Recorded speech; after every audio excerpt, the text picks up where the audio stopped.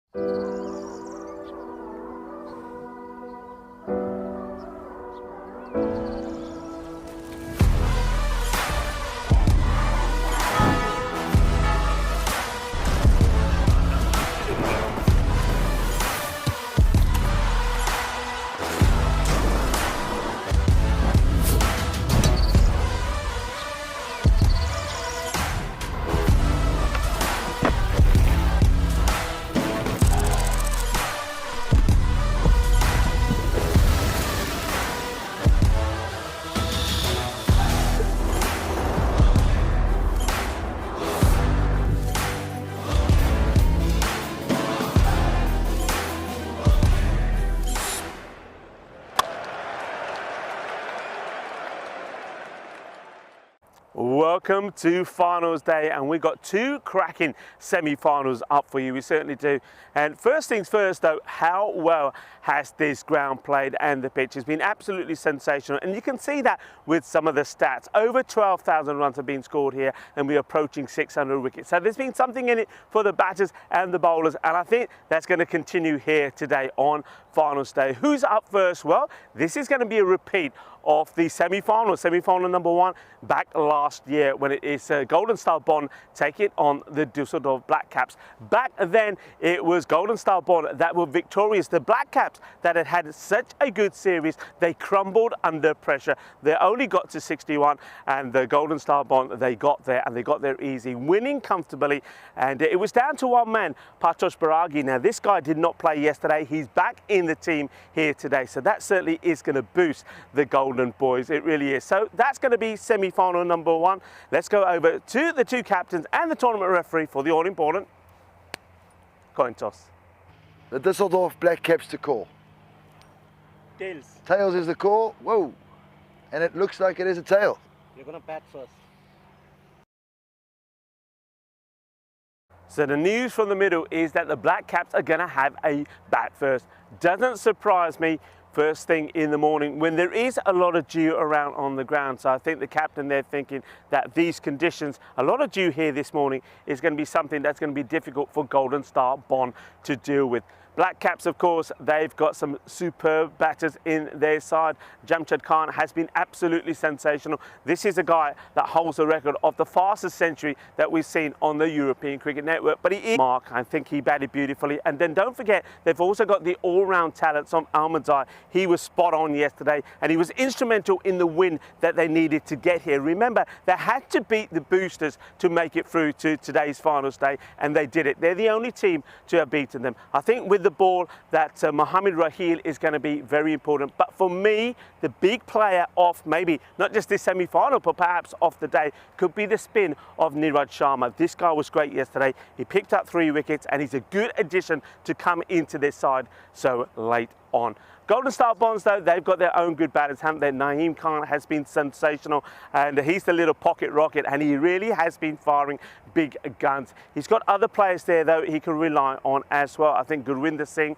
has been super. He was back to runs yesterday, scoring another half century. Chacho Garage, this guy, I like the look of him. He's a very good all-rounder as well. But the boost is the player of the match last time around last year when they were victorious over the Black Caps in is Bagragi comes back into the side. This guy could make a big difference, a very good all-rounder as well. With the ball, they're relying very much on the pace attack. Atat Shahzad has been sensational. Had a little bit of an injury with his foot yesterday. Let's see if he's able to put that behind him and bowl with some genuine pace that he has this morning. And they've also have the all-round talents of Lila Grugbeli. This is going to be an all-time classic. I really do believe so. I just think, though, that the coin toss could be the victor here. I think winning the toss and batting first in these conditions could be something that favours the Black Caps. I know one man that is very excited for the start of this match. It, of course, is the Professor Ujwal. Well, he is in our commentary position to talk you through the very first ball. Hello and good morning, and thank you very much, Rico Full. This is a bright, beautiful morning once again in Krefeld at the High Performance Center for Cricket in Germany. And this day has been beautifully set up through that excellent voice of Rico Full. He gave us that beautiful array of what exactly we can expect. But before we dive into all of that action, let's take a look at what happened yesterday. Well, the Golden Star Bond, they took on RRS, and this game was only going one way from the get-go. Naeem Khan, what sort of a form is this man building up underneath his belt? 64 of 22 balls, and that was enough to see them home. RRS fell short once again when they took on the Aachen Rising Stars. Boy, was that a blistering opening partnership between Osama Ali and Akhil Sogatan. They put up 120 odd without losing a wicket, and they got that in mighty quick time. Next up, we saw the Black Caps take on Golden Star Bonn. Well, the game that we're going to see shortly once again. And what happened in the last occasion they met, it was Golden Star Bonn that came up trumps, despite Neeraj Sharma bowling beautifully and picking up those 2 wickets. And then the Black Caps had this uphill task of beating the team that was yet to be beaten in the series, Bayer Boosters. They put up 144, and that magical last over from Ahmed Zai meant that the Black Caps would beat Bayer Boosters. And finally, we also saw that Bayer Boosters took on the Golden Star Bonn. And despite Gurvinder Singh's heroics of a half-century that was scored in very quick time, they fell just short of it. What that means, though, is that the Bayer Boosters will sit pretty at the top of the table. 17 points is what they accumulated and only a single loss. And Düsseldorf Black Caps sneaking into that Final Four. And we'll see them in action. They're taking field right now. They did win the toss, and as Rico Full told us, it could turn to being a vital decision to go in and bat first. But that's been their strong suit for the Düsseldorf Black Caps. As we take a look at both of these teams and their fantasy dashboards, well, Ahmed Zai, he's a key all-rounder for them, but the man to look out for is Jamshed Khan. How big a wicket will that be? Udit Mehta has also been doing really well for the Düsseldorf Black Caps, and as Rico was saying, Paritosh Bairagi will be a welcome inclusion into the Golden Star Bonds team, as is Lila Gurgubeli, who has been phenomenal with the ball. He's picked up 15 wickets already in this series, the highest wicket taker in the tournament. He'll be looking to add a few scalps to his list as well. 15 is no mean feat, and while we see that as things start, before a ball has been bowled, the Golden Star Bonn, riding on that good form they've shown in the last few games, are just being pipped ahead of the Düsseldorf Black Caps. But we know that this is a mere prediction and nothing really can stay true to its word. As we see, the ball has been handed to Harsha Parupalli. He's been taking on this responsibility of opening up the bowling for the Golden Star Bonn lineup. And it's been a mixed bag, I would say, for Harsha Parupalli. He had a couple of good outings, but also sprayed around a little bit in one of the occasions. He's got a man that's at cow corner here early on for Ahmed Zai. Well, he goes for that heave. There was a sound as that ball went through. And, well, he started walking before the finger went up. How key is that wicket? Well, a lucky dismissal in the end. That one was angling down the leg side. Ahmed Zai tries to heave it into the leg side and just manages to get a trickle on that. Safe as a house behind the wickets is Naeem Khan. Well, in fact, that went through him. He got a bit of bat angling into him. Naeem Khan, he's never going to miss that one. How key a wicket. First baller there. And to bring more of this into context, I have Rico Full who's joining me back into the cube. Well, good morning, everybody. Well, good morning, unless you're, of course, supporting Düsseldorf Black Caps, because that's a disastrous start. Ahmedzai has gone, and it's a royal duck. A royal duck for Ahmedzai. You saw that, well, there's going to be an early morning here on finals day. Yeah, a lot of people on the chat already. Good morning to you all, and well, nice to see Keanu has also popped up there. Rob Thompson's there as well. Neville Ross, great to have you all with us. And crewman as well. Vinny Sanders been piping in. What a start this is.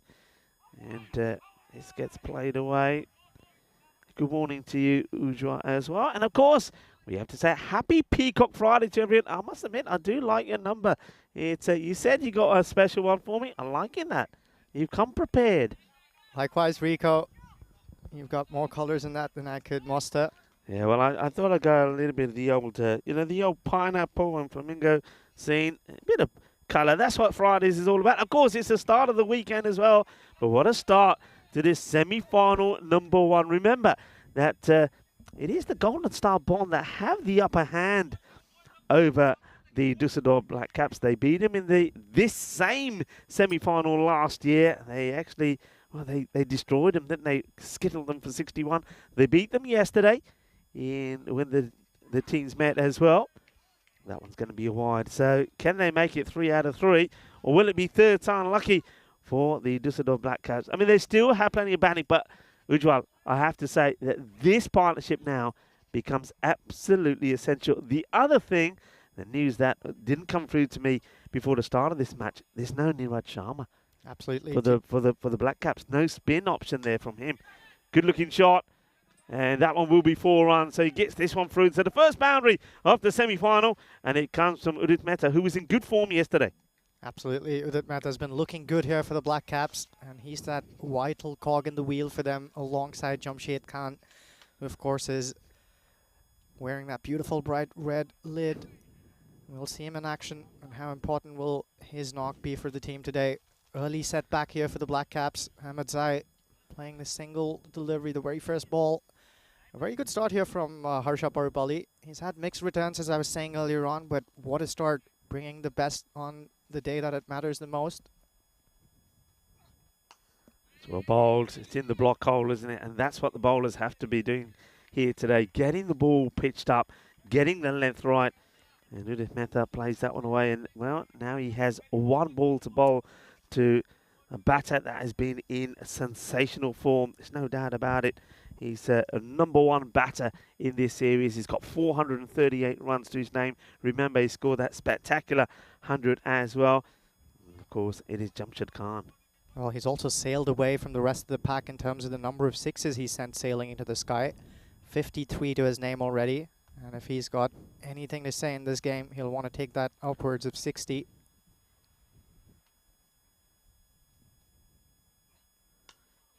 Place this carefully into the offside. They'll take the single, and that will be the end of the first over. And it's been a sensational start for the Golden Star Bond, because they've got a big wicket already. Ahmedzai, I thought he could be maybe one of the key players in this match with his all-round performances, but he's not going to do it with the bat. He has gone. That's what we got lined up for today. So we're semi-final number 1 has started. Golden Star Bond taking on the Düsseldorf Black Caps. And then later on, straight after this one, the Boosters are in action against Bond Blue Star. Well, and now the second over is going to be bowled by Leela Gurgubelli. We've noticed in the previous games that Zakir Khan, the skipper, has been hanging on to him for different phases of the game. But he senses this opportunity, wants to strike nice and early. You want to have an impact early on in a game, in a high-pressure game like this one. Rico, I think everything else that has transpired so far in the series doesn't really matter, because this is the first game where everything's up for asking. Yeah, you're absolutely right. It's the first through eliminator. That's a really nice shot being played through the offside. And Jamshed Khan gets his first boundary. He just plays for so much time. And all right, gets a little bit of width here. But I like the way he executes this. A lot of batters would have just flashed at it hard. It could have gone aerial, could have been a chance, but not Khan. He gets right on top of it. He goes all along the deck, 4 runs, beautifully played. He's up, but this is a good battle. So you got the top batter who's got the most runs in the series, over 400, up against the top bowler, Lila Gurugubeli, as you said earlier. He's taken 15 scalps.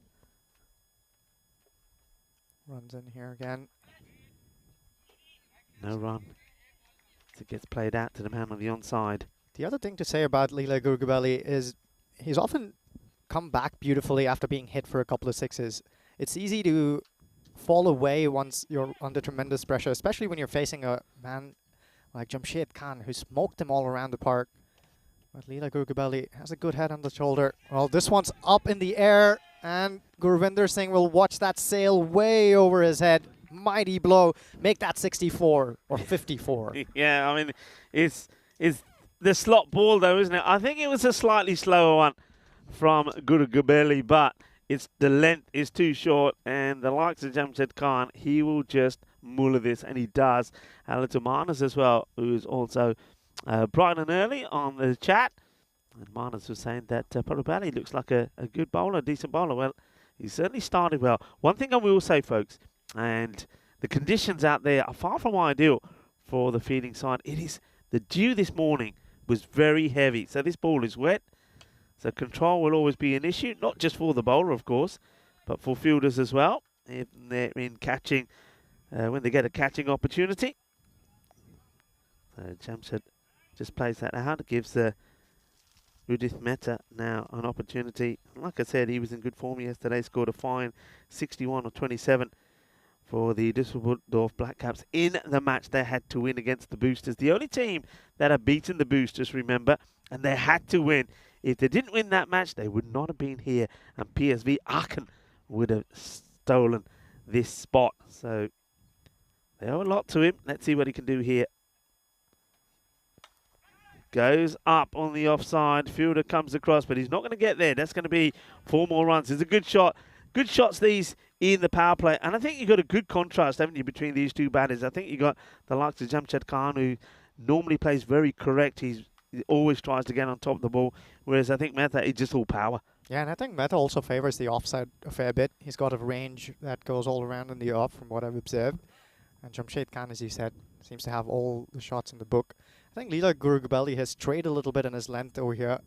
Went a little too short, a little too full on more than one occasion this over already.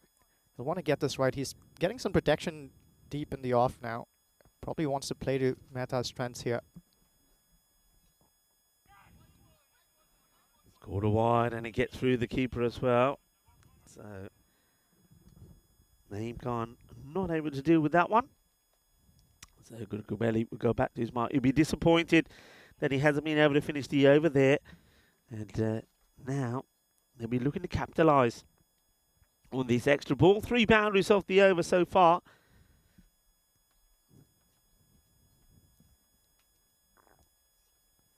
And just plays it out on the off. So they'll take 18 off the over. And, well, that's a result.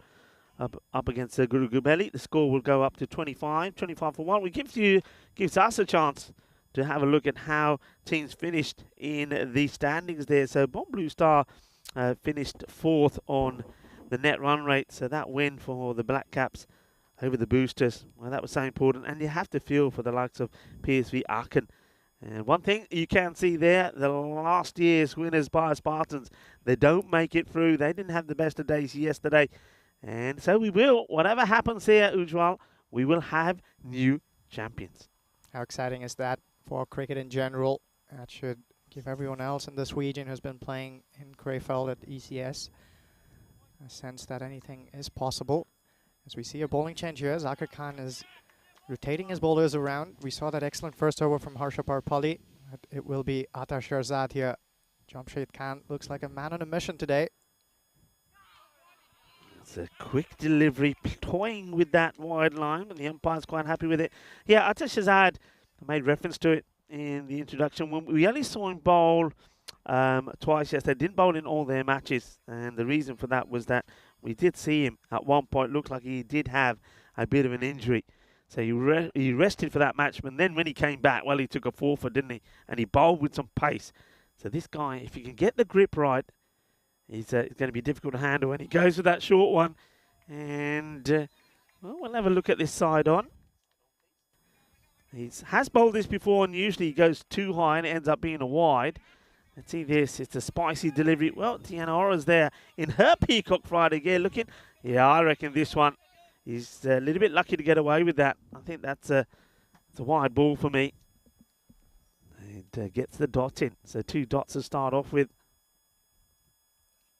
Oh, well, this one ain't a dot. This is a blast. It goes all the way. All about the length, isn't it? All about the length. He's a little bit too short when he might have the pace there. But Jamshad Khan, he is so quick. He's got such quick hands. He smashes this away. It goes all the way. Manos. Arriba from the arbitro. 6 runs. Well, that's not a dot at all. It's more of a dent, and that dent has been made way outside the boundary once again. Jamshad Khan continues to pile on the big ones here. He's got 55 mighty blows to his name here. Incredible batting from Jamshad. Now, there's a little story about Jamshad. You may notice, those of you that have got a beady eye, will notice that the kit he's wearing is slightly different to his partner, and it is a Düsseldorf Black Caps kit, but it's different. And the reason is, I think, well, in the hurry this morning and all the other preparations he was doing, he forgot the other kit at home, so he's wearing a slightly different kit. So it's not one of those things where all the runs he scores are getting doubled, because some teams have that, don't they? Where if you're a particular player that's got a different kit on, you get extra bonus points or something. No, he just forgot his kit this morning, but he hasn't forgotten how to bat. Not at the moment, because he's looking good. And, well, he takes this one on as well, as Atta decides he wants to bang in another short one. It ain't going to work. Atta, you got to go back to full straight, get the Yorker in, maybe target that off stick, because if you're bowling there, it's only going one place, and that is to the boundary. And that one sat up quite nicely. Jamshad Khan's very quick with the short ball. He was onto it in a flash. Let those forearms of his do the talking. Atta Shirzad, after a good couple of balls at the beginning of this over, he's gone a little too short here. I wonder what the chat there is. The skipper's probably telling him to pull that one and angle it across Jamshad. He's got protection in the deep. There is a fielder lurking there on the boundary for anyone that's played uppishly. Well, he's gone! Except that this has also been a no ball. Atta Shirzad, how expensive is this going to be? That one was smoked to the fielder in the cover region. Held on to it beautifully, only to see the umpire extend his arm and call that a no ball. Oh, huge moment. Chachil takes the catch. It was smashed, but it's a no ball from Shazad. Oh, yeah, that is criminal. Jamshad gets a life on 25. A cardinal sin there, getting the biggest scalp on the plate, but then turning around to find out that he had overstepped. How costly is that one going to be? I can already see Rico scribbling away, taking note of how many Jamshad Khan's got to his name. Yeah, that's a big error. I mean, he's been guilty of it. He's been called, I think, every time we've seen him bowl, at least once or twice. Oversteps, and, well, our men in black, they're on it like a flash, aren't they?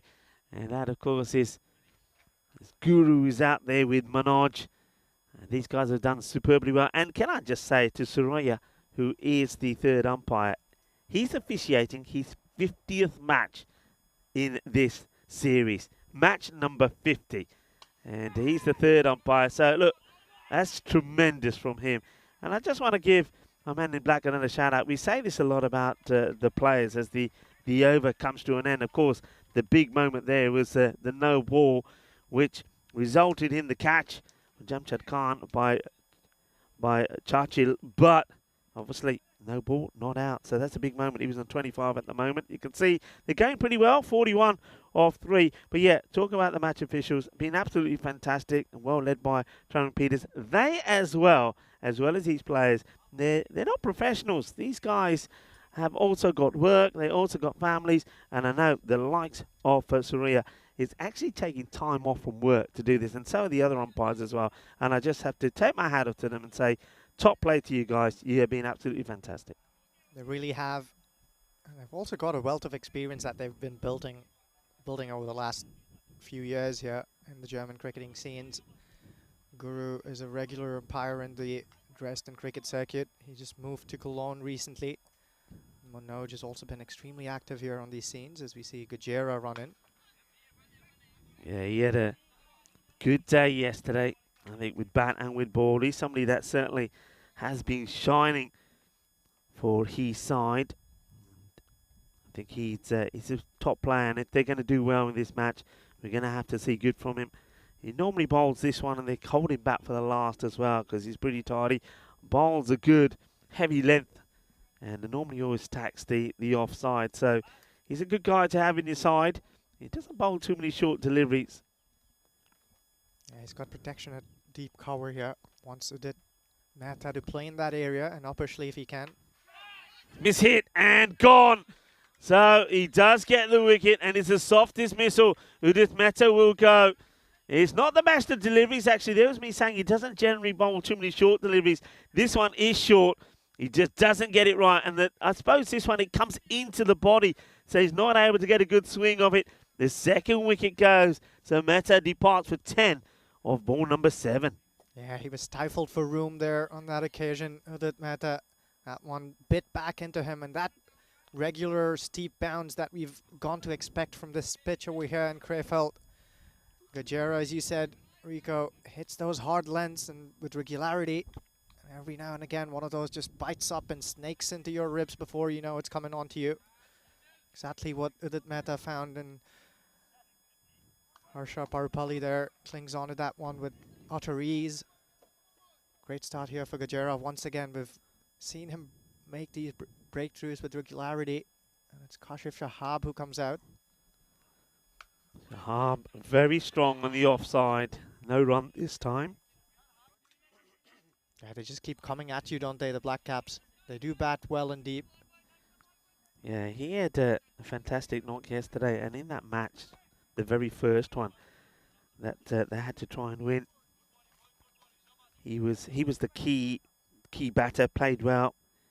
They made good runs, but they couldn't get him back on strike, could they?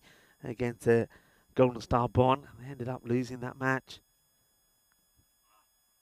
He goes for it, and I suppose he's quite lucky that he doesn't make better contact here, because Gurwinder is a good catcher of the ball, and he comes in, takes this on one bounce, and a lovely, beautiful sunny day here once again at the Biourdagan Cricket Ground. The problem is that sun, as we said before in the morning, sits right in our eyes. And Uji, you're hiding behind a little bit of shade that you can get. I'm like squinting and getting into little corners as well, so you can see not just the action, as this one is played away nicely, but the field are all set now. Extra cover doing the fielding. But we also struggle to see our monitors, but it is a beautiful morning. It's going to be very hot as well. This dew will probably burn away by the end of this match as well. Rick, I think there's a plan that's slowly being put into action over here. I saw Paritosh Bairagi move really straight here. He's standing nearly in front of us, very close to the bowler's line of delivery. I think they want to set Shahab up to play one uppishly straight down the ground.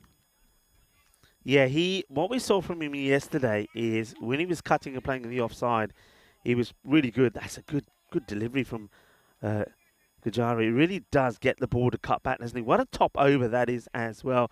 Just the 3 runs from it, he picks up the wicket of Mehta as well. So 44 for 2 at the end of 4.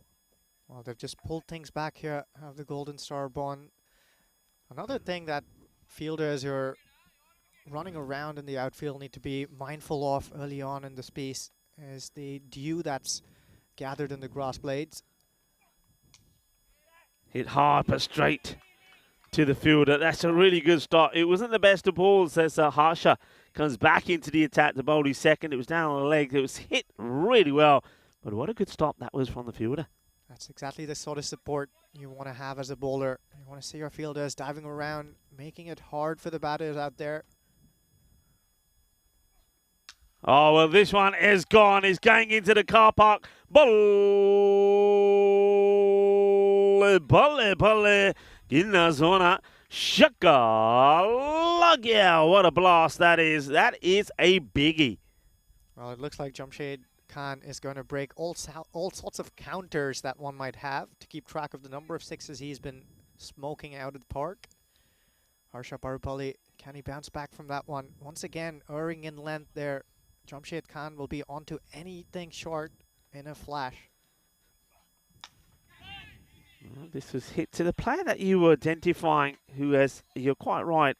So at long off, but very, very straight. So it's almost like, I don't think it's quite that Southern Cross field, but he's got a feel of it. I mean, so they've got the long off really straight, which allows, if you like, another player sort of in between a standard long off and the extra cover position. And here he is. He's in play. And there you go. It's a magical bit of work from the captain. He sets this Southern Cross field, and the man who's put on the mark there takes a catch. Wonderfully done. And it is Baragi that holds on to it. So they lose another wicket. And, well, that's going to be the end of the Kashif Shahab. He'll go for 1 of 4. Yeah, I mean, sometimes it's about getting the players in the right position and the right players. And Baragi, we didn't see him yesterday. I said he's a key man coming into this match. Takes the catch. Yes, he was safe as a house as Baragi. We've seen him catch many a difficult catch and make it look easy.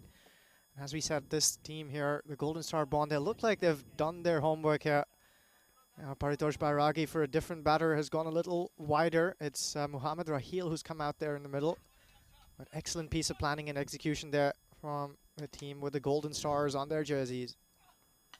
Rahil defensively plays his hat. He's going to have to hurry. In comes the throw. Well, let's have a look at this side on and see how close it was, because I reckon he's really struggling here. I mean, he's quick, isn't he? But let's have a look at this throw. Oh, he would have made it. He would have made it. And as I said, he's quick to go. I think feeling the need now to try and get as much strike as possible, Jamshed Khan.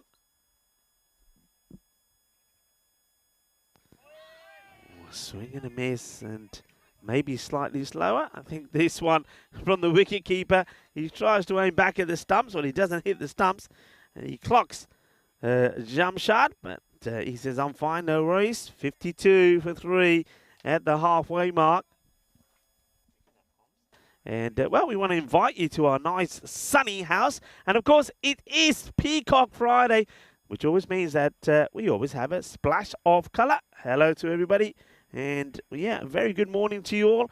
Enrico Full here with Professor Ujwa. Well, we're in the middle of the first innings of this first semi-final. And at the moment, what are your thoughts? Who do you think's on top right now? Well, I think the Golden Star Bonds have done really well to pull things back. Jamshed Khan was getting going really well with those big blows. But those 2 wickets from Harsha Parupalli, what a spell. 2 for 15 inside the first 5. Yeah, and the other thing here is, don't forget, you still got Lela Gurgubeli to come back. You still got Gajera to come back. Those 2 overs going to be difficult to manoeuvre here. So, yeah, I just get the feeling that once again, maybe that Golden Star Bond have the upper hand over the Dusseldorf Black Cats. But this is a big moment here. Looks like they're going to get Nakvi coming on to bowl. So taking the pace off here, and I just get the feeling that the Black Caps are going to go for this. They're going to have to go for this. They want the acceleration in here.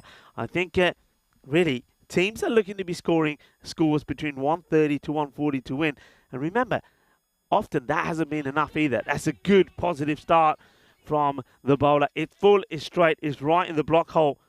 Yeah, it's Nakwi who's bowling, of course. They've got this down as Baragi. I don't think this is Baragi. Looking at that, I mean, he's got that Bollywood style look about him. This definitely is Nakwi. There we go. Just like that, he gets changed.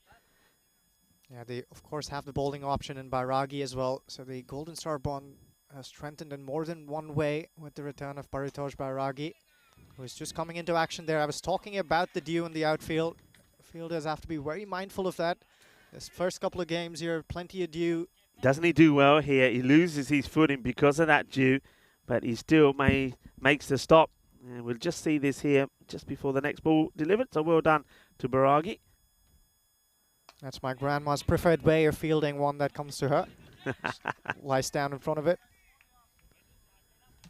So interesting moment. So Jamshed Khan, 36 of 19. He's losing partners. Muhammad Rihal, we know that this guy can hit the ball. He hit a number of big sixes yesterday.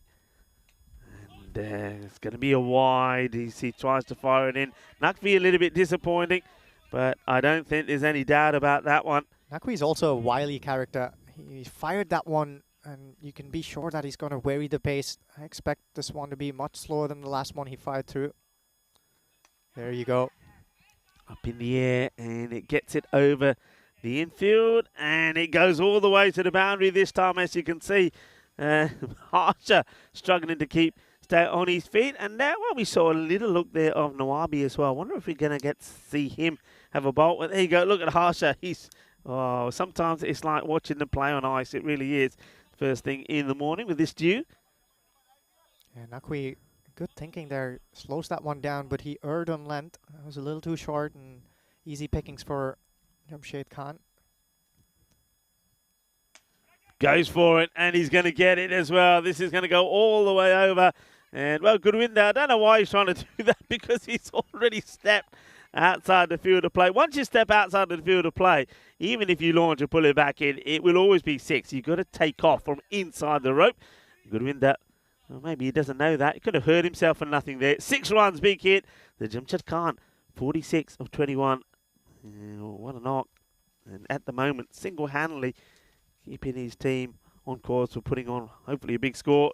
This one is a blast, and it goes, and it goes all the way. 6 more. Manos, arriba, Vitro, and what a way to bring up your half century. He gets yet another as he moves to 52. Oh, this guy is absolute class, and he's turning on the style again for his team. Yeah, don't forget he was dropped, of course, when he was on half that score. How expensive is this turning out to be? It really is Jamshed Khan against the Golden Star Bond at this point in time. No major contributions from the rest of his mates, but that's perfectly all right. Every now and again you have these occasions where you just need to work around one of your mates who's doing really well. That's what the Black Caps will want to do here. Keep putting him back on strike. Strike while the iron is hot is that good old adage. And Jamshed Khan is certainly firing away like a very hot iron right now. This is good hit, and this is where you don't bowl to Mohamed Raheel. We saw him do this yesterday. Put it on his legs and put it at that length. He is going to clobber you. That's what he's there to do. Now, if you get it full and straight, he'll still play the same shot. He'll go for it, and we've seen him bowled a few times, but you can't bowl badly to the likes of Raheel. He loves it on his legs. You've got to go full and straight. Okay, well, he gets this one, and he gets this good as well. He goes all the way over. Balle. Ginna sona.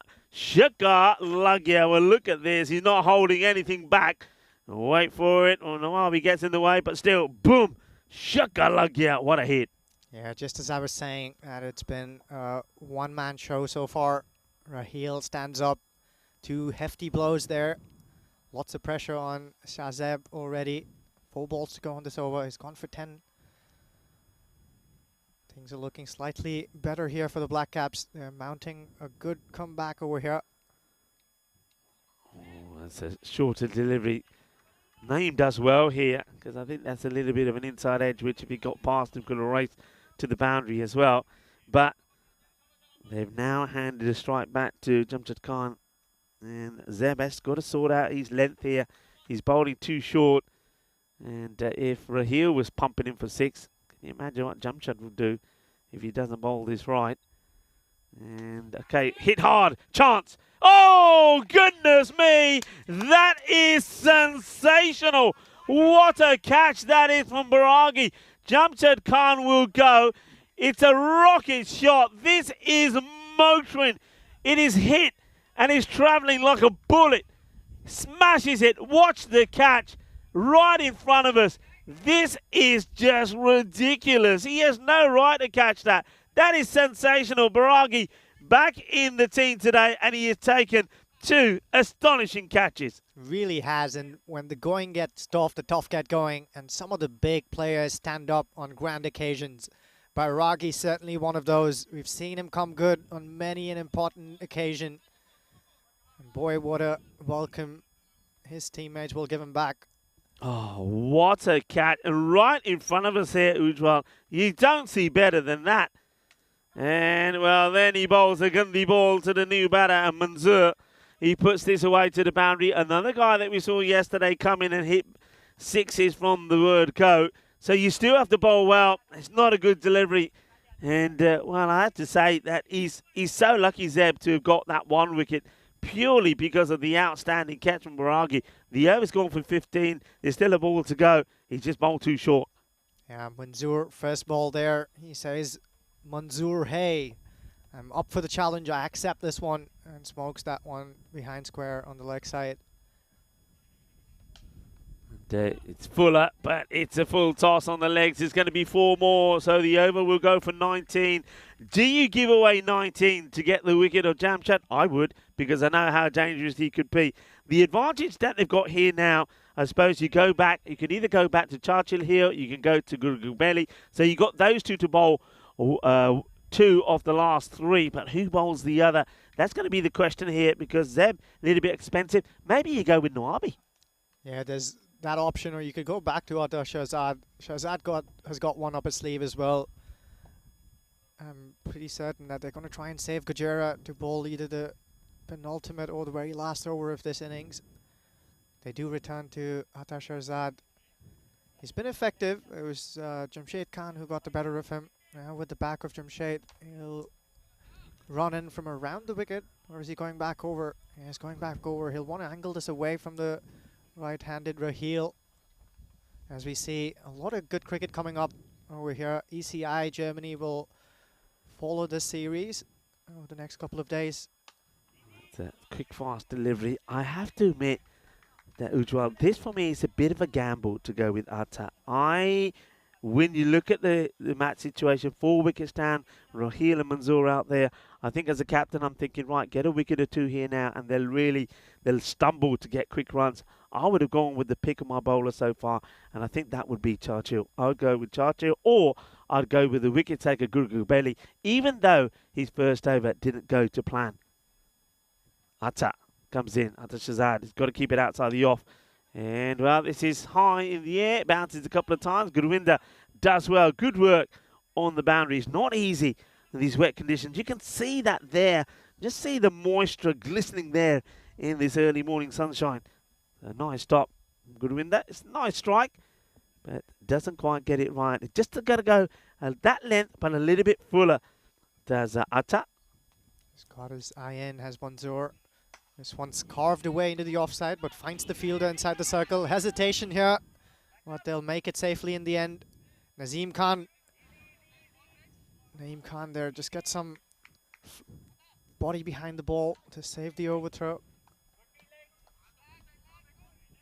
There's a lot of chatter in here from the Golden Sarbonne. They do sense an opportunity to tie the Black Caps down to a paltry total here. It'll be important here for them to finish well, because we do know the Black Caps have shown up trumps while trying to defend some targets already in this tournament. Atta Shahzad is coming around the wicket. He probably wants to stifle Raheel for room. That's well bowled. It's a good length. Can't get under it. I mean, some length that you bowl, you're not going to get the magical shots, are you? Because you can't get under the ball. I can see that the Medic Warrior, of course, we know that is Simon. He's in the chat as well. Hello to you, Simon. And a lot of people very excited this morning. And I believe that Simon is here. I think I've spotted his deck chair. And Maximo is here as well, people. Lovely looking shot. And this is going to be 4 runs. That's a fantastic shot. I mean, once again, Atta goes for that full delivery. But just look at this. Look how well this has been executed by Manzoor. And if you think that he's just looking to go big on the onside, that is a glorious shot. It's probably, for me, could quite easily be right up there. It's a shot of the day. Yeah, really well done there. He opened the face of his bat in the very last second when he was trying to make contact. That took that one way behind square on the offside. Excellent placement. Shahzad here, last ball. He'll want to finish well in this over. Oh, that's a glorious strike. Back-to-back boundaries. We've seen two of the top shots of the day here from Manzoor. Absolutely classy. A little bit too short this time, but look at the execution on that. That is top draw, and it brings up the 100 as well. I told you Maximo was here. There he is in the background. Maximo. Yeah, not the Maximo, of course, but Maximo, well, I told you, he's still here in mind. As we see 8 overs completed, 100 on the board. So I would say that because of those last couple of good overs, that one there also a nice one, especially with those two boundaries towards the end. Goes for 11, 19 before that. I think they put themselves in a position to try and get to that score about 130, between 130 and 140. Yeah, the only problem, though, facing the Black Caps is they've got to overcome the might of Gajera. He's got the ball in his hand. He's got 6 balls to bowl here in this penultimate over, and he'll be followed up by Leela Gurgubelli. It's not going to be easy. There you go, Gajera starts off well again. I think because of his build, I think the best way to describe it is, if you look at his build and the line that he's bowled, it's absolutely right. Short of a length, he makes it difficult for batters to play the big shot. And I think batters have to sometimes just admit that and say, you know what, if I can get singles off him, maybe run 2 as well, that's the result. I'm not going to be able to hit him for a boundary every time because of the length he's bowling. And he's gone. What a catch this is.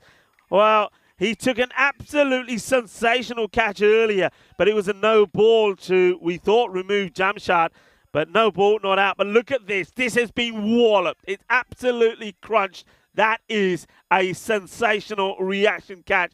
We've seen 2 sensational catches here in this semi-final. How important they could be. Well, that one on slow-mo looked like he had a world of time there, but it's almost like he considered ducking underneath that for a second, and then realized he could get his hands up there just in time to pouch it. Excellent cricket here from Gajera once again. Look at those ridiculous figures in a T10 game. 2 for 3 and 1.2 overs so far for him. He'll want to make further inroads into this Black Cap side. Yeah, I mean, that's the reason why, for me, I was a little bit surprised that they went for Atta at that point. I just think him bowling here, that last over could have made such a big difference. Yeah, so Gaurav Gupta just started walking across his wicket, and Gajera pulled out because he didn't want to bowl to a moving batter. And this occasion in return, well, he finds himself on the other end of another 6. Gupta, the captain. I think this is the response to him moving around. I think Chachu saw, okay, if you're going to be moving, what I'll do, I'll try and go full and straight because you can move, I'll get you. Just doesn't execute the line properly. He's a little. There he goes again, look. So, that's a big hit, but it goes to the fielder. And Chachu this time says, all right, I'm not going to pull off. If you're going to go there, I'm going to just bang it in a little bit shorter. And he just turns around and says, okay, you can do that. Well, I'll bang it in. Yeah, shows a lot of confidence, doesn't he? Gaurav Gupta, the skipper, walking around to a man who's been very difficult to get off the block. The effort ball from Gajera. Manzoor, who's played 2 delightful shots in the last over at the end of Atta Shahzad's over, 2 boundaries, misses out on it. Top balls are so important. 107 for 5, a ball to go in the 9th. They want to be getting 130 plus for me. And that will help because that will go all the way. Balle. Shaka, Lagia, right on cue. They needed this, Ujra. They needed this boundary, and Manzoor gets it. Well, Manzoor is looking really good here, showing us all the different facets he has to his game. We saw finesse with a boundary that he opened his face to execute, followed up by a completely brutally slayed boundary through covers, and this time trousers down the track and slays that one way over the field. Still outstanding figures from Chachil Gajera. 2 for 16. He'll be disappointed that last one gets hit with the boundary, but at this stage of the innings, and when you've got batters like Manzoor, that's what you expect. Gupta's made a good start as well. He's on strike here. So, okay, the last over. 113 for 5, and it will be Leela Gurgubelli to bowl it. And he's going to get launched. Good windows there, though. And he takes the catch. So Gurugubelli gets the wicket. More importantly, it's a dot ball. Gupta will go. Gurwinder Singh makes no mistakes this morning. Well, excellent cricket here from the Golden Star Bond. They have a plan that they're out there to execute, and they're getting it just right. Leela Gurugubelli gets another scalp to his name. That'll be number 16 for him in the series. He's sitting pretty at the top there. Gurwinder Singh, he had enough time to take a look at where the boundary rope was. Took one quick look downwards, put his eyes back onto that ball. And, well, he's really safe there in the deep. 5 balls to go here, Rico. What do you think the Black Caps will be looking for? Well, Kumar is the man that comes out here now. This is Puneet Kumar. And, well, what he's looking for here, I think, if I'm honest, got to get a single. Get a single, get Manzoor on strike, and then let Manzoor then have a real go at the last 4 deliveries to try and get you pushed on past that 120 score. Yeah, can't agree more. It's Gurugubelli here. Well, just as we were expecting, Rico, once again we see a batter trying to be the hero. Yeah. Going to go for the big one. We saw Manzoor on the other end, who has been smoking them everywhere with really well-timed cricket shots. But he's just going to have to wait and watch from the other end for now. Yeah, you can't do this. We've seen this so many times in batters. Of course, you want to go out there and you want to hit the ball to the boundary. This one might find the boundary. The fielder gives it chase. He will. Okay, not the best of deliveries this from Gurugubelli. I don't know why he's gone for this option. He's beaten the batter with a ball that's pretty full. Then he goes short and wide, and it just allows Kumar to fix his eyes on it and get it away. So 4 runs. So that's after missing one. That's a good result. Good comeback from the batter Kumar. Gurugubelli's got 3 balls here to bowl. He'd love to try and keep them to, well, if he can get to keep them under 120. Can't see it happening though. And, okay, he plays this tamely to the fielder. Well, he could have caught that one. He's disappointed there. Gurugubelli would have been number 17 for him. The keeper was also in the game there. Naeem Khan, he had plenty of time to get underneath that one, but I guess Leela wanted to take that himself and fails to cling on in his follow-through as well. Yeah, he will be disappointed with that because that could have been a dot. What it does, it allows Manzoor then finally to get 2 balls, 2 strikes in. Let's see the difference that opportunity could make. It's not a bad delivery. Gurwinder should deal with this, and he does. The batters want to come back, but it's a good early throw. Should be gone. Well, it's a good early throw, but it's not well directed. So disappointment, I think, here late on for the Golden Stars because they could have had a wicket. That resulted in a run. And then here as well, this should have only been 1. Look, they weren't even looking really for the 2. And look where the batter is. They're not even crossing by the time the throw comes in. So Gurwinder, he had more time. And even that one, if he had hit, would have been out. There 2 opportunities there. And then it will finish with a blast, I think. Is it going over? No, it's not. It's a really good catch. So the score stays on 120. That one looked like for me it was going to be sailing over the boundary. But it almost like it comes back. It gets sucked back into play. And the catch gets taken. And they'll stay exactly on 120. 120 for 7. And I get the feeling just at this moment in time, the way things are looking, Golden Star Bond will probably be the happier side. I can't agree more there, Rico. Definitely the happier side. Very well pouched in the deep once again. The catching's been great from the Golden Star Bond. And despite the heroics from Manzoor towards the end, the Black Caps will only muster 120 on the board. We saw they started off beautifully. Golden Star Bond, Harsha Parupalli was excellent at the top. Sees the return of Ahmed Zai with the very first ball. Well caught there by Naeem Khan. Gurugubelli didn't start off well. He went for a couple of boundaries in the very first over that he bowled. Jamshed Khan looked like there was no stopping him. Ata Shahzad bowled a couple of short balls to him. Not quite sure why bowlers are still trying to bowl short to Jamshed Khan. Gajera has been ever so reliable for the Golden Star Bond. Picks up that one. And then we saw this well patched by Paritosh Bairagi. What a welcome return it has been for him.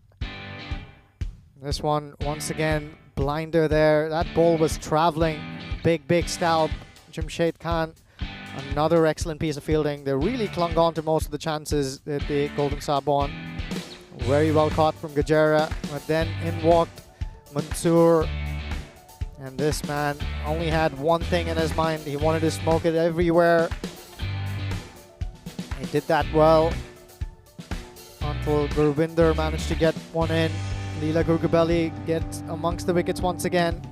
And right there at the very end, behind those leaves that you can't see past, it was Harsha Parupalli who emerged with the balls in his hand. So excellent cricket all around, but I think the Golden Star Born will consider themselves to be in a driving seat here. Ahmed Zai failed to click today. Jamshed Khan once again Mr. Consistent and Mr. Destruction. 52 of 23. And right there towards the end, it was Ubaid Manzoor, who's 25 of 9 balls, might just make the difference in the end. 120. It's not a paltry total, especially in a knockout game like this one. If they can bowl well, Black Caps will consider themselves to be in the game as well. But Harsha Parupalli, kudos to that excellent start he's given his team. 2 for 15 and ably supported by Charchal Gajera. 2 for 16 to his name. So the story from out here in the middle, in this first semi-final, the all-important one, ECS Krefeld, is that Jamshed Khan has struck once again. He's got 52 to his name, but the bowling from the Golden Star Born has really been great. All their 3 kingpins strike today, Leela, Charchal and Harsha, 2 wickets apiece for them. And this means that the Golden Star Born will need 121 runs when they get back out here in just a few minutes. Don't go away. It will be Ujjwal Gaduraju alongside Rico Full to bring you all of this action.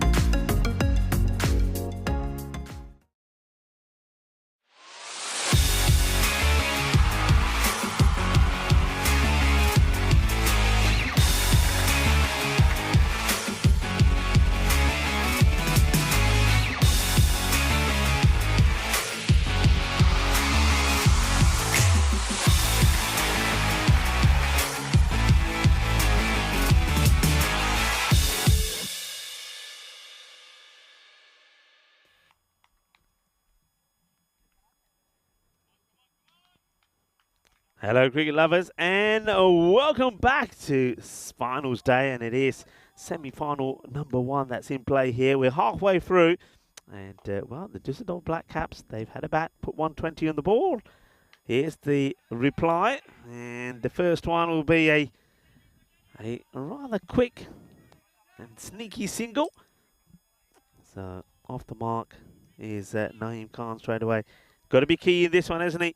I think Naeem, very much like Jamshad Khan for the Black Caps, is the one man that's got to perform. And, gets off the mark straight away. Rico Full here. And joining me back in the cube is Ujwal.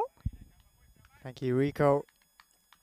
I've gone with Mohammad Rahil again with the ball in hand. He shapes it back into the right-handed batters. Nakwi on strike now. The keeper's up again.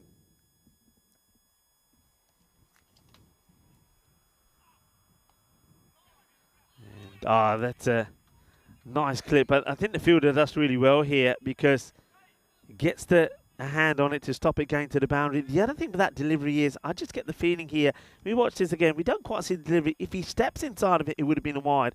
And I think it would have been a very difficult take for the keeper, Srinivas, as well, because he is standing up. And to get a chance here again. You see, if he steps inside of this, that would have been a difficult take. He wouldn't have got his gloves to it, that's for sure. So, 2 batters off the mark, both with singles. Naeem Khan back on strike. And he hits this well, gets it through the gap, and it's going to be 4 runs. Just slightly over pitching, going for that Yorker. That's what Mohammad Rahil looks to get, and he does get the ball to come back in, but he gives the extra width, is a bit over pitch, and he gets put away. Lovely shot.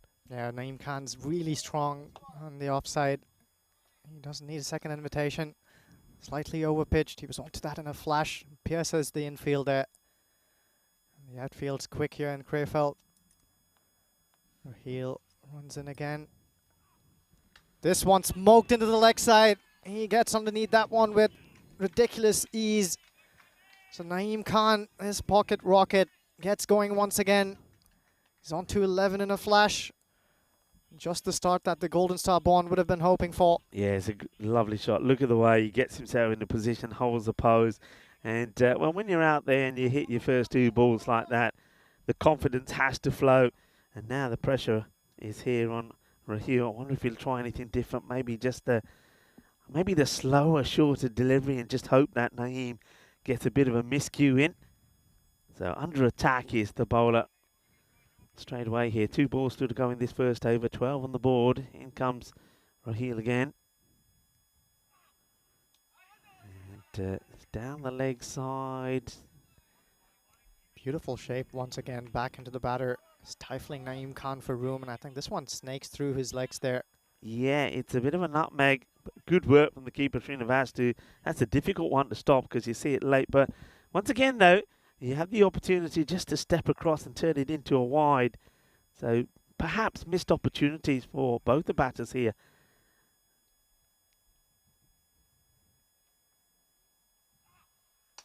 Hits it hard. There's a chance here. And it's taken. It's a wonderful catch and it's a huge wicket. Naeem Khan will go. Rahil gets a wicket off the last ball of the first. That is a big wicket. He just starts moving. If you catch this again, he starts moving before the ball is bowled. He tries to give himself a little bit of room. Watch this. And he takes himself away. He doesn't get the power into the shot. Doesn't get the weight distribution. It's a tremendous catch there, though, from the fielder. The catching today in this first semi-final has been exceptional. It really has. That was Manzoor there. We saw him light up the fag end of that innings earlier on. And once again, shows that he's no mug with the hands in the field. Pouches that one with ease. Just for a second there, as Ubaid Manzoor was trying to track that ball down. I was wondering whether this will be Naeem Khan's share of luck coming through again. Not to be. Safe as a house there, Manzoor. Important strike. Naeem Khan is the man in good form for the large part in this opening partnership. Nakwi has been a bystander, and well, on this occasion he has an opportunity to strike. Interesting percentages there. I get the feeling that they're probably going to change a little bit once that wicket has fallen down, I'm pretty sure. And, well, this one, we want this to change as well. 258 matches since the golden ball, but huge, huge wicket, that one. And now it's time to see Jamshid Khan, who's going to have a bowl. Yep, you've spotted it. His uniform, if you like, is slightly different. He forgot his proper kit, the one they're playing kit, if you like, at home. So he's in the black and white as opposed to the black and blue. Well, the Golden Star Bond, they're just about on par with the asking rate. They needed to score around 12 or an over. They managed to get that of the first one. The man who's walked out there in the middle is Paritosh Bairagi, and this bloke can bat. What a time to come good as well. I'll be hoping he can go well here as Jamshid Khan charges in. It's not the best of deliveries, is it, down the leg side, and this just gets helped along to the boundary. Yeah, you're absolutely right by Paritosh Bairagi, and remember, in this very fixture last year, in the semi-final number 1, it was he that put a player of the match performance in with bat and with ball. He got the win for his side. Can he be the key player once again? Hasn't been at his best, though, in this series. Hasn't played as many matches. I think he's only made just one real contribution with the bat. So you're right. What a time it would be to come good. Well, this one's up in the sky. It'll fall safely, though, and might trickle away to the boundary. It does. It's going to be 4 more. Not where he was looking for this to go at all. You can have a look. He's trying to play this on the onside, and the ball goes flying over third there. And just one bounce before it goes to the boundary. Yeah, Paritosh Bairagi, back-to-back boundaries there. Didn't middle that one. He does like to walk around his crease and plant seeds of doubt in the bowlers' minds. And the keeper comes up now. So they're clearly putting their thinking hats on. Black Caps moving the field around. Third man comes in. He's moving his fine leg a little finer as well inside the circle at 45. Bairagi. Well, he just smokes this one past that man who was just moved a little finer. So make that 3 in a row for Bairagi. He's already getting on with it.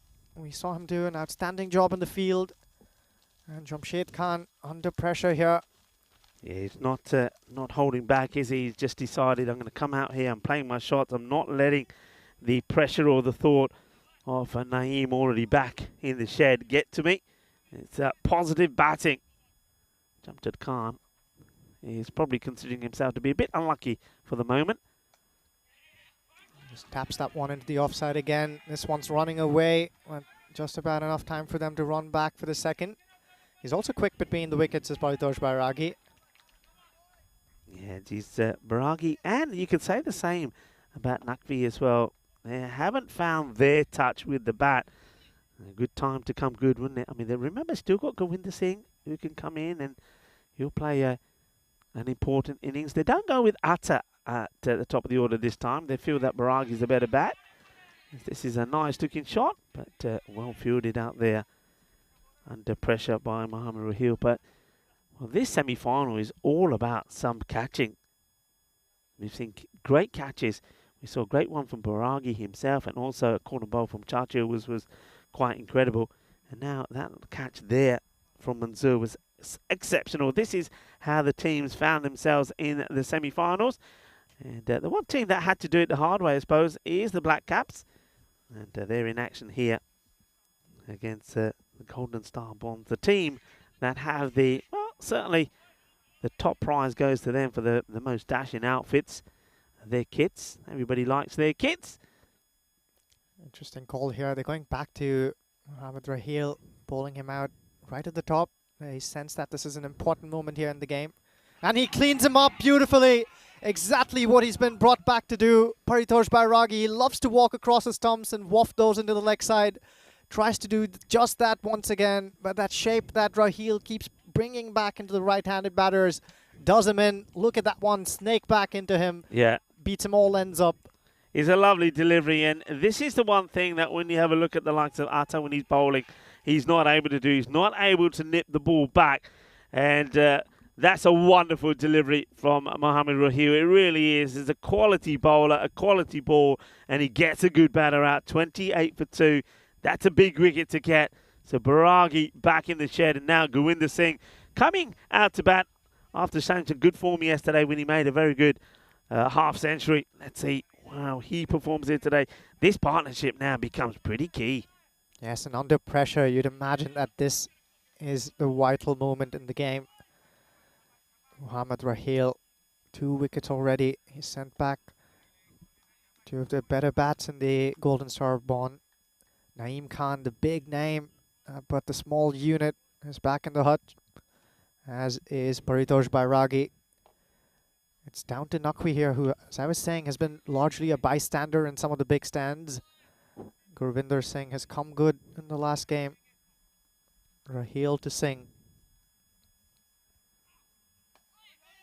He plays it out, wants to take the single on, in comes the throw. I mean, in terms of batting, so these two, yeah, you're right.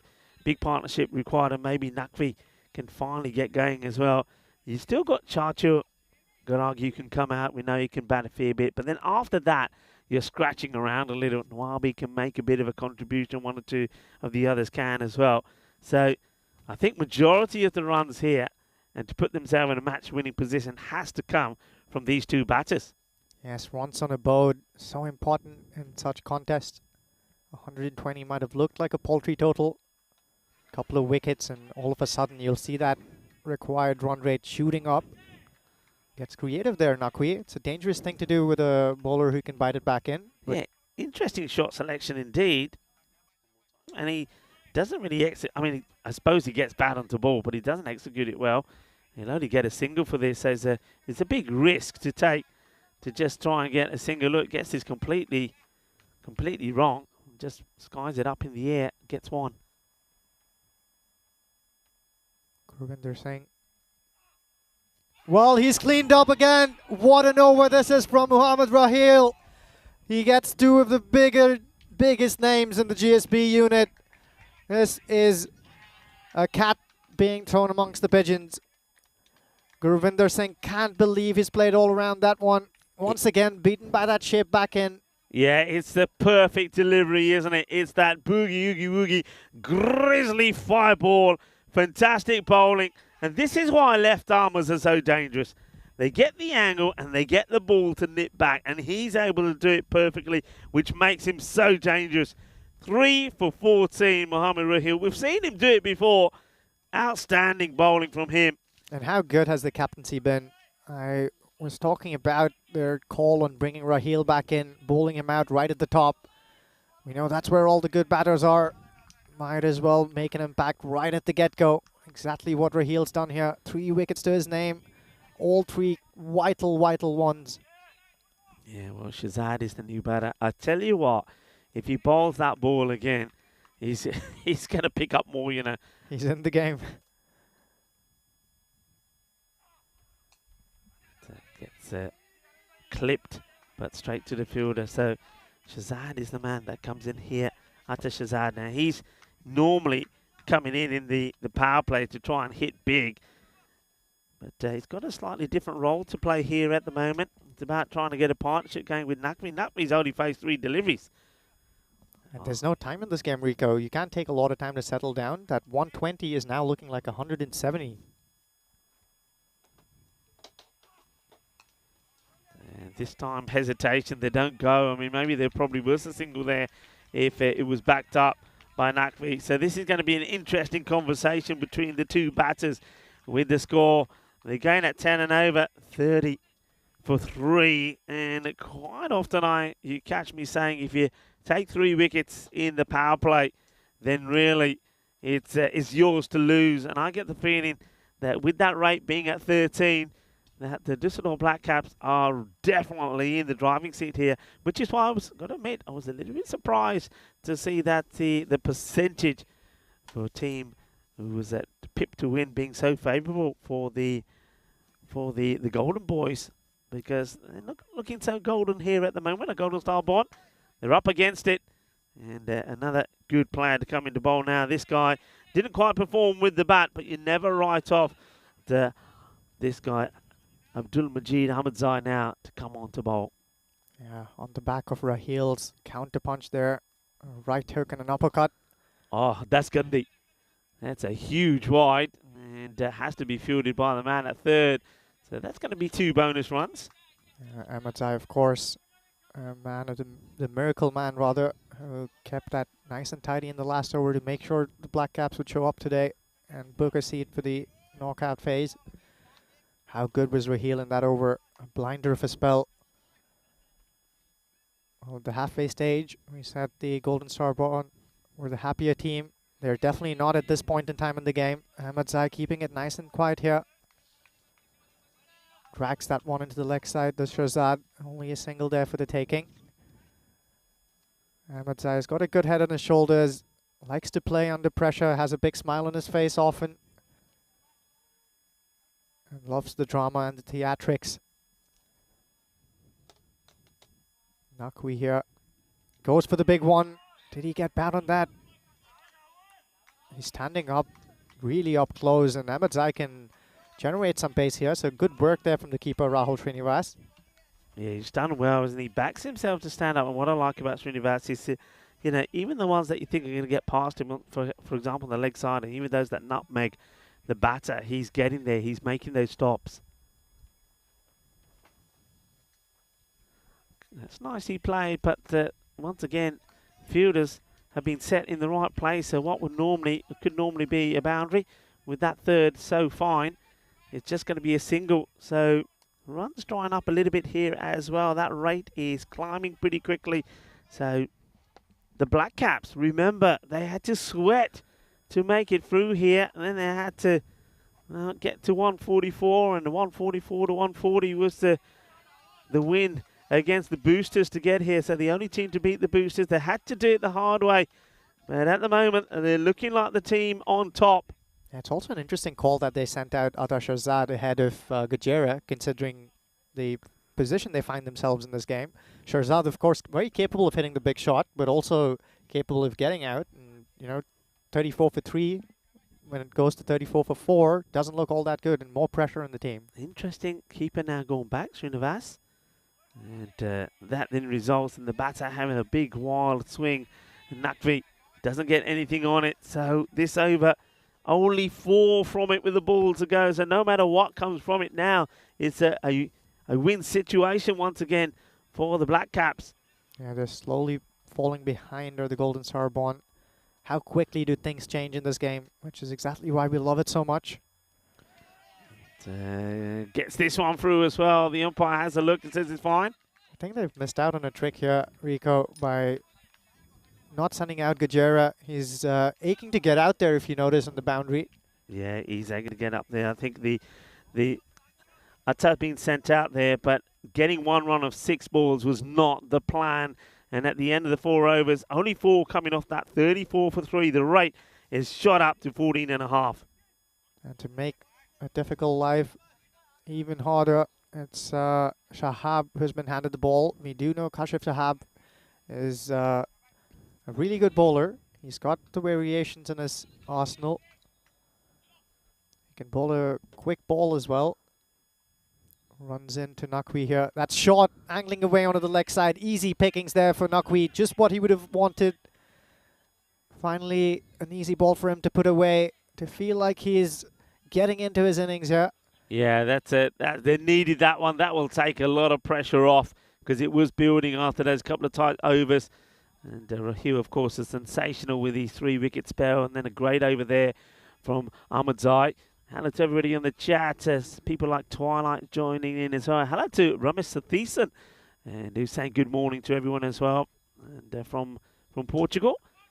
Oh. And well, this one is another that will sail out of here, and they're back and back with a bang. And Nakvi, he's a guy that hasn't quite performed for the Golden Star Pond, and now he just hit 2 good boundaries. That is a huge shot. Is not the best of deliveries, and gets walloped away.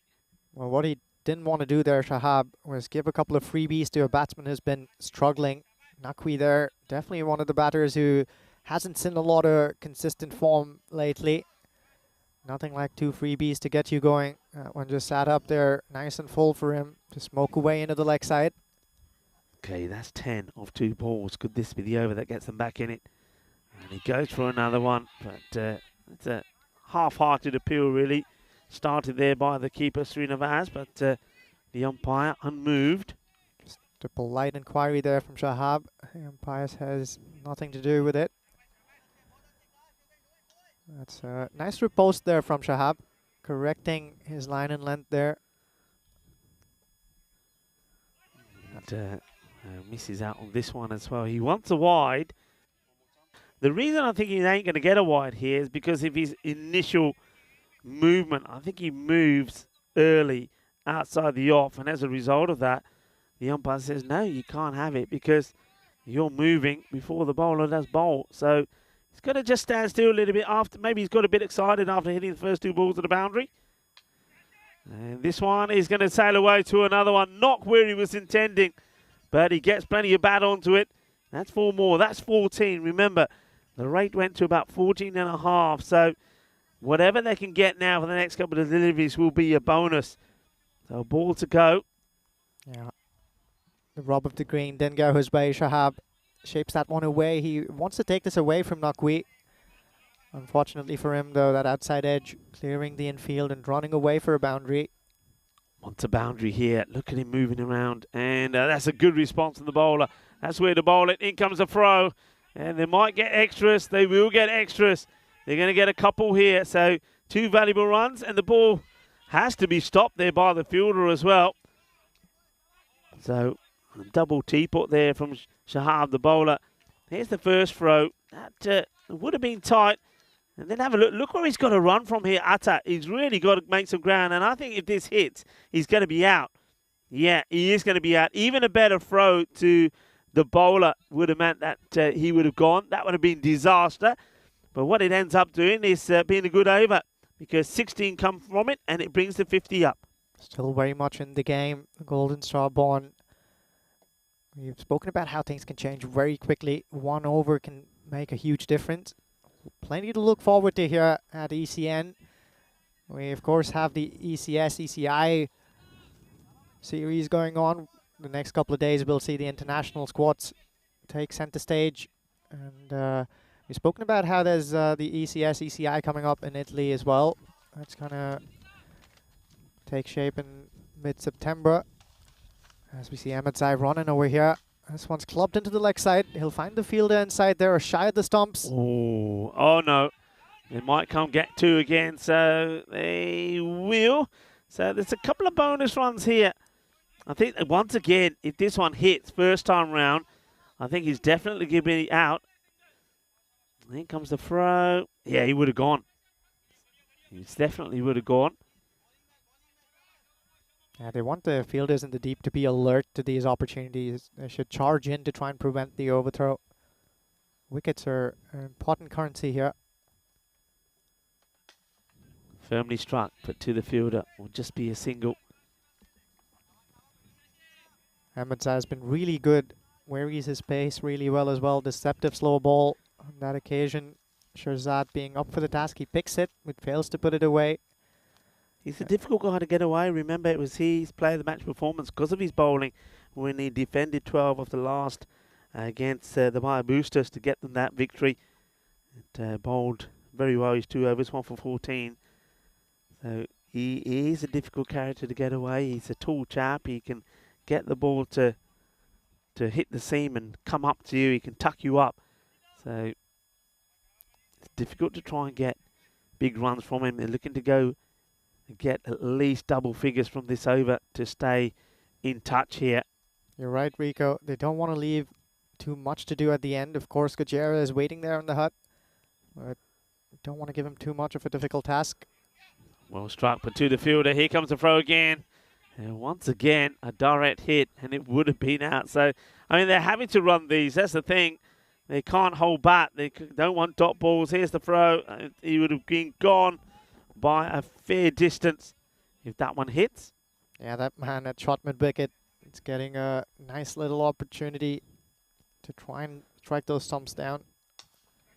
Firmly hit, and this time it is going to be 4 runs. It's a cracking hit.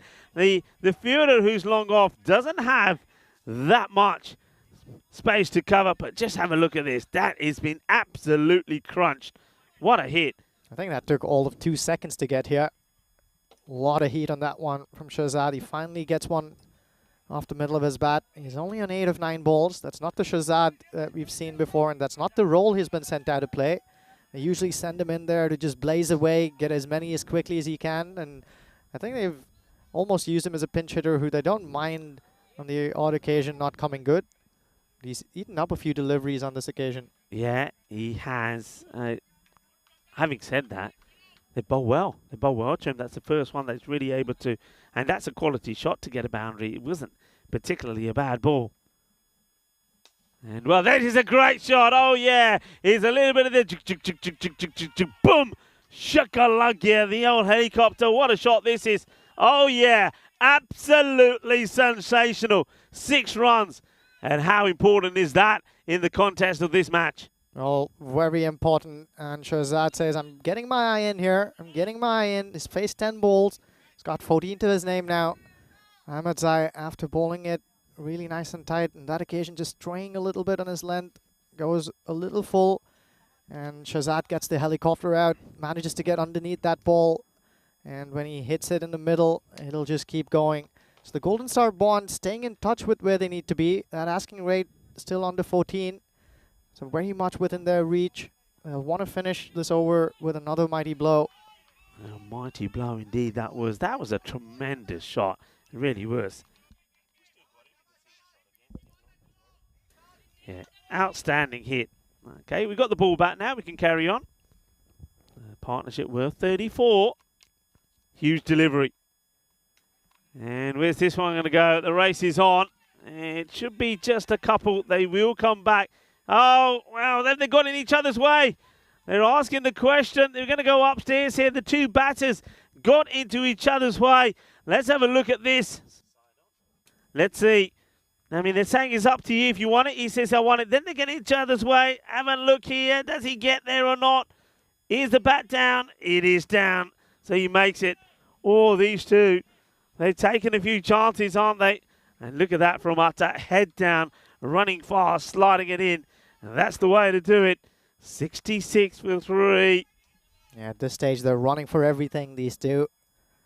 The partnership slowly picking up some pace here. And they're bringing GSB back into this game. It's Puneet Kumar who's been handed the ball. We've seen him go for a few, but he's also an intelligent bowler who can vary his pace and tries and bowls to his field. One of the important things as a bowler is to also know your limitations. Yeah. Not everyone can come out there and execute the perfect Yorker, but you have the ammunition of placing your field and trying to execute to your plans, and knowing your limitations, I think, is an important thing in these last 4 overs. It's a wide ball called. Puneet, one thing he does do, he gets the ball to move away a lot, but he's got to get it right, and he starts too wide here. I think if I'm looking at his field, I would be wanting at least the third man or backward point on the boundary.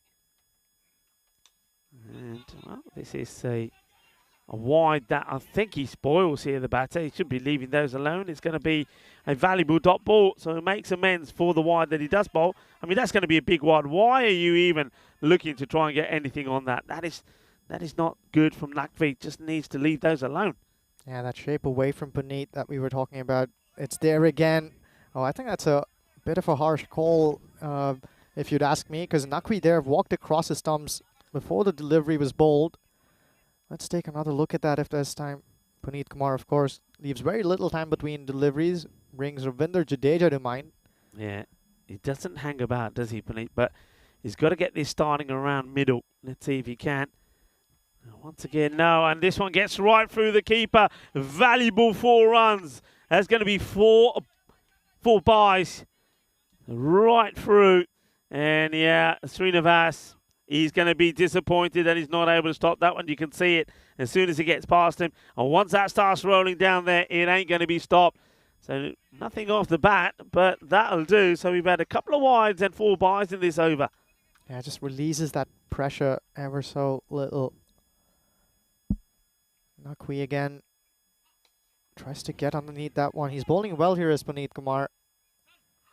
And once again, shy at the stumps there. I think that for me is a very important single. I tell you why. I got the feeling that Atta Shazad is better facing this sort of bowling. I don't know why. I just have a feeling. Let's see. Hits it well. Work to be done by the fielder. He does extremely well. And well, it's the wildest of throws. They should be looking to run again. They will run again. They'll have a go at the keeper's end. And nobody there. They could take another. They decide not to because it clonked somebody. But yeah, that was a real wild throw there from Mohammed Rahil. He makes a really good stop. And you can see that Atta wants to go back. And then when the throw comes, says, yeah, let's do it. I think he was looking at one of the black shirts and he found that of the umpire. Yeah, the wrong one. Mind you, it's an easy mistake to make. Okay. Puneet once again. Hit firmly. Once again to Rahil. This time he opts just for a softer, gentle throwback. So, okay, 6 off the over. But don't forget there was the 4 bars as well. It's a 10 off it in total.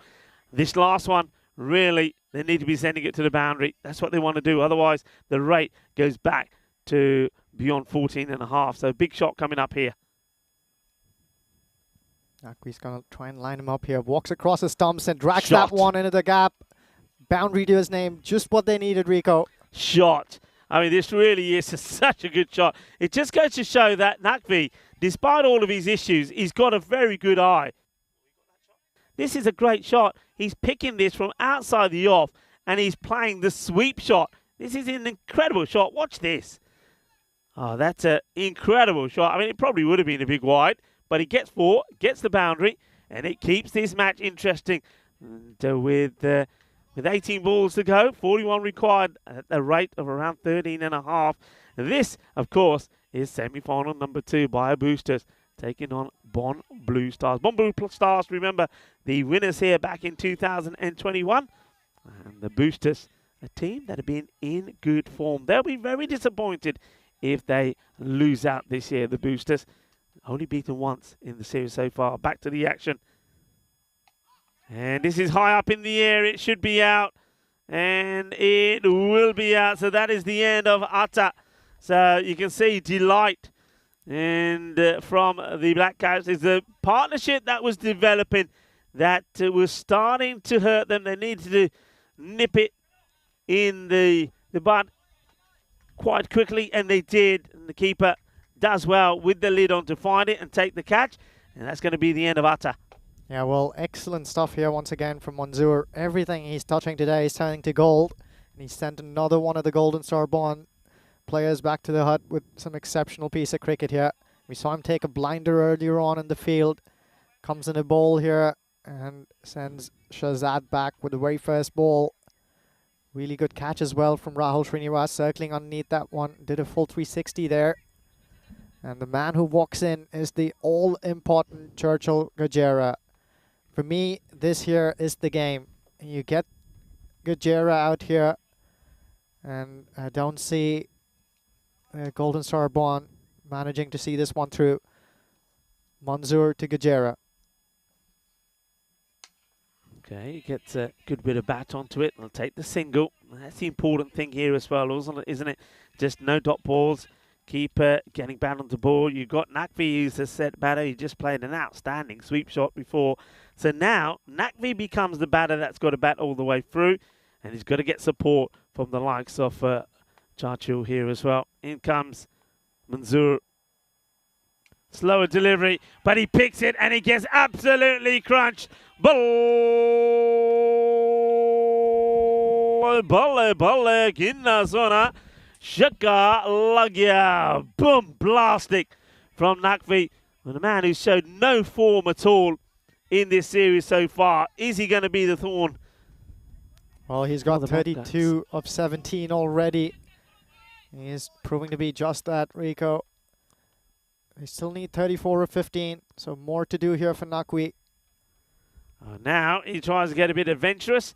He's tried this a few times, and I have to admit, he hasn't been successful. All he's got from it is singles.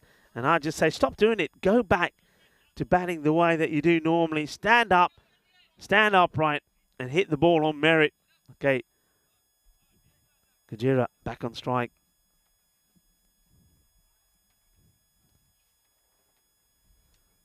Oh, Big swing. Kachera just knows one way to play. He does want to make it count. Doesn't want to leave too much to do in the last 2 overs. Asking rate is creeped up north of 15 now. Manzoor's running in here.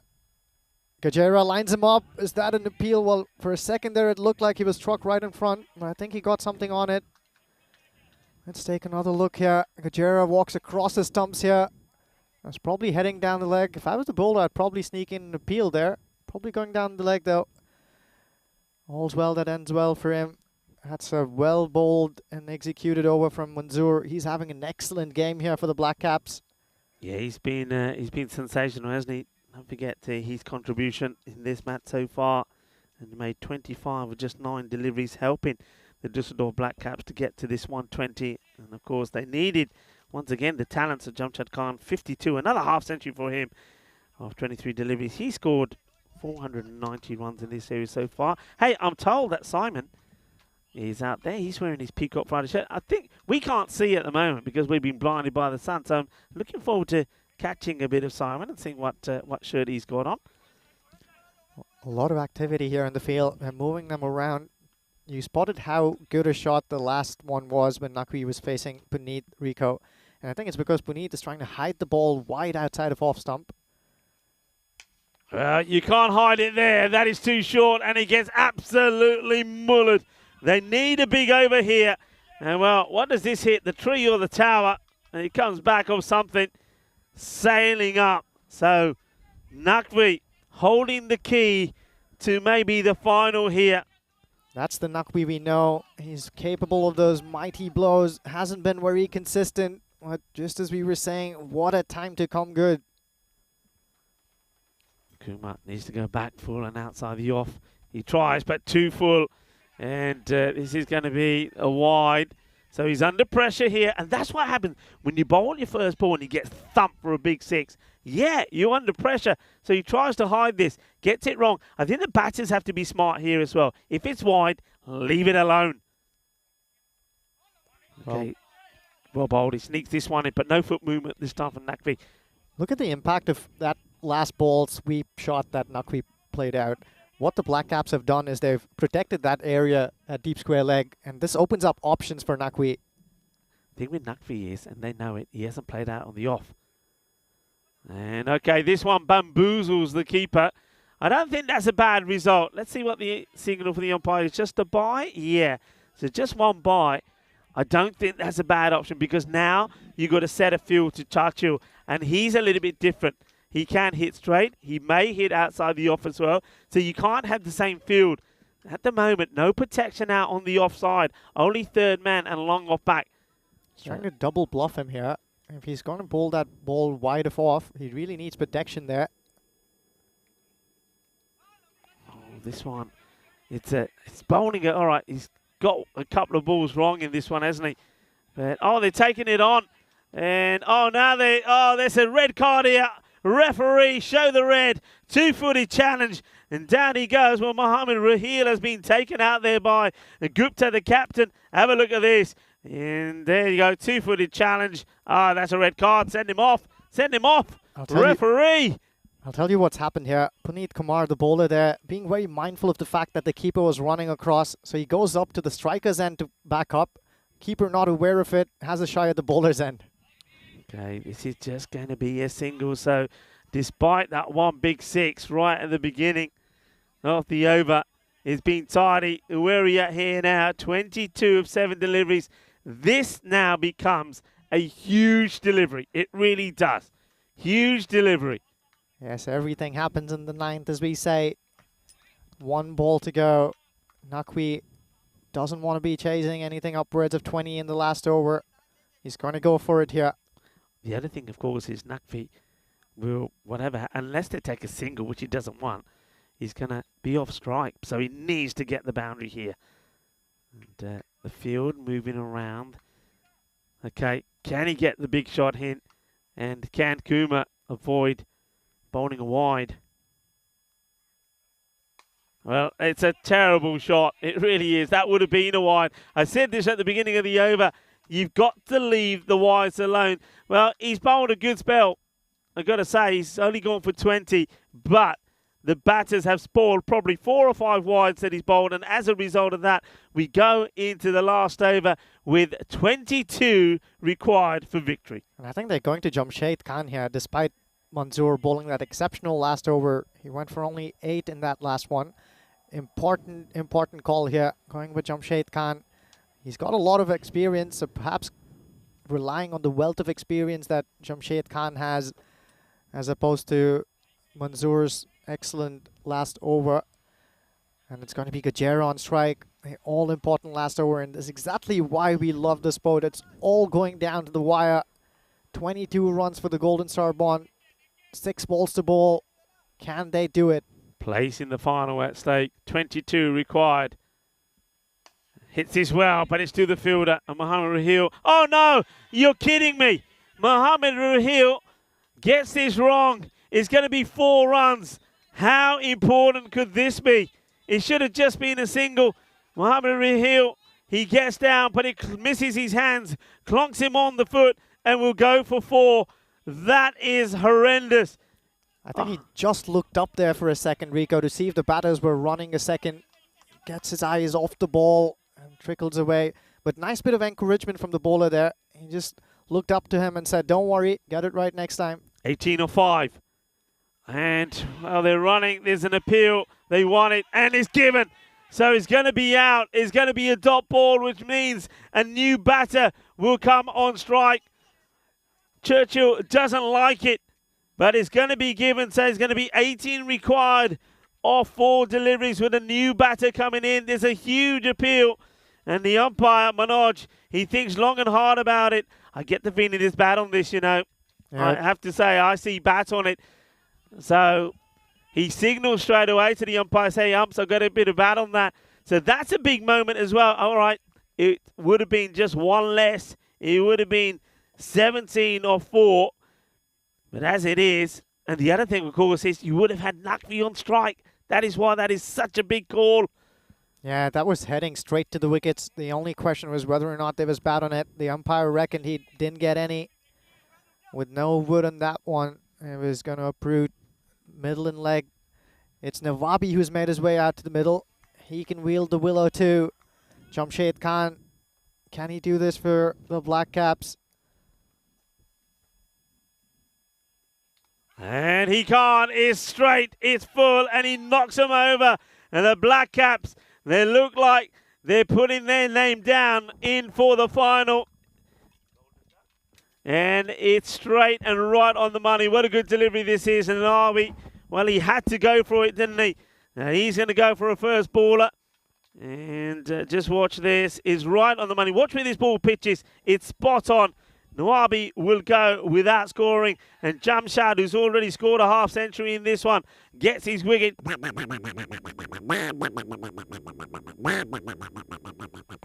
to be a golden. And, well, we have a chance also here of a hat-trick. So, are we going to see a hat-trick here? And what a time to get one right at the fag end of this innings when it matters the most. The skipper turned to Jamshed Khan as we take a look at the Hall of Fame of hat-tricks. Yeah, last man, of course, was Raja Mubashir, who took one for PSV Hakan. Are we going to see another? Here we go. Hat-trick ball. Skipper on strike.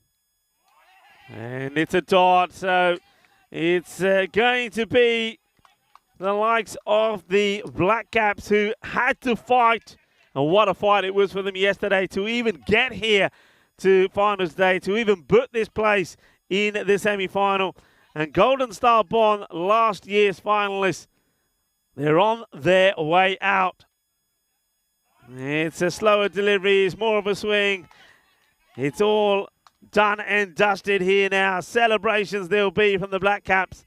Well, this was promising to go down to the wire. Almost anticlimactic here. This one's tapered to unexpectedly quiet finish. Excellent stuff here from Jamshed Khan. What a brilliant last over he's bowled. And it's just going to be, well, a single, which could even be a run out. They're asking the question, and the umpire will go upstairs, but it's all irrelevant. It doesn't matter. They're celebrating anyway. We'll wait and see what the decision is on the run out. What a story this has been for the Black Caps. They just about got into this knockout game. Yeah, I mean, we'll look at this again, but what you're seeing, of course, all around is the celebrations. And there's celebrations here. I think let's wait and see what, if we have this. The umpires are still waiting to make a call on this one. So here we go. If he takes it cleanly, yeah, I think that's going to be out. Yeah, they'll give this out. He takes it clean, he knocks it over. But what a great moment this is for the Düsseldorf Black Caps. They have booked their spot in the final, and now we'll have to wait and see just who they will play. But tremendous effort from them. Of course, the Bayer Boosters will be taking Bonn Blue Star on in semi-final number 2. That is coming up in around about 20 minutes' time as we see the happy faces of the Black Caps. Got to say, Puneet Kumar, for what he bowls, for what he does, I mean, he may not look the most devastating type of bowler, but he's effective. And once again, for me, the way that he bowled, particularly when you think that over number 9 started with the big 6, the way he came back, the way he held his nerve and finishes with a nice tidy over, you got to say, well done to him. But you got to feel for Golden Star Bonn. They're a team that entertain us. They have played some really good cricket over the last 2 weeks.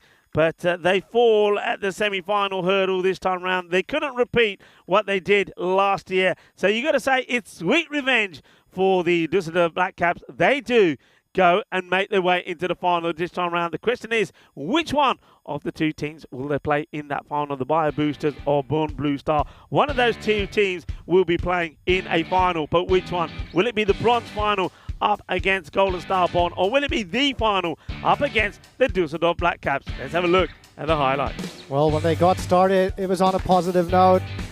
Naeem Khan looked like he was set for another big knock. Smoked a couple right out until he got caught here. Excellent catch from Manzoor to see him out. And then it was this all-important wicket of Paritosh Bairagi. He put 3 back-to-back boundaries away in a flash and looked like he was going to do it for the team. But how important was that over from Muhammad Raheel? For me, that was a player of the match performance. Excellent stuff from him. The wickets kept tumbling, but every now and again, the Golden Star Bonn found ways to keep striking. Atash Arzad, who was sent out there to the middle, took a long while to get going, but when he did, he found the boundary on a couple of different occasions. We saw this helicopter stroke being unleashed, found its way all the way across the boundary.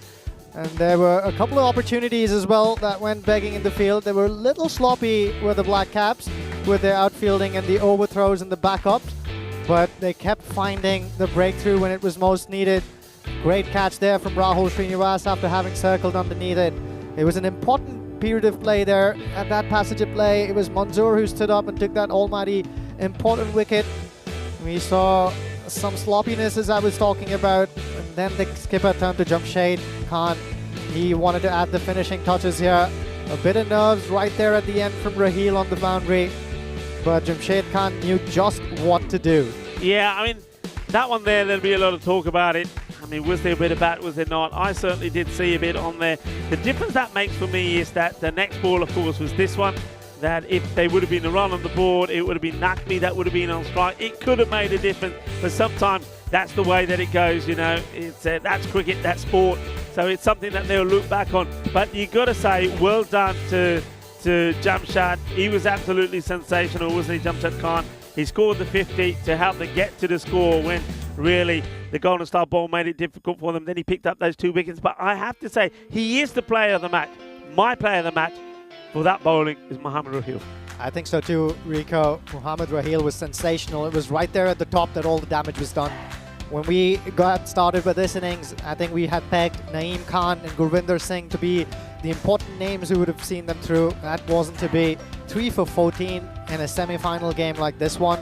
Exceptional stuff from Raheel. But kudos to Jamshed Khan as well. 22 runs. They seem like they're a mountain to protect, but if the first one went for a 4 or a 6, Blue Stars, they were right in the game, the Golden Star Bonn. Yeah, they were. And one thing that I said yesterday, and I thought that maybe him not being in the side today, Niraj Sharma, I thought that could cost them, because I think the pace-off really did do the trick for them yesterday. No Sharma today, but Puneet Kumar filled that slot beautifully. But I don't know about you, Rico, but I also sense a different unit out here today. Düsseldorf Black Caps, they really looked like they were in it to win it. They were all in there every single second in the field. You saw them peel. I just thought they were turned on today. Yeah, well, remember last year they were sensational in the group stages and they lost out at this point. This year, all right, they were a bit hit and miss. They were good. Don't take anything away from them. But they lost more matches. And I just feel that they just felt, well, you know what? Maybe this year we can do what the likes of the Golden Star Bond did last time round. Maybe we, after having a mixed number of results in the group stages, we can come back strong. And I think I'm right, and you're right as well. I think we just sensed that from them. And having somebody like that man in their side, Jamshad Khan, I mean, what a difference it makes. And he definitely is a match winner. And right now, I suppose he, with one or two others that we've seen out there, his name's got to be right up there for the MVP as well. Well, no more talk about that. The first semi-final is done and dusted. We know that it will be the Düsseldorf Black Caps in the final. The Golden Star Bond, not the last time we've seen them. They will play in the bronze final. But who will be playing in which final out of these two teams? The Bio Boosters taking on Bonn Blue Star. That one coming up in just under 15 minutes time. Join us back then.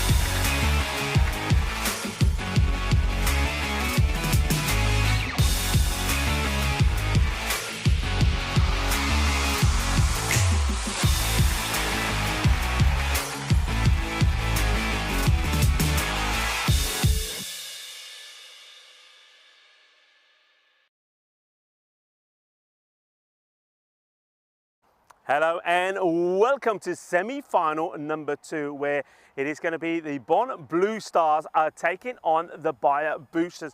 These two teams had a sort of mixed start in this series. Remember, the Bonn Blue Stars, they lost the first 3 matches before they could get their act together, whereas the Boosters were, until yesterday when they lost to the Düsseldorf side, the Düsseldorf Black Caps, they hadn't lost a match at all. So we've got a team that's in good form, and we've got a team also that have found their way and found their rhythm in this one as well, which means that we're going to have another good, exciting semi-final. Let's join the 2 captains in the middle with Tyrone Peters for the all-important coin toss. Bonn Blue Stars to call. Head. Head's a call, and it is a head. Thank you. We're gonna ball first. They're gonna bowl. So the result is that the Bonn Blue Stars will be having a bowl. I think both of these sides, if I'm honest, probably would have elected to do the same thing, because they are both very good chasers of the ball. The one thing is though, the Boosters, remember, every time we've seen them bat first, they scored loads of runs on the ball. They're averaging around about over 150 batting first. So that is a little bit of a risk, I think, from the Bonn Blue Stars. The Boosters, of course, they've been boosted by Arithran Vesikaran at the top of the order. He's been absolutely sensational. And he's got other players there that are supporting him as well. Indran has been absolutely superb. The left-hander, he's hitting the ball well all the time. And then somebody else that's found his form as well, Sandeep Rathore. He's been very good. They've also got Arithran Thivakaran, who can put good all-round performances in as well. So they're a team that are well balanced, and they're up for it this time, aren't they? The local side by Boosters. Bonn Blue Stars, like I said, didn't have the best of starts, but the man who got them going again was Haroon Khan. Haroon has been absolutely superb with the ball or with the bat. And another Haroon has come into the side as well, Haroon Javed, that has started to give him good support as well. But I think in this one, maybe it will be the all-round performance from someone like Asad Mohammed. He could be the key in this one. All I know is that we're going to see another very exciting semi-final on one man that's looking forward to talk you through the first ball awaits in the commentary box. Ujwal, over to you. Thank you, Rico. Yeah, this one's set up beautifully. We already watched an excellent first semi-final here, and we know that it's the Black Caps who are waiting for whichever team is to meet them from this fixture. The Boosters, well, you're spot on, Rico, have been boosted by Wasikaran's excellent show with the bat. Almost 400 runs to his name. He's also found able company in the likes of Indra, the left-handed batter who can fade away all around. And here's a look at it. Indran's got 200 runs to his name already. But on the Bonn Blue Star side, you're looking at Haroon Khan, who's gotten 12 wickets for them. They're also going to enjoy the fact that Ghulam Ahmadi is here with them today. He wasn't available for all of their games, only played 7 games out of those that the Bonn Blue Star have showed up for.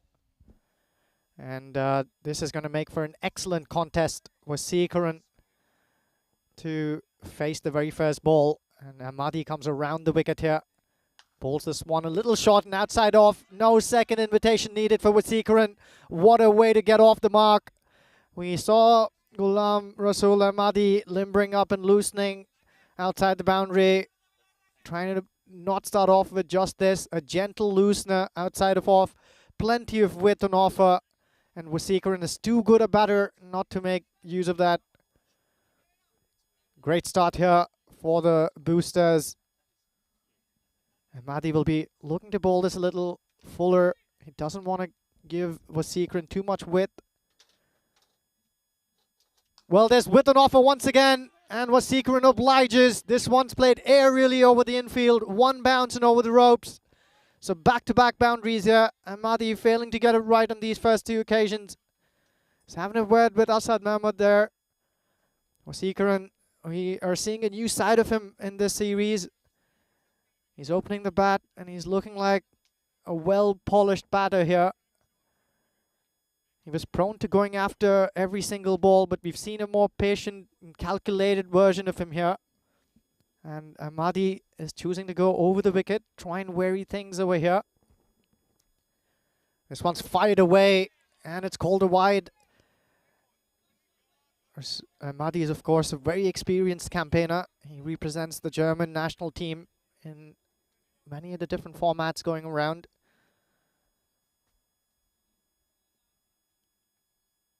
This one's bowled slowly through the air, but Wasikaran sees it really well. That's a mighty, mighty blow. So early punches off the bats of the boosters here. Wasikaran, he'll want to take this long and deep. This is one of the better opening partnerships that we've seen throughout the course of this tournament. Wasikaran and Indran have added a few, and consistently so. Well, Ahmadi's the man they would have probably wanted to keep things nice and tidy with, but not to be for the Bond Blue Stars. Usually he has a really good economy rate as Ghulam Ahmadi. He can be a hard person to put away. Not on this occasion so far. Wasikaran really is seeing it well here. He's got protection in the deep on the offside now. So Wasikaran walks across his stumps, launches that one into the leg side boundary. That's sailing over deep mid-wicket. He noticed the change in the field. He knew Ahmadi was going to go ball wide outside of off. Lines that one up beautifully, and those excellent hands through the ball. Once again, sees that one sailing through. So 2 boundaries and 2 sixes off of those 4 balls that Wasikaran has played. 21 already and only 4 balls bowled. We were wondering why the Bond Blue Stars would put boosters into bat. That's exactly what they like to do. They like to go in there and bat first and post these mammoth totals. They're on their way to doing just that. That's a sprightly start there. Ahmadi spraying it around a little bit here on his first over. Another wide. Wasikaran, well, he digs into that one again. That's about enough bat to make it sail over the fielder who's been posted deep there. That is going from bat to worse for Ahmadi. Another mighty 6. Wasikaran is on fine song once again. He's catching up with Jamshed Khan there at the top of the batting charts. How good has he been? 28 in the very first over and a delivery to go. Goes again and he connects well again. Make that another mighty 6 for Wasikaran. What a first over here for the boosters. Perhaps one of the highest scoring ones in the series as well. 34 runs off that very first Ahmadi over. Not a sight that we've gotten used to over the years. A very reliable bowler at the top usually. It also tells you why the Bayer boosters right now are sitting pretty at these predictions. 64% of a chance given based on previous numbers. It's got to be Harun Khan, the man who's got the Midas touch. And joining me back in the comm box is Rico. Rico, what a start here for the boosters. What a sensational start. It's a supersonic start, isn't it? With 34 coming off the first over. And well, the way he's batting at the moment, there's no stopping him. It goes over 400 runs now in the series. He's been absolutely sensational, has Wasikaran. Of course, we've seen him score a century as well. But yeah, this was my fear with that strategy of Bond Blue Star to put the boosters in. Boosters love to bat first. And when they bat first, they pile on the runs. We know that. And that's exactly what they're doing here. Remember, they did lose for the first time yesterday to the Düsseldorf Black Caps, 144 to 140. It was a scintillating match. It was one that the Black Caps had to win. They won it. They booked their place on finals day in the semi-finals, and they won that. Semi-final number 1. They're in the final. These two teams, one of them is looking to join them there, but haven't lost a match batting first, the boosters. And whenever they bat first, they're putting on over, well, apart from one occasion, they're putting on 150 plus. So that's going to be the worry here now for the Bond Blue Stars. There's Harun Khan, who's been the pick of their players. And, well, we're talking about Wasikaran, who's made a century. Don't forget, Harun Khan also has made a century. In fact, he was involved in the match with PSV Aachen, where the likes of Moaz Hassan scored a century for his side, getting them into a 140 score. But Harun Khan also scored a century, helping them win. Okay, high up in the air is an opportunity. Oh, they're leaving it to each other. There's panic. And eventually it's taken by Harun. Oh, for a moment I thought they were going to stand and watch it fall in the middle of them, because it goes up in the air. It's a short ball. It's been pumped high up in the air. Harun says, okay, over to you. Then he sees the panic from Asad Mohammed, who doesn't look like he's going to want to go there. Then Harun has to change and get there himself, and he takes the catch. They get the wicket, and it's an important one, isn't it? Because they get the wicket of the dangerous Wasikaran, goes for 32. after hitting 4 sixes and 2 fours in just 7 deliveries. Yeah, that one was up in the air for just long enough. So these Born Blue Star fielders who were circling underneath that one could overcome the confusion. And Harun Khan was well positioned underneath that one to pouch it safely. So great start with the ball once again. Harun Khan's already taken 12 wickets in this competition and make that 13 with that one. A vital wicket of Vasikaran. Boy, was he looking good once again. What a consistent showman he has been in this competition so far. Asad Mahmood having a word with Harun Khan. The man who walks into the middle is Rathore, who's also up a bow in those run charts in this tournament.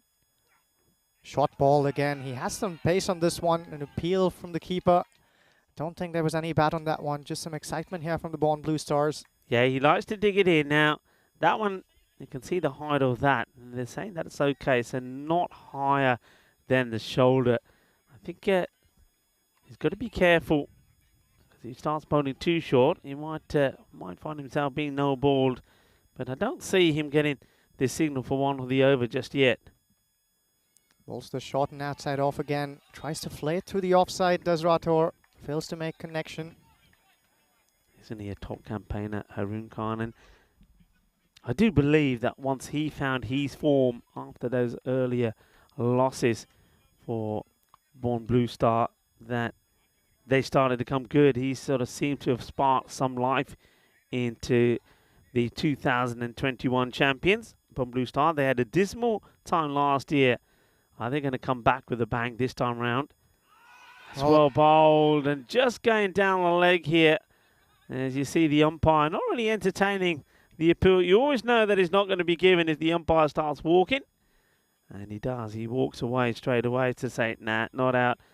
And it's a close one. It's worth an appeal, but I do think it's the right call. I think it's just missing the leg stick. Harun Khan so good with his line and length. Honing on those stumps there. As he runs in once again, it's Rathore. Goes for that once again, just gets the outside edge and well fielded there at deep third man. He got across in a flash, did the fielder there. Saves a certain boundary. Harun Khan, well, how good was that first over from Vasikaran? He scored 34, and despite the fact that this one has only gone for 2, exceptional piece of bowling from Harun Khan. The boosters still have 34 on the board. Or was it 36 on the board for just a loss of Vasikaran's wicket? Yeah, it's a fantastic over there. When the first over goes supersonic, you think your backs are up against the wall, and then this guy comes on, Harun Khan. He removes Vasikaran, and a great caught and bowled, it has to be said. And now 36-1. Now all of a sudden you're thinking, okay, they've gone at just over 15 and over. It ain't that bad. And looking to get back into things here now. As we see Rahman coming onto bowl. Very tall. He's made to be a bowler, this guy, isn't he? He's tall. He's a bit lanky. Let's see how he starts. Good Rahman. Again, that's a bit of the same stuff from here, from Rathore over here. I think they want him to play out there on the offside. Doesn't have protection there, though. Interesting call. He has someone deep at third man, and the other man he has out is at deep square leg. But if the line he's going to bowl is wide outside off, I think he's better off getting a sweeper cover there. Rathore's been looking to open the face of the bat and guide it into that region. He goes just there, as I was saying, but wouldn't have made a difference because he connected sweetly with that one. Sails over the field there. 6 more. It's a lovely shot, isn't it? He just gets the width. You can see Harun having a chat with him. He's trying to convince him not to be giving so much width. It's the width is there. It's also slightly shorter. Delightful hit from Sandeep Rathore. Somebody who we've seen bat well. We've seen him score runs. And maybe he's had to play second fiddle to the likes of Vasikaran and Indran a few times. But not this time. That's a delightful shot. And the timing on that was sweet. Yeah, the boosters really have a strong suit of batters in their lineup. That excellent first over is holding them in good stead, despite the heroic second over that Harun Khan pulled out of his hat. You can see that Asad Mohammed and Harun Khan speaking to Rahman, just trying to get him to ball the ball in the right areas. But, well, it's uppish and gone. It's another wicket, and Rahman gets it. That's disappointing, really, I have to say, for Rathore. He played one fantastic shot in that area. And he gets a little bit greedy. This one just held back slightly, so clever from Rahman. He comes back with a little trick up his sleeve, takes the pace of it. No mistakes from the fielder. A second wicket goes, a second dangerous batter back in the shed, 43 for 2. Yeah, excellent stuff here. They're keeping it nice and simple here are the Bond Blue Stars. You won't get easier catches inside the circle than that one. It just sat up nicely for Farhan Shaukat to pouch it. So back-to-back blows here in quick succession. Arun Khan got rid of Vasikaran, and Rahman here adds a scalp to his name. And the man who walks in is Raja Kulasingham. We do know Dinesh Raja Kulasingham can will that willow as he wills. Can he wield it well now?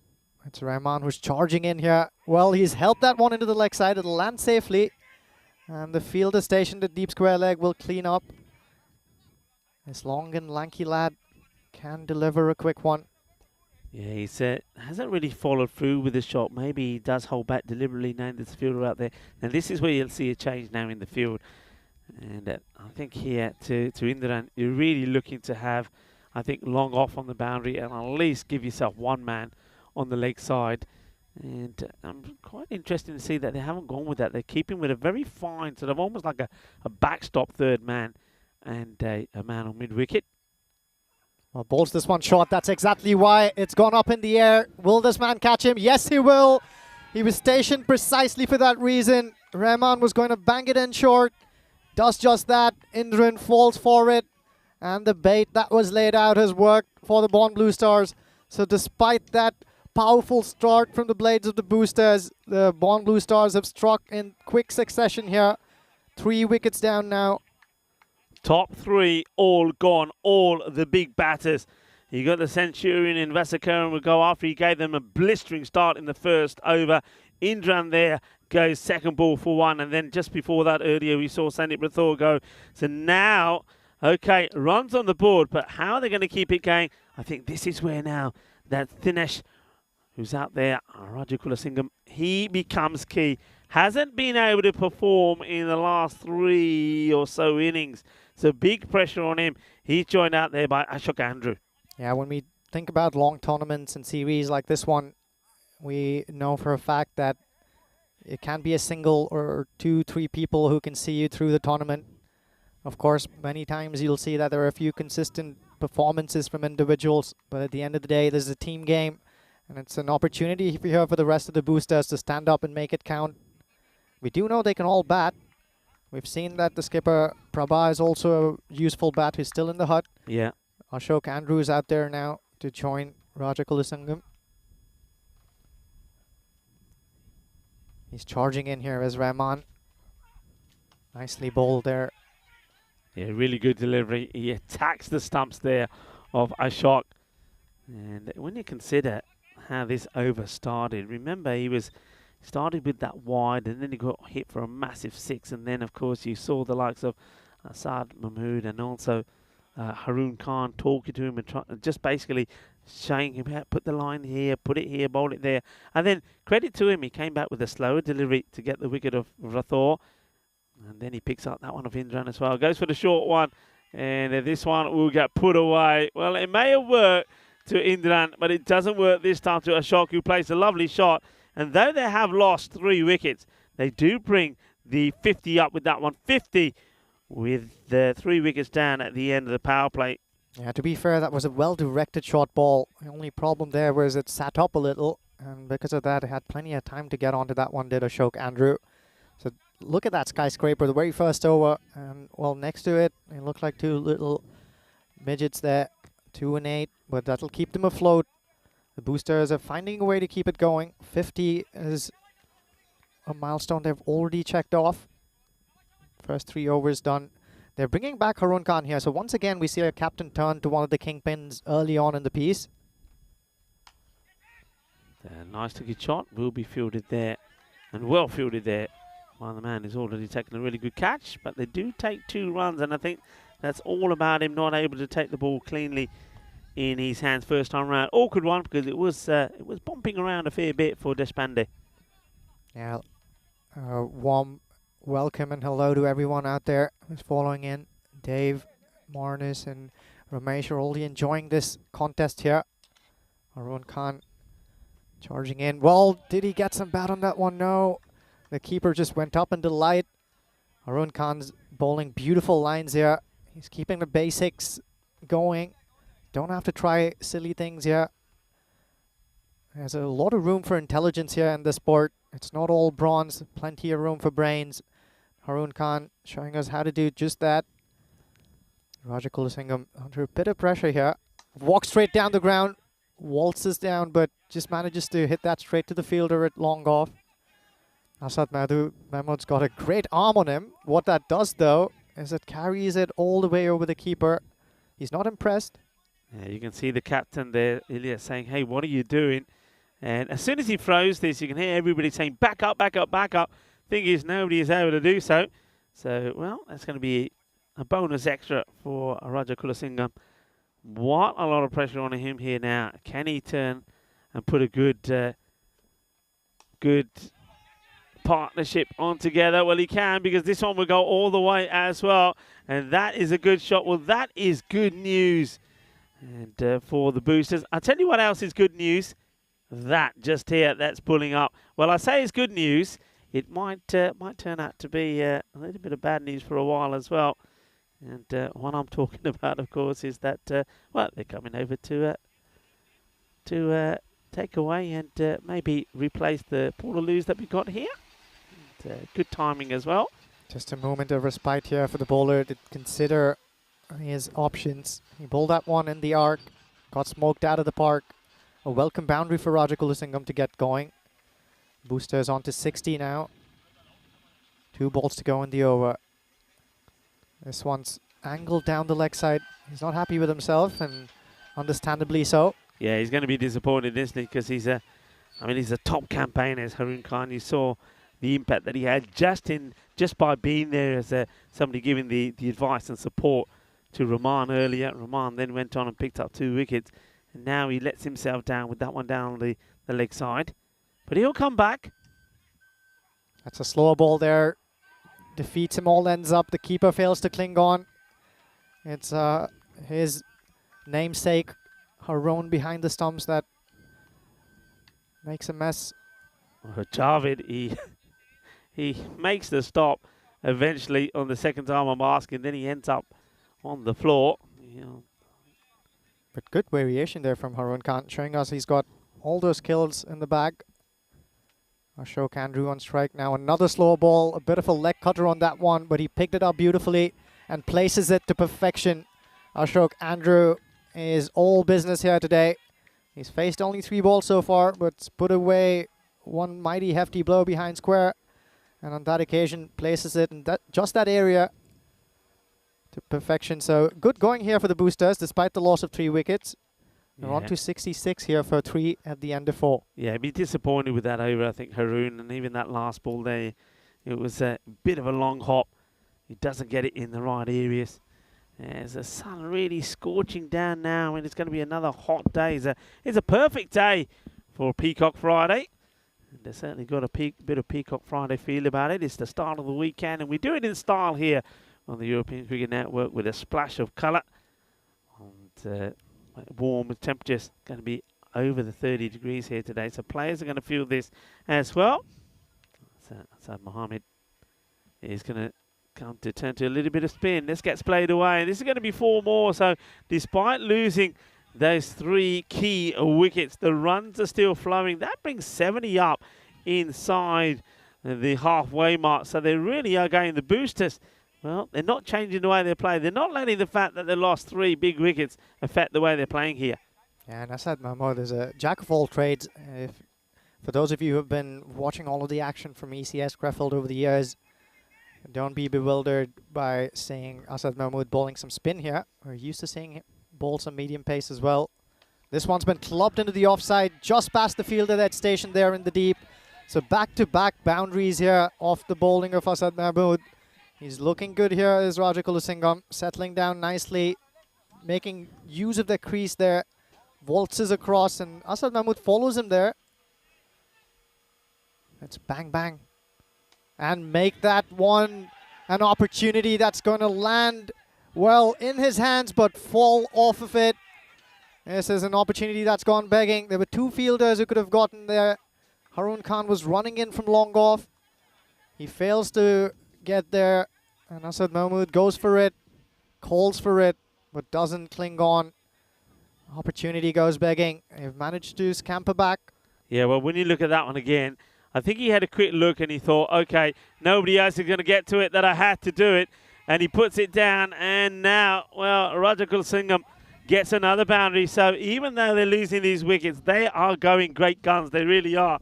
It's amazing to see this hitting. And I just love their attitude. It's been this way all the way along, Ujwar. No matter what's happened, they've gone out there, played the shot. You think about it. Think about the batters they've lost. Vesikaran, Indran and Rathore, yet still they're out there and they're hitting the ball to all parts of the ground. Yeah, they're all capable, aren't they? This one's flayed away, but straight to the fielder at shot third.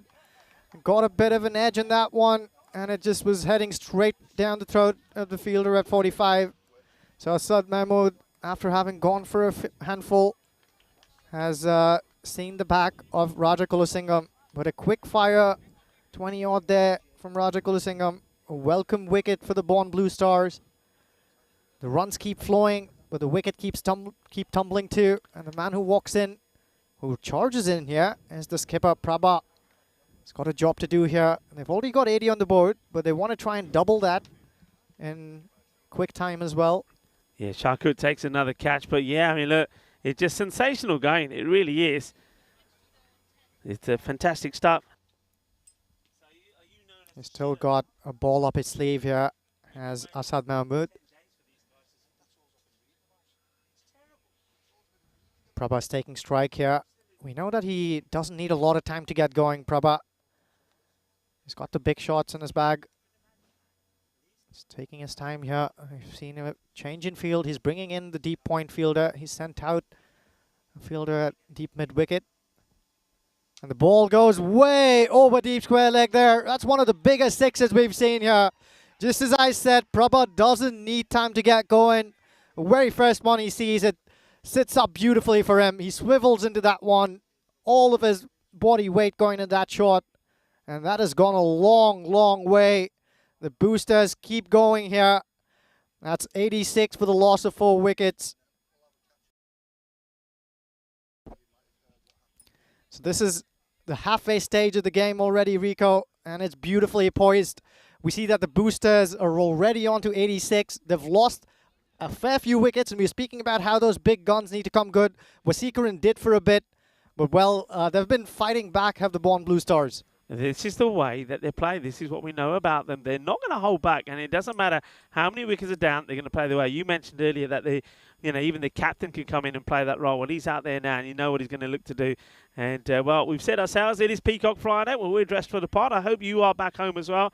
And well, Peacock Friday, start of the weekend, and it's finals day here as well. We're going to have a bit of a blast. It's going to be hot, but I reckon it's going to be hot and spicy out there in the middle as well.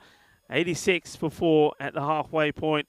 And, well, Andrew and Prabha are looking to pile on the runs here. Still got 5 overs to go. Rahman has been brought back into the attack. This has been pulled straight to the fielder. Opportunity. That's good work there in the field. We'll have to take another look at that one. The umpire guru asks for assistance from the third umpire here. Let's take a close look at this one. He pulls this one straight to the fielder stationed inside the circle. Excellent throw right on top of the stumps. Let's see if he gets the work done on time. The batter does a good job. It's dragged in just enough to save him. Well, good job all around there. Safely in. So excellent stuff all around. Good cricket, wasn't it? Good cricket. The only thing there, the bowler for me, if he went straight down onto the stumps, he would have had it, but he goes down and then tries to go from right to left. Yeah, Rahman's been bowling really good lines here. I like what I see of this tall young lad. Charges in from a fair distance.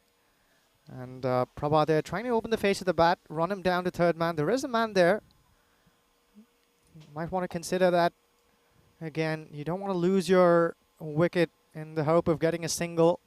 He'd be much better off trying to spank that one off the boundary and consider himself unlucky if he fails to connect. Doesn't want to get a tame dismissal against his name, Prabha, but goes for that again. Rahman's extracting some steep bounce here. We've seen that from tall bowlers on this pitch. Yeah, he's adjusted really well, hasn't he? Remember, he was under attack when he bowled those first couple of deliveries in his first over, but he's got the line right. He's pitching that short of a length. And because he's a tall guy, if he hits the seam, it makes it very difficult for the batter. And the field has to be set right, though, doesn't it? And I'm just having a look. I'm a little bit with you. I'm a bit surprised that they haven't got one more back on that sort of on the 45 on the offside where the backward point would be, because that's the line that he's bowling. And this time he doesn't quite get it right. So they've got a sweeper out on the offside. And I think sometimes captains, they just think, I need some protection on the offside, I'll put a man there. But I think in hindsight, with the pace that Rahman's bowling and the line he's bowling, if the batters do go for him, it's going to be more going towards point or backward point. So they might want to make a change there. Also, I don't think that he's going to be hit to square leg. So I would have square more the mid-wicket area. That's just what I would be thinking here. Yeah, word of advice there from Andrew Ashok to Prabha. Well, excellent bowling here. He's keeping it short and sharp. And what's easy to witness there is Prabha really enjoys the fuller balls. Every time we've seen him facing some short and quick bowling, he doesn't seem to have an answer to that. Yeah, that's a good short delivery because it's not over the shoulder either. So it's one that you can see Prabha taking evasive action. So he's hit one ball for 6, but he's played out 3 dots as well. And now he swings and misses at this one as well. So that big 6 that he does play now doesn't really look that great when you look at the strike rate now. He's got 6 or 5 deliveries. He's got to be able to back it up. But once again, what we're seeing here is a batter going for power and boundaries rather than maybe play smart cricket and say, right, I'm not on here. He's got me sussed. Take a single and let Andrew have a go. Yeah, let's see if there's going to be some intelligent cricket here. Well, not to be. Prabha goes for that cut shot to third man once again. And it's much the same story. Fails to make connection. Excellent over once again from Rahman. Well, are they fighting back into this contest? They're going at a good rate and a good clip, or the boosters already are nearly scoring at 15 and over. But these last 4 overs are going to be crucial. I think the boosters need at least 130 odd on the board. They'll want to get 50 or thereabouts in these last 4 overs. It's a good comeback though, isn't it? Just to, when you think the runs on the board and batters being super aggressive, to bowl an over like that and just get 2 of it, that's fantastic. So well bowled there to Rahman, 2 for 16 from him. So now we're going to see a guy that's been doing a lot of good catching at the moment. Deshpande is going to come and have a bowl. So this is going to be important. We haven't seen too much of him. And let's see how he fits into this attack. And Ashok Andrew has been going well here. He's been starved of strike for a little bit. He's on 11 of 4. This one's clipped nicely to the leg side. He's found the gap, but he's very quick there on his feet as Ahmadi. He was onto it in a flash. Only be a single. He'll want to get this right away, Amaya. As we said, the T10 format is so short and things happen very quickly. No time to settle down. That's a gunny ball, and this is going to be absolutely crunched. It's a bad ball, full toss, 6 runs. Well, Prabha, he's hit 2. They've both been that way. And I just want to have a look at this side. I reckon it's dipping. I don't think it's one that's going to continue to go at that height. See, it's starting to come down. So, well, it looks like it's, have they called it as a no? Oh, no, I'm surprised with this. I think that ball is coming down. And bearing in mind with how far the batter is out, I'm really surprised with that call. Very surprised with it. Sharp call, that one. But he'll be happy with Prabha, and that's exactly the place you don't want to bowl to Prabha. And now he goes outside the off, and he puts away the free hit in style. That is going to be 6 as well. So after a very good tied over from Rahman, Deshpande, well, he gets a good ball in first up, but then he's gone to pot. And the batters are going after him as well. So we see a 7 up followed by a 6. And that, folks, is how you get 13 of just 2 deliveries. Hello to everybody on the chat. Joining us on this Peacock Friday. Dave, I hope you got your Peacock Friday shirt on. Hello to Manas, who's been with us bright and early as well. And everybody else that is tuning in. I hope you're enjoying the action. There's plenty to go here in this game. Well, another big attempt, another piece of success for Prabha. He is really making that bat talk. Back-to-back 6s for him. Well, he's liking the bowling of Deshpande, isn't he? He couldn't get anything on the bat And the last over, it was dot, dot, dot, dot, dot. I think he faced 5 dots. And now here, it's just length. Look at the length that Despande is bowling. He's not having to do anything, just swing, and he's getting out the middle. And it's all about the length, whereas before you saw that over from Rahman was short of a length. It was, and this one is going to go as well. Well, it's incredible hitting. The 100 has come up, and now more. They go 114 already. Well, all the good work that the other bowlers have done has just been undone with this one over. We've said it time and again about how things can change extremely quickly in this format. Prabhas, despite playing those 5 continuous dot balls, reads 30 of 10 balls. He's scoring at 300. After playing those 5 dots, he's now hit the last 4 balls for 6. We've seen a 7 up and 6, 6, and 6. Maya, well, this one's another full freebie, another mighty 6, and will this be called a no ball too? Yeah, let's take a look at this one. Yeah, it's not a good ball. Look, it's a full toss down leg side. Or once again, is it dipping? Is it not? When it gets smashed away, it's another 6. And you know what? We could see something crazy here. We could see something crazy. Well, they got 34 of the first over. This one's not a no ball. And there's 1 delivery to go. If they do better over here, it'll be one of the more expensive overs you'll see going around. We have seen, this could be, listen to this, this could be 6 sixes because there was a single, but then there was a no ball that went for 7. And since then, we've had 6, 6, 6, 6, 6. So this could be 6 sixes. It's quite crazy. What an over that was. So it was called a normal, so that was fine. So they get away with it. So, wow, let's have a look at this. So it's on. 6 sixes are on. Oh, he goes for it, doesn't he?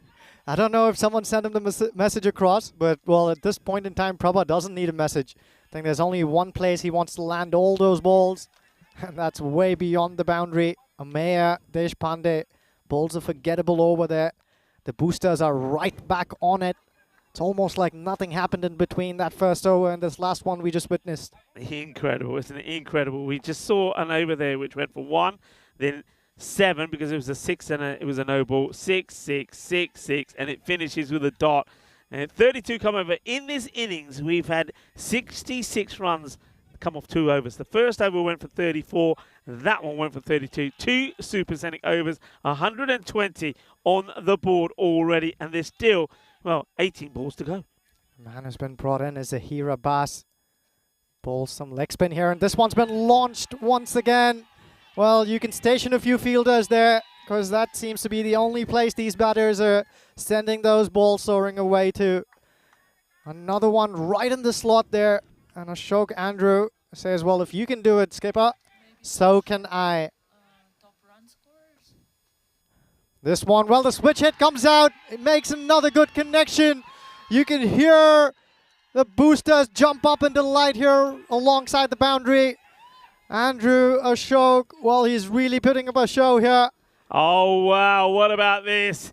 Now it's time for a little bit of sexy cricket, and he goes the reverse Malachi for a 6. Well, that one does go a long way up. What a shot that is. Absolutely incredible. Pressure here for Abbas, and he fails to come good. Make that 3 and 3, Rico. The 6s are raining here in Krefeld. Oh, can you believe this? Well, we saw 5 on the spin in the previous over, then the dot ball, and now we go back to normal service. 6s again, 6s galore. It's 6, 6, 6, Rico. Are we going to see 6 in a row here? Oh, dear. Tremendous pressure here. Zahir Abbas. Well, he goes for another one. Does he find the fielder? Lands just in front of Harun Khan there. Excellent throw from the deep. So some respite. It's almost anticlimactic there. Oh, look at that. That's showing you what the last 6 balls were. And it just, well, fantasy cricket, you like to call it. And remember where they, I mean, they've lost wickets, but they just keep on going. They were 50 for 3. Okay, so it's still, what we're looking at, they're giving this as a 4. Is given as 4. So 4 runs have been given. So they're saying that he's stepped on the line here. So 4 runs. have been signalled. So we continue with the boundaries. So that's not a single. That will be a 4 as well. Oh, it's all happening. And that's another one that's going to be bashed away. What is he bowling here? He's bowling pies, is Abbas. And he is being taken to the sword. He's gone 6, 6, 6, 4, and 6. Oh, well, this is absolute carnage, Rico. They have scattered away in the face of this destructive batting, have the Bond Blue Stars. All their plans have gone to dust. This is incredible power hitting. Well, once again, the team that make a habit of going past the 150 mark when they bat first, they're doing it here again. At least this one, he gets it a pitch. And, oh, there's another error from the fielder. It's going to be 4 more. I can't believe what we're seeing here. I just can't believe it. Well, And the Bond Blue Stars, when they came into this contest, they really would have expected more from themselves in the field. Yeah, I mean, oh, well, we're going to have to wait to see just for our scorecards to catch up here, because I think that over has gone 6, 6, 6, 4, 6, 4. That's what I'm thinking. Oh. And we'll have that. But let's have a look at some of the top run scorers by this series, or by the series that we've had. And it gives us an idea of some of the players out there. Jamshid Khan, you see there, he's on 490. He ain't finished yet, though, has he? And right at the top there, Pushpajani in Malta, 633. Okay, up in the air. It could be a wicket if the fielder, the captain, can get to it. He can't. And they're going to take 2. Well, the bowler there throws his hands up in despair. Ahmadi, the ever-experienced Ghulam Ahmadi, has been handed the ball. It's an all-important 9th over. We often say games twist and turn and rechange their courses in this over. Well, there is nothing that's going to be different off the blade of Prabha. Another mighty 6. Well, can you believe that it was the same batter who faced 5 dot balls in a row? This man is just going one way here. He's on his way to a very quick 50. This is 44 of 14. On the other side, he has Ashok Andrew, who's raced away to the same score in 11 balls. This Nice is looking shot, and there's going to be 4 more. And I was just about to say, look at this partnership and look what it's come up in. They went on to, well, it's 84 now of just 23 deliveries. 84, 23 deliveries. This is astonishing stuff from the boosters. It really is. There's the other side of that decision as well. We do recall that Harun Khan was brought back to make inroads. He failed to do that, and now they really don't have many options towards the death. Another big attempt for a heave into the leg side. Only a single there for the taking. What's quite amazing is we saw that one over from Rahman, which didn't go for, it went for 2, didn't go for a single boundary. And then after that, all we've seen is boundaries. It's just been scintillating stuff. Ahmadi to Andrew. Will he get his 50 up? Yes, he goes for it, and he will bring it up. It's one of the faster 50s we've seen here in this tournament. He gets it off 12 balls. Excellent cricket from Ashok Andrew. The man underneath that yellow bright lid is doing very bright things with the willow in his hand. So, I mean, it's just amazing stuff. I mean, when all of the key batters have gone, well, I said somebody else has to find their way, and Ashok Andrew does. 50 of just 12. Yeah, it's fast, it's blistering, and you can see even when they're not hitting it with the bat, the ball's still finding its way to the boundary. That is going to be 4 pies. It's all gone pear-shaped here, and that is the end of the 9th over. And we'd like to say it all happens in the 9th, but you know what? It all happens any time when the boosters are out there. It's another expensive over. Well, is this heading towards the highest total we've seen, Rico? 175 already, an over to go. And both these batters, well, they look like they're hitting everything off the sweet spot on their bats. That's probably one of the more expensive spells of bowling you'll see from Ghulam Ahmadi. Excellent bowler on most days. And the man who's been given this almighty responsibility of bowling the last 6 balls here. It's going to be Asad Mahmood. He's gone for 20 in his first over. Prabha with the bat, tries to middle that one. Doesn't get enough bat on it. It'll only trickle down for a single. And as you said, Rico, under pressure, when the going gets difficult, it's easy to fall away. And on this occasion, the Bond Blue Stars, nothing going their way. All the shoulders have dropped. plenty of misfields to rub salt into their injuries. And now the keeper as well, we saw on the last occasion, just let one go straight through him. So boundaries keep coming one way or another. So Ashok Andrew, a slow ball, really well bowled there. Excellent piece of bowling. Must be under tremendous amount of pressure. Put yourselves in the shoes of Asad Mohammed. He's just seen his peers get blasted away in all directions. Still has a job to do. 4 balls up his sleeve. Ashok Andrew is lining this one up. It's ball full and he's middled it. This is right into the slot he loves. One more 6 here for Ashok Andrew. Here's another one, isn't it? He's in the slot and it's the case of boom, shakalagya. The boundaries just keep on coming. I'm just having a look at the boundary count in this one. I mean, the sixes, it's 14, 16. We've had 20 sixes in the innings already. It's just sensational. This partnership just goes from strength to strength. This is hit out. The fielder attacks it. Does well. Right, almost surprised the fielder there inside the circle. He was almost surprised to see one land within his reach and not soar up into the night sky. The bright sky, of course. Yeah, very far from being right here. Prabha gets a 50 as well. And just, well, where does this come to an end? 2 balls to go. A rare dot ball. Yeah, Prabha there wanted to hit that ball into tomorrow. Coming back to the present, 1 more ball to go. Can the boosters post an already incredibly large total and take it to the unachievable? A 6 here would mean that the Bond Blue Stars will have to get 190 to win this game and book a berth in the finals. Asad Mohammed runs in. Well, Prabha launches into this one. He does exactly that. What a captain's knock this has been from him. Brilliant bit of batting. He picked up his 50 and the couple of balls ago, and he adds 6 more to his name. So that's 56 of 19 balls from the skipper. What a partnership this has been. Incredible recovery. And the Bond Blue Stars have been all but batted out of this competition. Yeah, they certainly have. I mean, we've just seen something sensational. I mean, 86 of the first 5 and then 103 of the second 5. That's quite a pounding. They have taken the bowling to the sword. Well, it's Marta Maria giving us the heart at the start of the innings. And, well, the hearts really belong to the boosters, because even though they got off to the sensational start, the first over went for 34. That was quite incredible. That was Vasikaran that just went to town. He really did. He went boom blasting. I've never seen anything like it. And then they did get his wicket. This is a really good catch from Haroon. So that wicket goes there. Then they get Indran as well, early as well. So that was a nice catch taken. And that was Sandeep Rathore. The Shakat takes the catch. And Indran was another one to go. They set the trap for him, didn't they?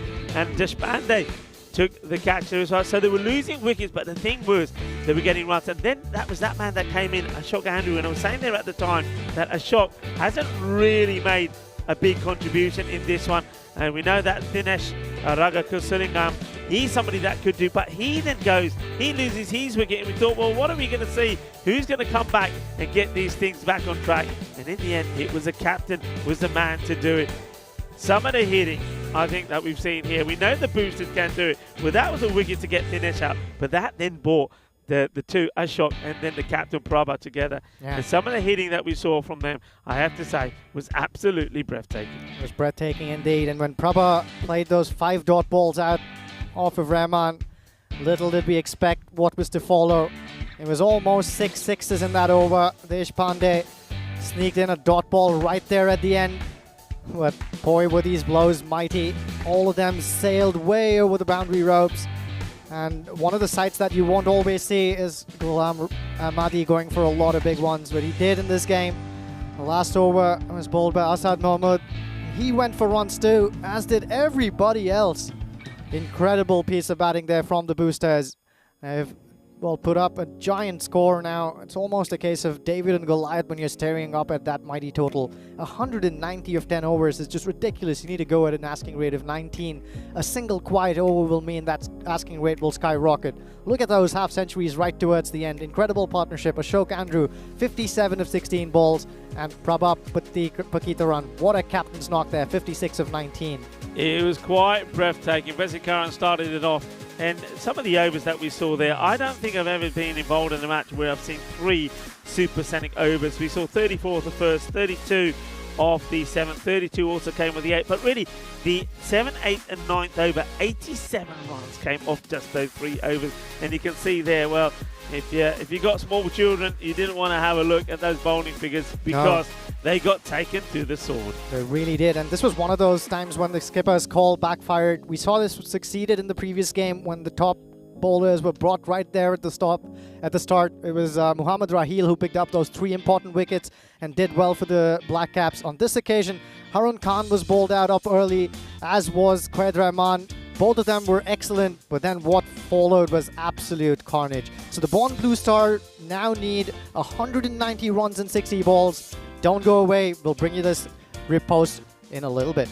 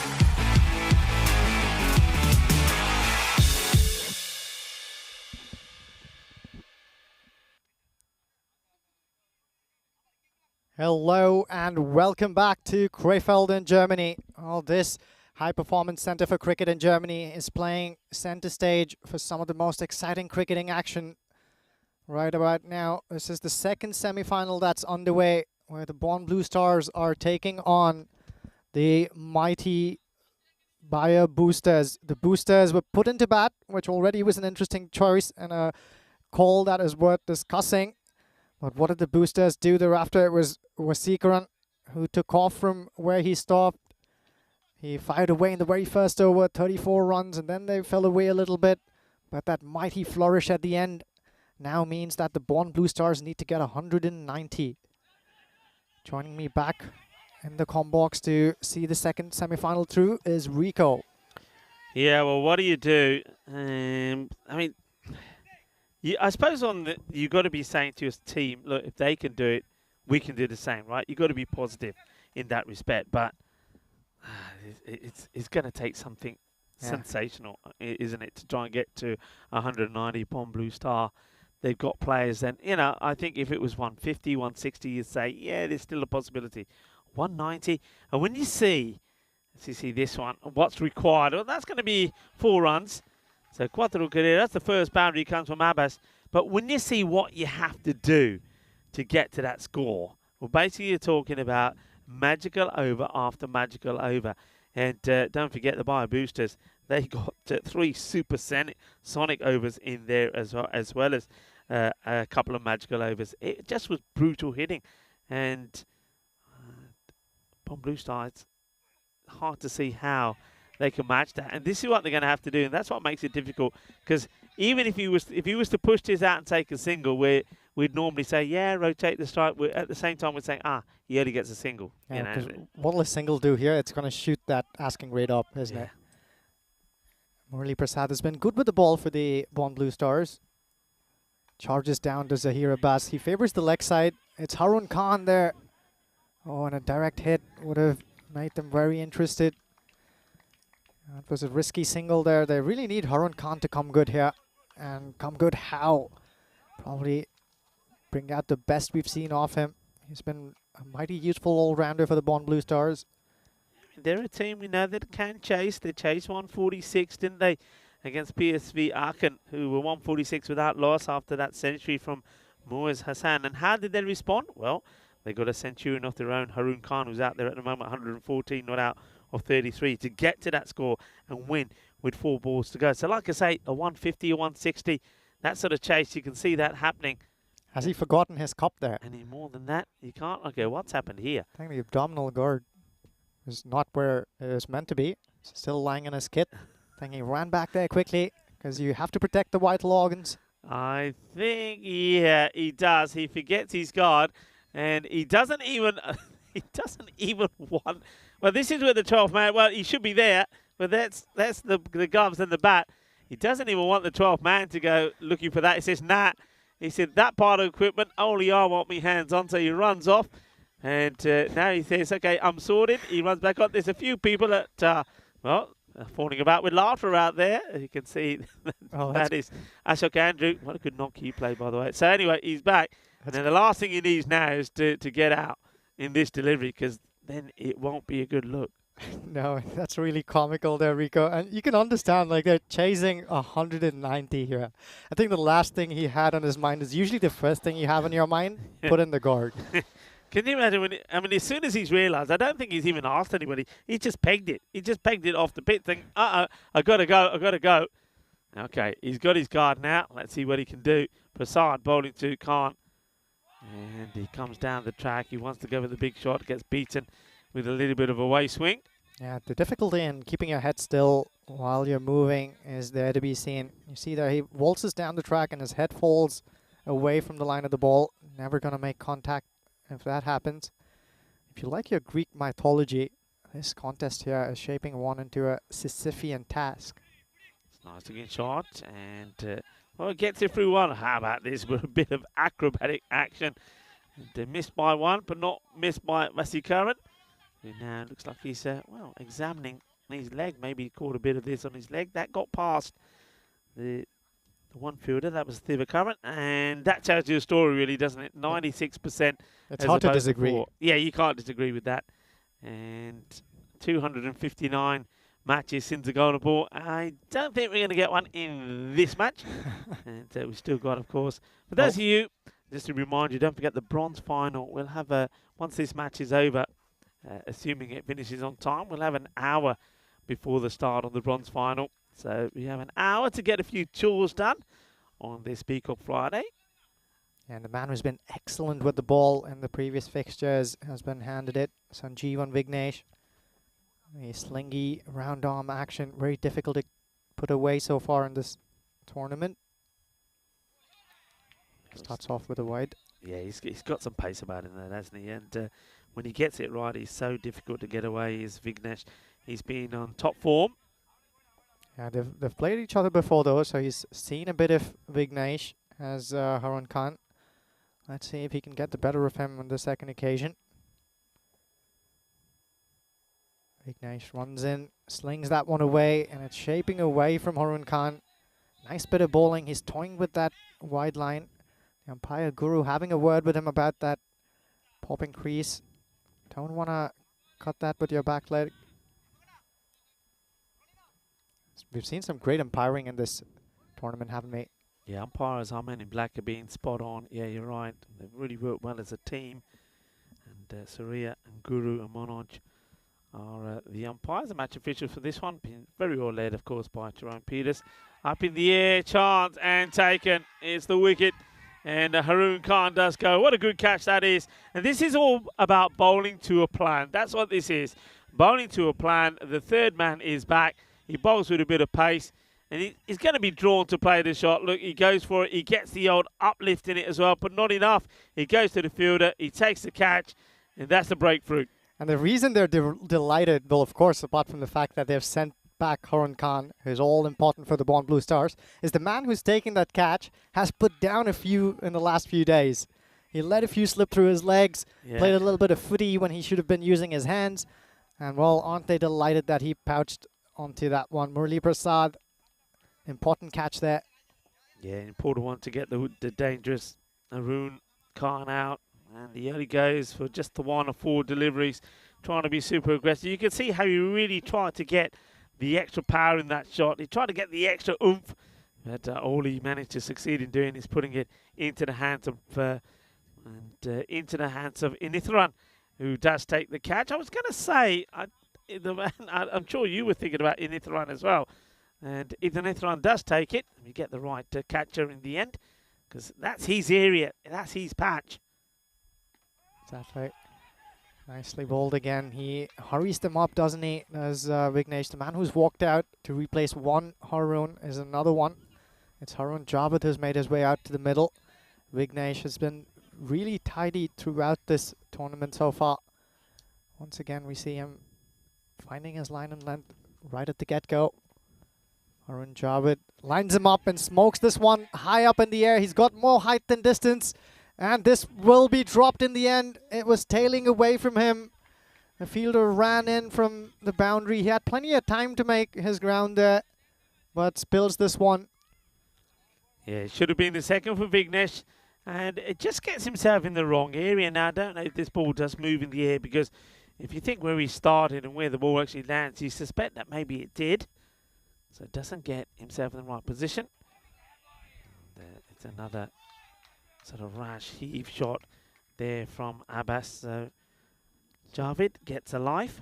In tall orders like this, Rico, when teams are chasing really big targets, what can tend to happen is the batters try to go extra hard as opposed to just doing the same things they've been doing throughout.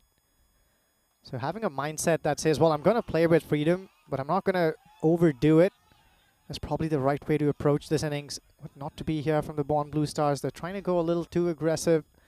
And the bowling's been good as well from the Bayer Boosters. They look a champion side with multiple players contributing consistently. That's exactly why they're right there on top. This is what we're looking at, the second semi-final. The Düsseldorf Black Caps are waiting for one of these two teams to join them in the final. That'll be the last game we'll see today. And we see another bowling change here for the Bond Blue Stars. They're calling the shots over here in this game. I beg your pardon, they've returned to Murali Prasad here. Again, an interesting call. He's only gone for 6 in his first over. And well, make that 6 more, because that one's a mighty blow off the blade of Javed. Oh, he doubles up, doesn't he? And a good hit from Javed. The thing is here, ain't it? What's going through your mind if you're the batters out there? So only 2 overs completed before that ball is bowled. You're needing over 20 and over. And Javed is probably thinking, okay, what do you do? Do I just go really suicidal and just try and smash everything for 6 and give, you know, a chance to throw my wicket away? Do I try and bat sensibly and just try and bat and try and get a good score to my name? It's got to be a horrible feeling out there. And I suppose the teammates are still wanting you to go for it. They're still saying, look, go for it now, swing hard, go for it. So it's a bit of a catch-22 situation, isn't it? Well, it smoked Ouch. straight back at him. That would have hurt. That does hurt. The way he's holding his hand here, that's hurt. That's done some damage, I'm pretty sure. This has been hit right out the middle. Let's see how much of he gets. Oh, that's on the finger as well. Yeah, that's hurt. He's in trouble. He's in trouble. That could be, for me, a discolation. Simon, where are you, Simon? Well, Simon was asking me a question and said, does he mind if he comes over for a chat? I don't mind at all in the break. But Simon, we might need you sooner. We might need you over to have more than just a chat, because that has hurt. Well, the good thing is there, now that we can actually see the hand, that there doesn't seem to be, for a moment I thought there was perhaps a dislocation. And he's saying, come and get it. Now hold the spray the other way. Hold it upright. Hold it upright. You ain't going to come out that way. Oh dear. Well, he's got to just, hold the spray the other way. Well, he's going to continue. I can't believe he's going to continue. Well, he's been rammed, hasn't he? He's got ram on the back of his shirt as Prasad. Well, he's the one who's been rammed. And I don't even know if he's going to be able to hold on to this ball. So this is a brave move. Yeah, Simon, you're more than welcome to come over and have a chat in the break. So here, Bass here. He's faced 6 balls. He hasn't gotten off the blocks. Only 5 to his name as Murali Prasad charges back in. Bowls a slow ball. And I think we have a good reason to wonder why. He just got smacked there. It's probably hard to put some pace using that same hand. Goes for the slow ball option. Bit of a leg cutter in the way he lets that one go. Yeah, of course they don't. The last thing you want is an injury anyway, do you? Because, I mean, you can see he's still struggling with that hand. He's shaking it around frantically, trying to probably get the blood flowing in it. But, yeah, you want to have every one of these players available for what would be, you'd imagine, them playing in the final. Certainly looking that way. Balls are wide here. Prasad, he's done a good job for the Bond Blue Stars. As I said, he wasn't consistent with his good lines and lengths, but he's been reliable nonetheless. One of the better options they've had in the field. And we've noticed what Prabha is also doing. He's holding himself back for the last few overs. We saw him come back at the fag end in the last game that the Boosters played. This one struck straight down the ground. Another opportunity. It will be the skipper who'll get underneath it. He's not going to drop those. So from bad, it's just getting worse for the Bond Blue Stars. The Boosters have all the right questions. No answers found yet. Yeah, well, Abbas goes for the big shot. He ends up skying it.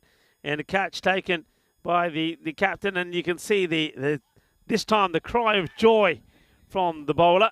Prasad. Earlier, it was a cry of pain, but this time it's joy, and well, he makes it known, not just on the one occasion, but on both occasions. And yeah, he sort of, yes, he says, as he screens, and okay, he's taken a wicket. So probably feels better after that wicket there, Rico. If you put your body on the line, might as well reap some rewards in return. A new guy that comes out now, Deshpande, who, well, you haven't seen too much of him. And what we saw from him when he was bowling was, well, we saw the ball disappearing a long, long, long way to the boundary. He certainly was one that the bowlers really went after. Let's see if he can give some of it back. Going to start with a boundary. Chases a wide one. The third man was brought back into the circle. Anithran, and he finds it sailing over his head. Yeah, got just about enough bat on that one. Outside edge, carries over the fielder inside the short third man region. So 4 more for the Bond Blue Stars, but they're literally just limping towards the 25-run mark here inside the third over. Just 20 for the loss of 2 big wickets. Oh, nearly a third there. Murli Prasad angling that one away from the off stump. Almost got a nick as that one went through. So a very quiet start and exactly the opposite of what the Bond Blue Stars would have been hoping for. Yeah, it was. I mean, that's the power play. It's only 20 from it. They needed to be 50 plus, really, to be staying in the game. And you'll see the difference here, 50 as opposed to 20. So the 30 runs adrift. But just look at some of those overs. Quite sensational. 3 supersonic, 2 magical ones. And in there also, you had 2 overs, which only went for 2 runs. That just goes to show. So just think about that for a moment. So take 4 runs away from that. So you're looking at the score of what, 185, right? 185 came off 8 overs. 185 of 8 overs. That's just, it's unheard of. Thivakoran now has been introduced into the attack. Another opportunity here. Wasikaran circles underneath it. I think he could have gone closer to it, but he chooses to stick around and dive forward. Makes it a little more difficult than it needed to be, perhaps, but he's really safe underneath these high balls. Another wicket against the run of play. They have to keep going here, the Bond Blue Stars. No other way to get there. But in doing so, they're just falling apart here. They're beginning to fall like a pack of potatoes. This is looking dim for the Bond Blue Stars, but they can hold their heads up high. This is an uphill task for any team. They put up a mighty good show throughout their run here, but it's looking all kinds of dim here for them. Yeah, Thivakoran comes into the attack, takes the wicket. What a good catch that is from Vasikaran. He has to come a long way around, but you're right. I think he chooses there, rather than to get under it and take it high up, he wants to take it lower down. But I think he thinks, okay, I've made it just a little bit more difficult for myself, so he has to get the dive forward, takes it low down, and a really good catch taken. And you can see the celebrations there from his teammates around him as well, particularly that of Ashok Andrew, who is the man who comes and does the fielding this time. But they've been a good unit. This is one thing about the boosters. I mean, we know they've been scoring stack loads of runs. I mean, the runs that they've scored, I mean, quite easily more than any other team in this series. They've just been absolutely fantastic. But their fielding has been so good as well.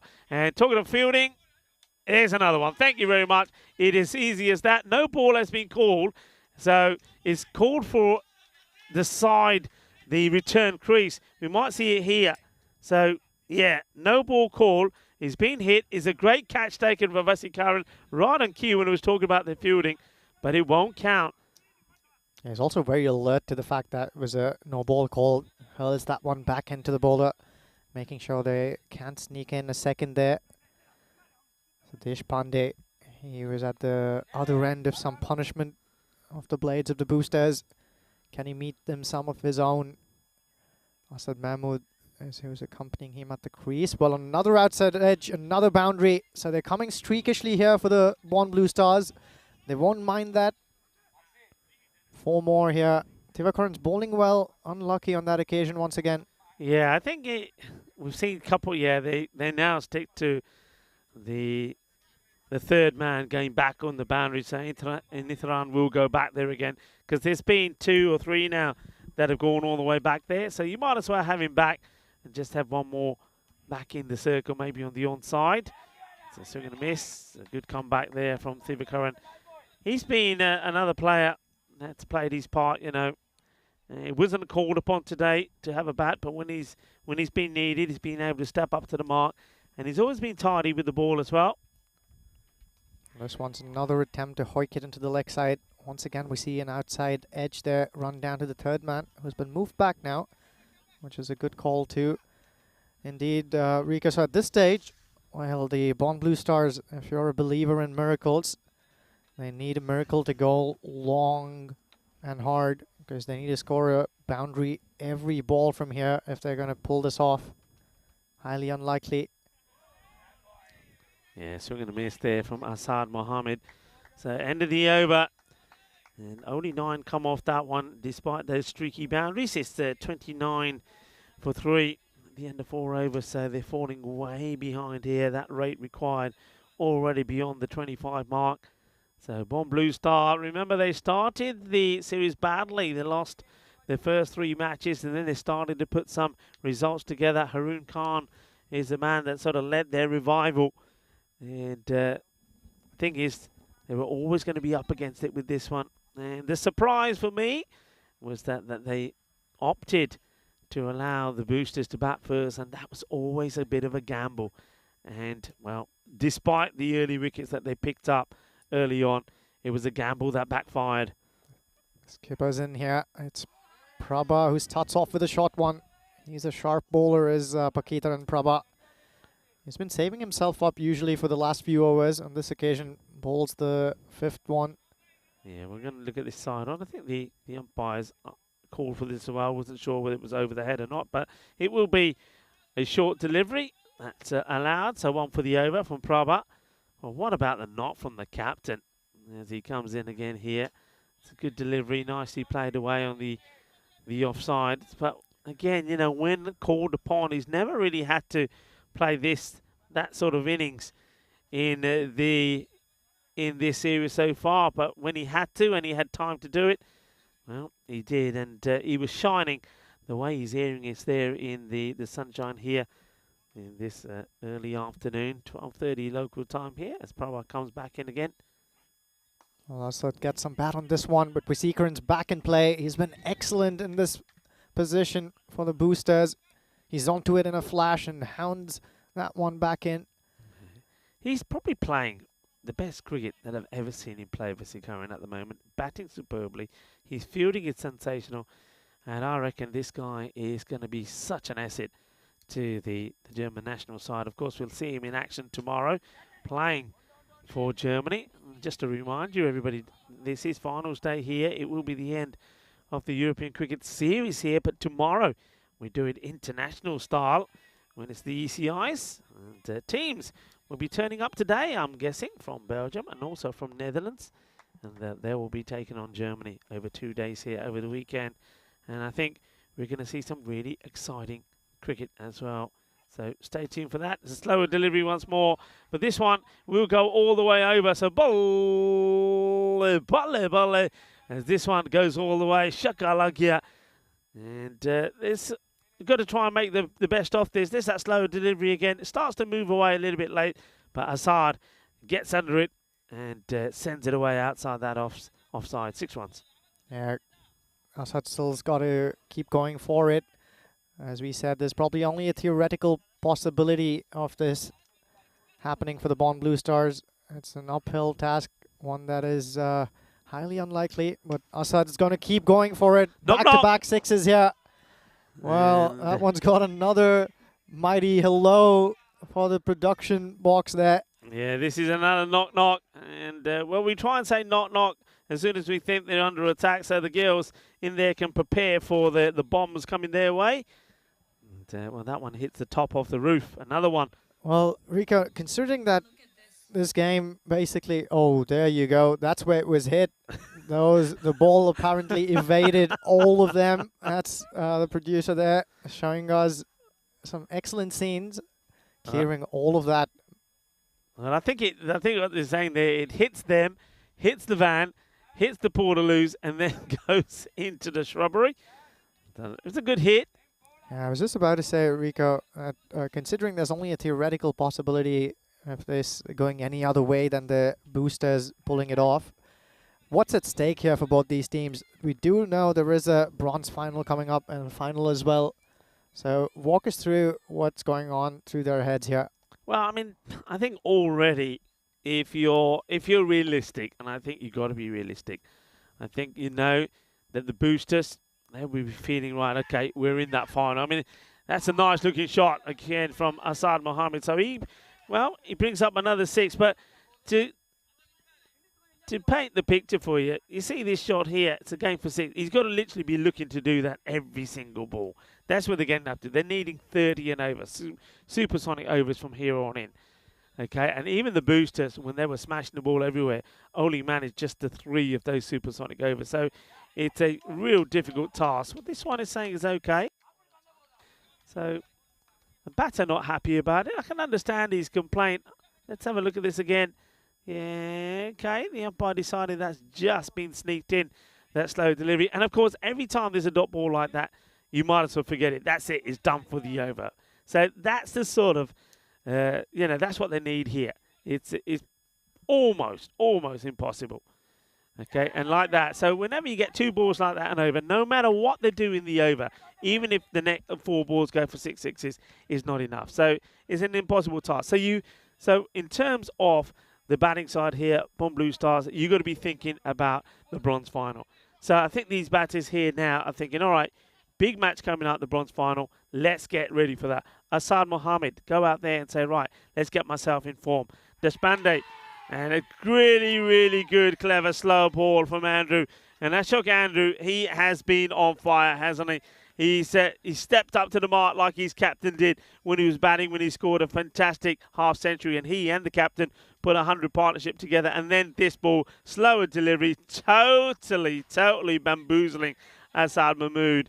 And gets the wicket. Mahmood, after playing out 2 dot balls, he wanted this one. I think the bowler knows he wants it. Throws in the slow delivery, gets out Mahmood. So Asad will have to depart with the score on 51. Yeah. Goes for 22 for 10. So they got to be thinking here now about the bronze final. Deshpande, who hasn't played too much cricket, should be thinking about getting a score here. We have hardly seen Hanijit Brar. I think for me, it's the first time I'm seeing him have a bat. I wasn't here for the last weekend where they played a fair bit of cricket.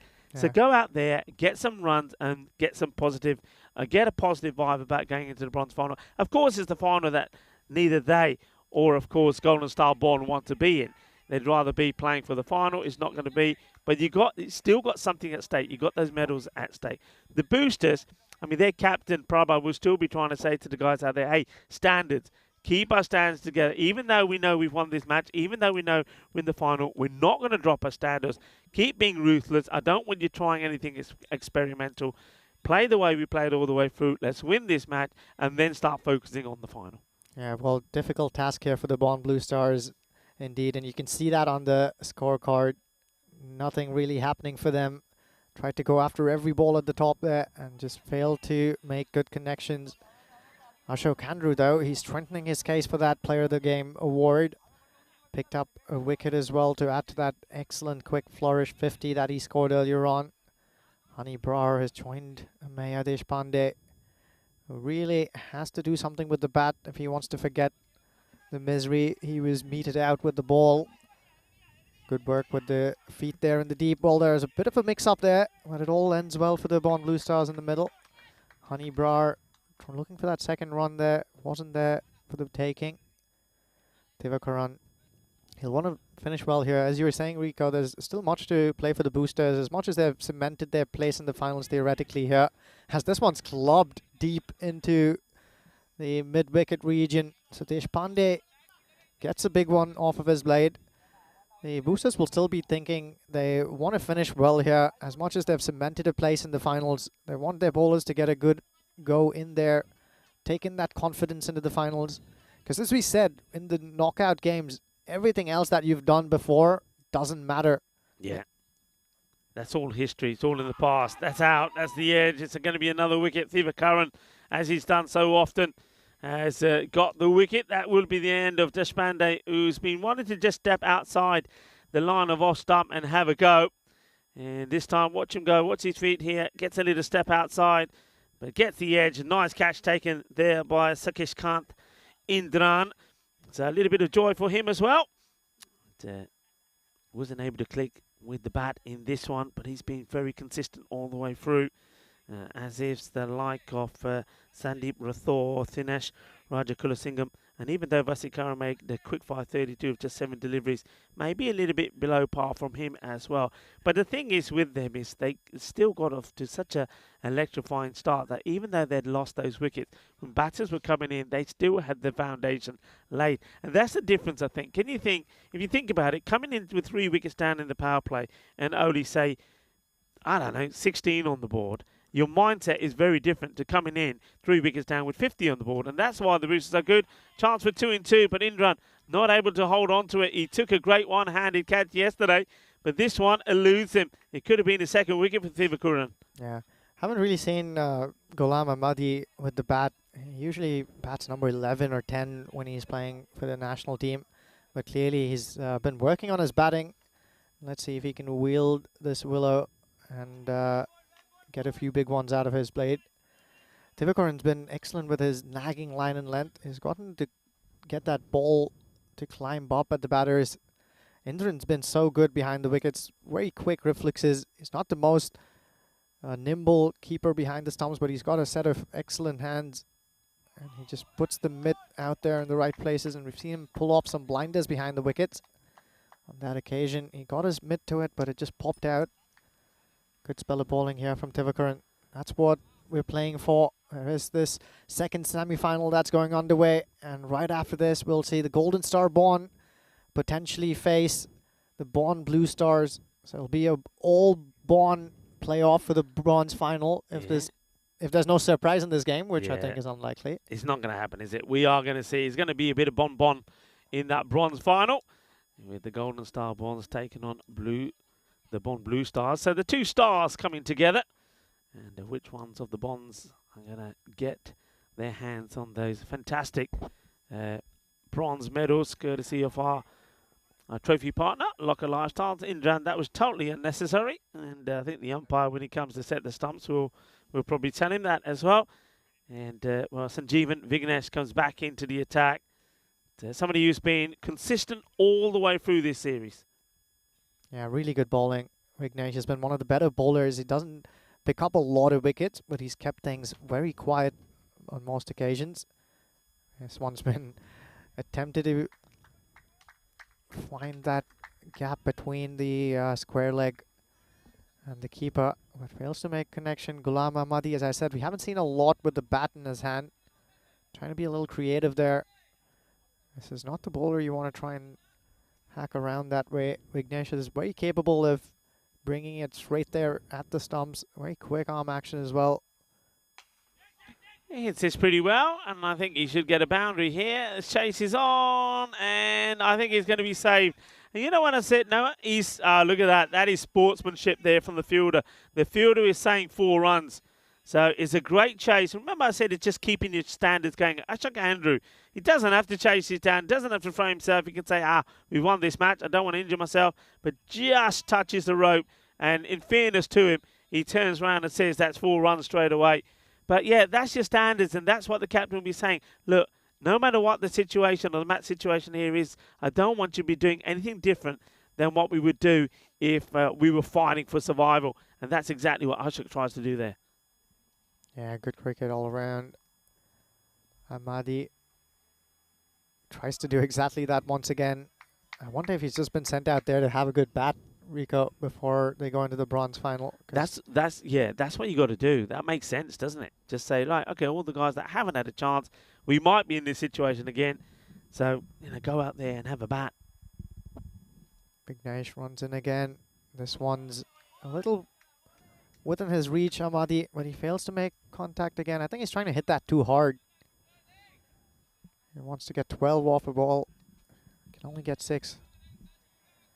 Yeah, it's a couple of big days today. One that's worth mentioning. It is Stand Up to Cancer Day today, International Day. It's all about the awareness of cancer. As that's a lovely shot, played through the offside, 4 runs. And, well, they could do with as many players as possible finding their form in this one. That's what Bond Blue Star will be hoping for.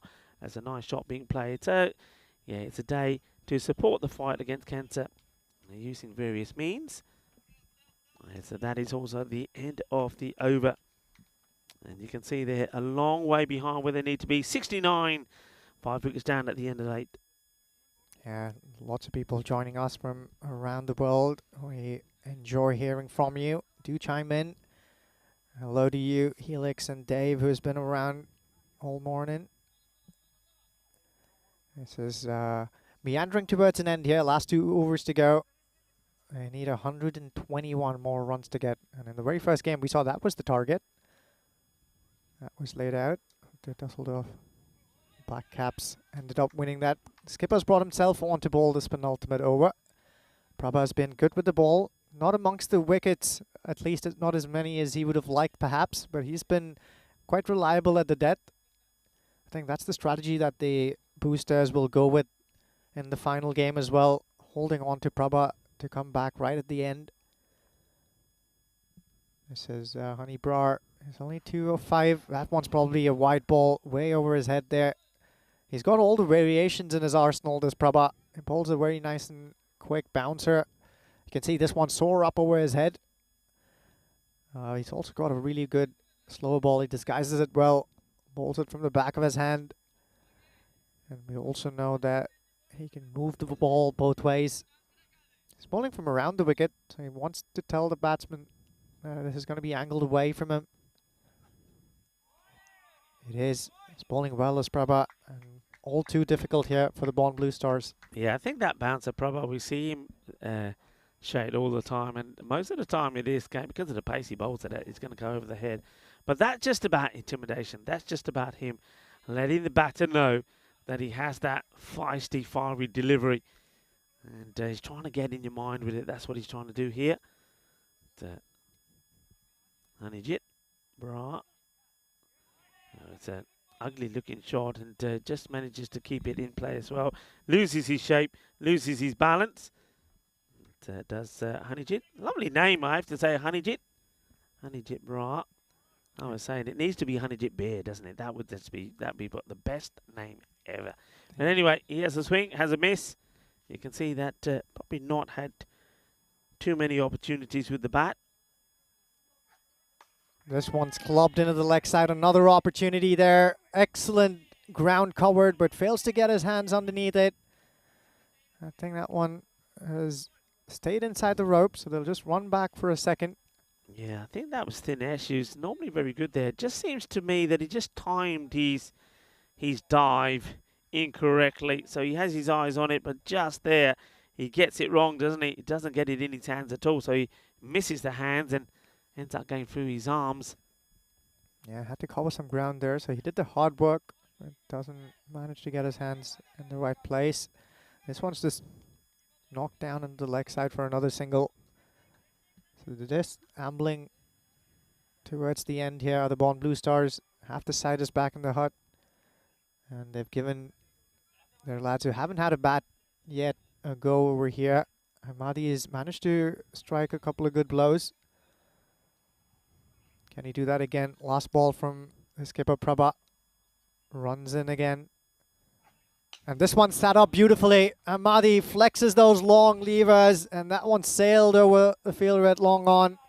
So finally he gets one right in the middle and right where he wants it. And skipper Prabha ends with a 6 against his name. He wouldn't mind that though. They've almost pulled this off with a great depth of satisfaction. Yeah, it's a thumping blow from Ahmadi. That'll make him feel good. But the score at the end of the 9th over, 79 for 5.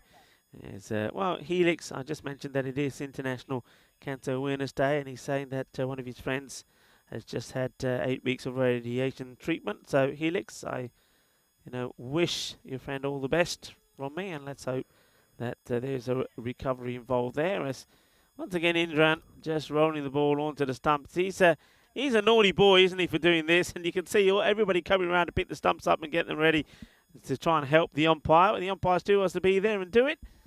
And probably saying to Indran, what are you doing? It's a hot day. It's too hot for me to be running backwards and forwards, resetting the stumps all the time. One of the things that's still yet to be decided is who the player of the game will be. And Ashok Andrew has a really good opportunity here to steal that one. Another wicket here for him, or a wicket or two, will certainly sway that in his favor. What an excellent show with the bat in hand. He's already gotten a wicket. He's also sharp in the field, as you spotted earlier, Rico, yeah, throwing himself around everywhere.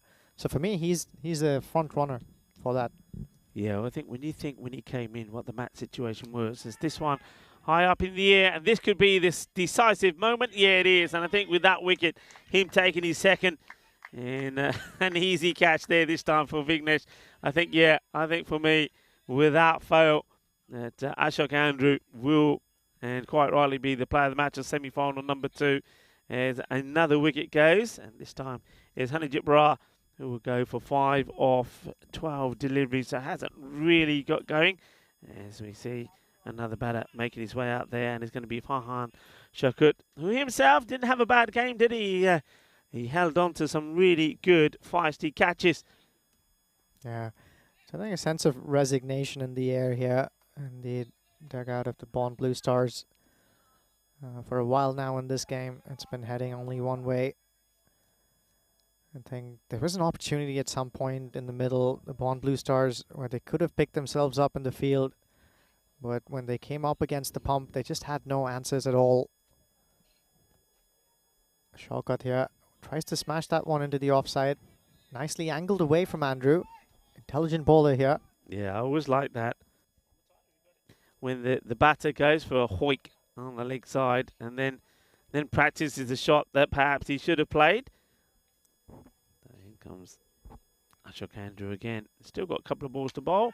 And this one is going to be a soft dismissal, so it's going to be a three for Andrew. An easy catch taken there by the captain. And Bucky Tharan Prabhat says, yeah, I'll hold on to this, no problem. Doesn't really get any shot into it, just tries to sort of flick this away. But I think he was trying to get on top of the ball, skies it up. Prabhat says, thank you very much. Another wicket there for Ashok Andrew, who is having a fantastic afternoon. He really is. Can he make this a four-for? He's got another ball up his sleeve. And the man who walks in is the one who was excellent with the ball in hand, Khoeb Rahman. He was really good with the ball. Managed to vary his pace and lengths really well throughout the 2 overs that he bowled. Surprised the batters with the old bouncer. Really well directed ones too. He did bowl well, 2 for 16, including 1 over that went for 2. He'd be wondering where all the other runs came from. Well, he hits this pretty well as well. He's going to finish with a boundary.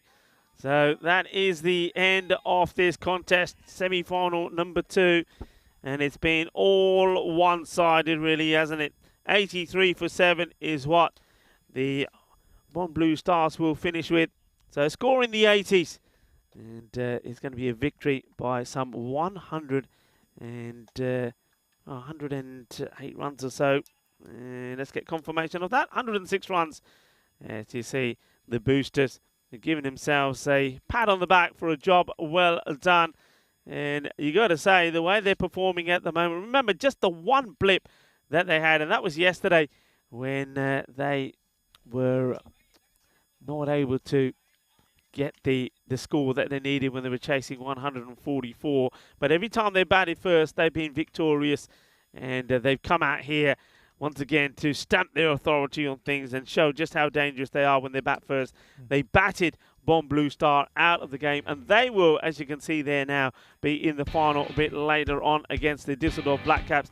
The bronze final coming up in around about an hour 20 time will be Golden Star Bond against Bond Blue Star. Let's have a look at the highlights, and you can see from here that unfortunately Bond Blue Star never really got going. That was a really good catch taken there on the boundary by Inithran. He's been really good out there. So they got the key wicket of Haroon pretty early.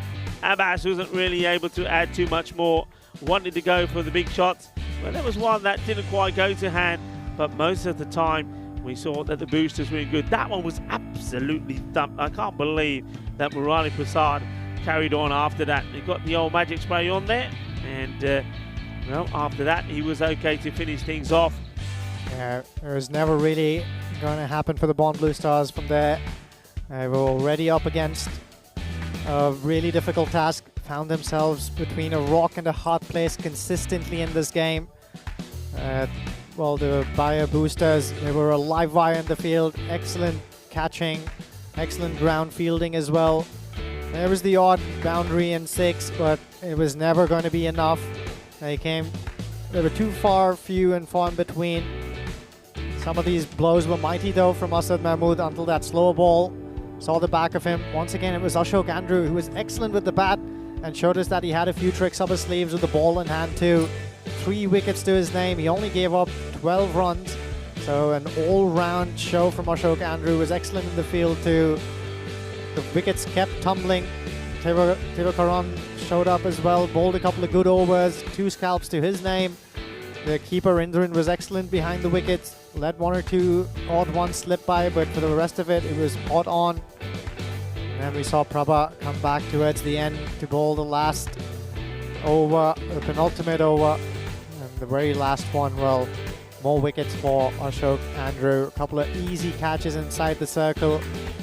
Vignesh there on that occasion. And over here, it was the skipper Prabha. He was happy to hang on. So that's the story from out in the middle. We've seen a couple of excellent semi-final games going down. The second one, not all the way down to the wire. All thanks to the boosters really batting Born Blue Star straight out of it. They also showed up well with the ball, but I think a large part of that can be attributed to their batting show. Born Blue Star just really had to go after the ball from the get-go. They failed to get any sense of momentum going into their innings, and that meant they were gonna fall truly short of this giant total. So all the bowlers being effective here. The only person without something to show for in the wickets column was Pakita and Prabha, the skipper, but everyone else picked up a few wickets. Pick of the bowlers, Ashok Andrew. Yeah, Ashok Andrew, not just pick of the bowlers. I think he's going to be the pick of the players in this one, because there could have been a number of guys that you went for, but in the end, I think with those 3 wickets, and also remember the 57 not out of just 16 deliveries in that 109 partnership with his captain Pakita and Prabha. I think he is, well, certainly my player of the match, and I don't think we're going to be surprised to see who is picked out there as well. So just a reminder there that Golden Star Bond and also Bond Blue Star, the two teams that fell short in their semi-finals, will go head-to-head in just under an hour 20 time in that bronze final. So it gives you an opportunity to maybe, it's that sort of time, I think, maybe time to get a spot of lunch and then get yourself ready on this Peacock Friday for the first final of the day on finals day. It will be the bronze final. Golden Star Bond taking on Bond Blue Star. Ujwal, what are your thoughts going into this one? Well, I think both these teams have plenty to play for. They're probably both equally disappointed about not being able to book a berth in the final. So there's plenty for them to play. Well, the Bond Blue Stars, you must say, is the team that's probably been battered more. Golden Star Bond, they ran close in that semi-final game that we saw earlier on in the day. Bond Blue Stars, well, they've got a point to prove here, so they're probably going to come out as the hungrier side there. It's definitely going to be a close game. Still plenty to go, plenty to play for, so don't go away. There are 2 excellent games coming our way. Do make sure you stay hydrated and get in a good bite before you come back for the Golden Star Bond taking on Bond Blue Stars.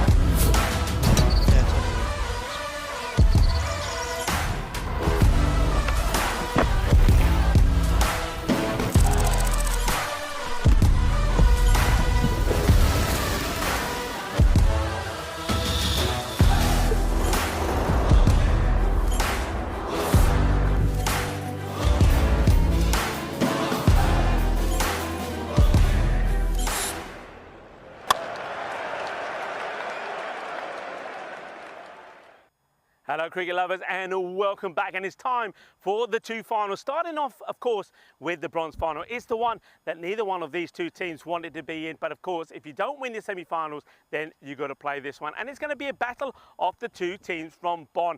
It's going to be Golden Star Bonn taking on the Blue Bonn Stars. Blue Bonn Stars got absolutely annihilated in that last match by the Boosters, so they're looking to bounce back, and I think it's an opportunity for us to see the two Haroons in action again. I think Haroon Khan has been absolutely sensational. I think his performances have reflected how the Bonn Blue Stars have played. When he's played well, they played well. He's going to be a big important feature in this match. I think Haroon Javed as well has to play well, and they've got to get the other players to really rally around and trying to get a good performance in here as well. They of course are up against the Golden Boys, Golden Star Bonn. Of course last time they played in the final itself, but this time around beaten by the Black Caps, mean that they're playing in this bronze final. It's an opportunity for us to see the likes of Naeem Khan out here again. He's a very talented player. He's been supported well by the likes of Churchill, also by the likes of Gurwinder Singh as well. And look out for the bowling attack from Atta and also that of Guru Gubeli. I think we're going to see a good match here. I know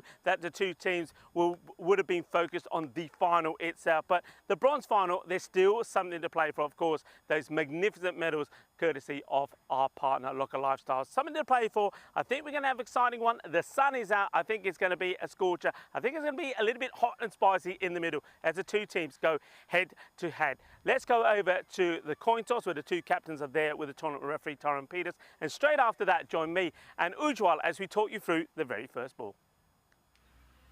Golden Stars to call. Head. Head is the call. Easy, and it's a tail. You will bet first. They're going to bet. Hello and welcome back to the scenes here in Krefeld, Germany. Thank you, Rico. Indeed, we've seen a couple of excellent semi-finals go down earlier today. And this, of course, is the bronze final. It's the two teams that didn't make it through to the finals that will go head-to-head here. Golden Star Bonn, they boast the likes of Naeem Khan, Syed Naqvi, who came good in the last game. Harsha Parupalli has been phenomenal with the ball for them in the last few games. But it's the Bonn Blue Stars. They've won the toss and they chose to bat here, and that's understandable. They just got pummeled when they were trying to chase down a massive target. And it's going to be Harsha Parupalli again with the ball in hand for the Golden Stars. Welcome back, Rico. This is all to play for these two teams. Yeah, it's good to be back. Golden Star Bonn 108 to 102 favourites there, and favourites on the percentage on the win chart as well. Let's have a look at some of the key batters very quickly there. We'll leave that up for you to absorb. But Haroon Khan and Haroon Javed, as I mentioned in my intro, have been key. Abbas gone a little bit off the ball, but he has to come back well, doesn't he? Over to the other side, Naeem Khan. He's been absolutely sensational. Let's see if he can keep the sort of form he's been in going. It's the first ball and it's down the leg side. And that will be a wide to start off with. It is Haroon Javed who's on strike here. We'll see this one go past him for a wide. And a bit of a change also in the batting order there. So Javed out there with the non-striker. It's going to be, this one gets played away, it's going to be Karanjit Brar who's at the non-striker sense, and that is a real surprise. Yeah, he starts again with that line and length that we've gotten to know him for, Harsha Parupalli. Nice encouragement there from the skipper. He's happy with what he sees. Zakir Khan.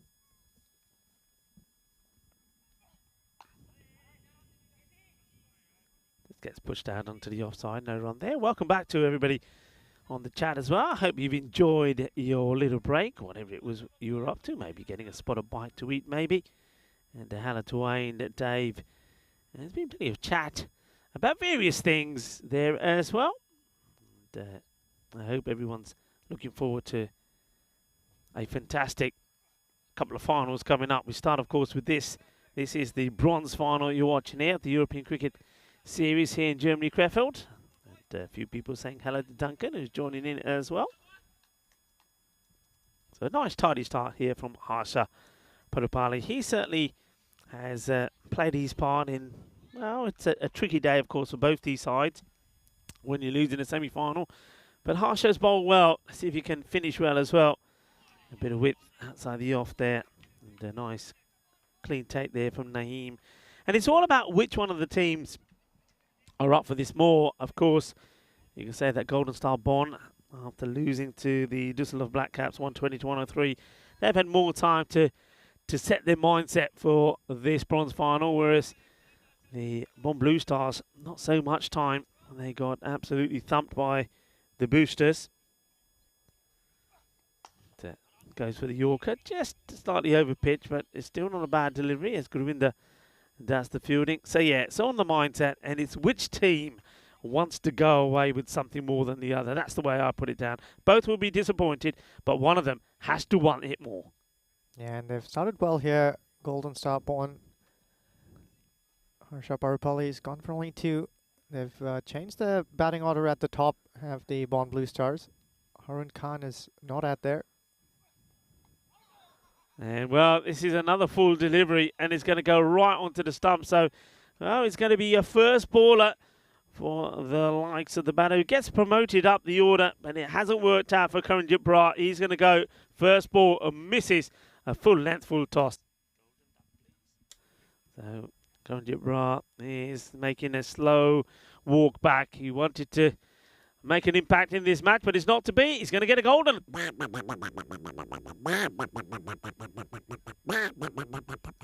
So not a good one at all from Karanjit. The man that has not played most of the matches. He sat out a few as well, hasn't he? He thought he could make an impact in this one, but gets done by a, well, you've got to say it's a full toss on the leg stick. And just to remind everybody that Cartomania will be happening soon. 17 days to go to the Euros of Cricket happening in Spain. Yeah, so much cricketing action coming your way. ECN is bringing you relentless and exciting cricket straight to your homes. Don't miss out. So excellent start with the ball from Harsha once again. It's only gone for 2 runs, picked up that wicket, and this time it's going to be Leela Gurgubelli. Gets played out. It's Javid will get the single, and now Rahman is the batter. Get the feeling here that the Bonn Blue Stars are just changing things around a little bit, and maybe accepting that the bronze final's not where they wanted to be, and deciding that there's an opportunity for a few others to have a go. This one gets worked away on the leg side, and if it gets past the field, it will be a boundary, and it will be. So 4 runs, 4 carreras. Nicely played. And, well, you see a bit of Diana Horrors there in her Peacock Friday gear. That certainly takes top marks for her Peacock Friday outfit. The 4 runs to Rahman. Yeah, Leela Gurgubelli has been ever so reliable for the Golden Star Bonn. He's also the series' highest wicket taker so far. He's got 17 scalps to his name.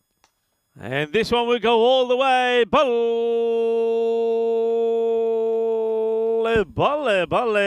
Ginna Sona. Shaka. Well, this is a lovely shot. Thunderous strike, really. For somebody we haven't seen too much of with the bat, he just, well, a little step into this, and he clubs it big. Big shot, 4 and 6. Yeah, it tells you why they've pushed him up the order. Rahman, do you remember he only got 1 ball to play in the last innings that he had? Smoked it for a boundary. High up in the air, catching opportunity, and taken on the 3rd attempt. So the wicketkeeper held off there, Naeem. I half expected him to go for it himself, but the fielders obviously called him off it. And, well, he saves his blushes, doesn't he? Because not just once, twice. And takes it on the 3rd attempt. So catch taken. So after a couple of boundaries, Rahman will go.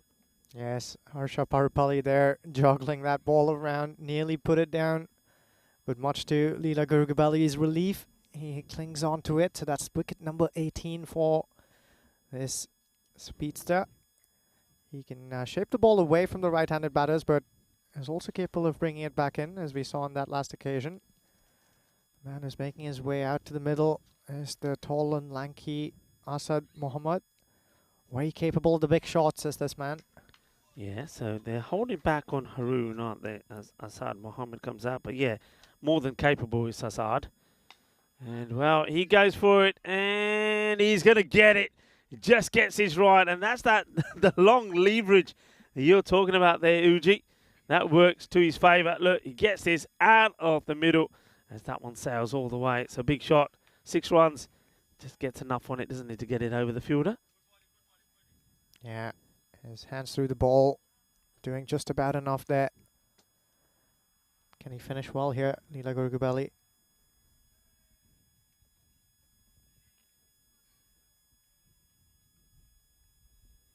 Azad just waiting as Gurgubelli sets himself up, and then Azad says, okay, I'll take a little bit of time to compose myself. So 1 for 17. And it's a wild swing, a swing and a miss. That's the end of the over. So with 2 overs completed, it's a 19 for 2. Gurgubelli goes for 17 in that one, but he does pick up a wicket. And as you said, that's 18 scalps to him. This is how the day has fallen. Semi-finals first up. You can see that the 2 semi-final losers are in this bronze final. Golden Star Born against Born Blue Star. And of course, the final is the one that everybody's waiting for later. Dusseldorf Black Caps take it on the Bayer Boosters. Remember, this is going to be a rematch of a very important match that was played yesterday when the Dusseldorf Black Caps put 144 on the board. As we see, what is going on here now? Well, the batter is already walking, so I'm not so sure why they're having a throw at the stumps here, because that is out, because he's bowled the wicketkeeper. For some reason now, I reckon he's got the shades on here and he doesn't realise that the bails have come off, because he's then having a throw at the other end. But that is going to be out. So that is the end of another batter. So, oh, it's not a good start, is it? Because it's now Javid that has to make his way back. It's 19 for 3. Javid gets cleaned up on just 2. And to clean, it's Harsha. I was saying about Harsha, how he has impressed here today. Well, he's impressed once more. Not only did he bowl Karanjit Bharat, he has now bowled to Javid. I'm just going to check something here very quickly, and I'm going to have to be quick, because I think that we could be on here for, let's check very quickly. Yeah, this is a hat-trick ball, because there was a wicket of the last and a wicket of his first. So this is a hat-trick ball for Harsha. Yeah, excellently spotted there, Rico. He's running into Harun Khan here. Well, he beats Haroon.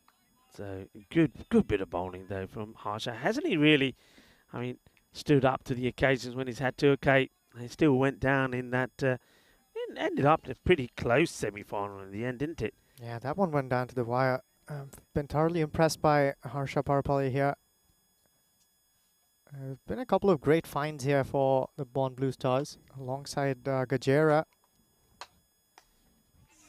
Places out on the off, they'll take the single. Now these two, this becomes a pretty important partnership now, as you got 2 good batters, Asad Mohammed and Haroon Khan out there. The question is though, it's all about the mindset. What mindset have they got going into this innings? How much do they want it, as I keep saying? 20 for 3. Harsha's bowling very well. Oh, inside edge. This will go all the way to the boundary. So 4 runs. Being chased there by a man who's probably getting ready to bowl himself, of course. There's Atta Shazad. Hasn't he bowled well today? He's bowled with a bit of pace and a bit of fire. Yeah. He cleared his foot there, Asad Mahmood, trying to make room to swing through the line again. Only managed to get a fine inside edge there. These French cuts have grown to become popular in the T10 format, with batters trying to get after every ball coming their way. Good spell so far here. It's a lovely shot, and that's going to be 6 runs, 6 over extra cover. He's a tall man, so if you do bowl a little bit short at him, he's able to stand up tall, get right underneath this. Just watch this, gives himself a little bit of room, and he absolutely clubs it. 6 runs, good hit. Harsha. Yeah, if that was any flatter, you'd think that was a road. Well done there by Asad Mohammed. Smashes the leather off that ball.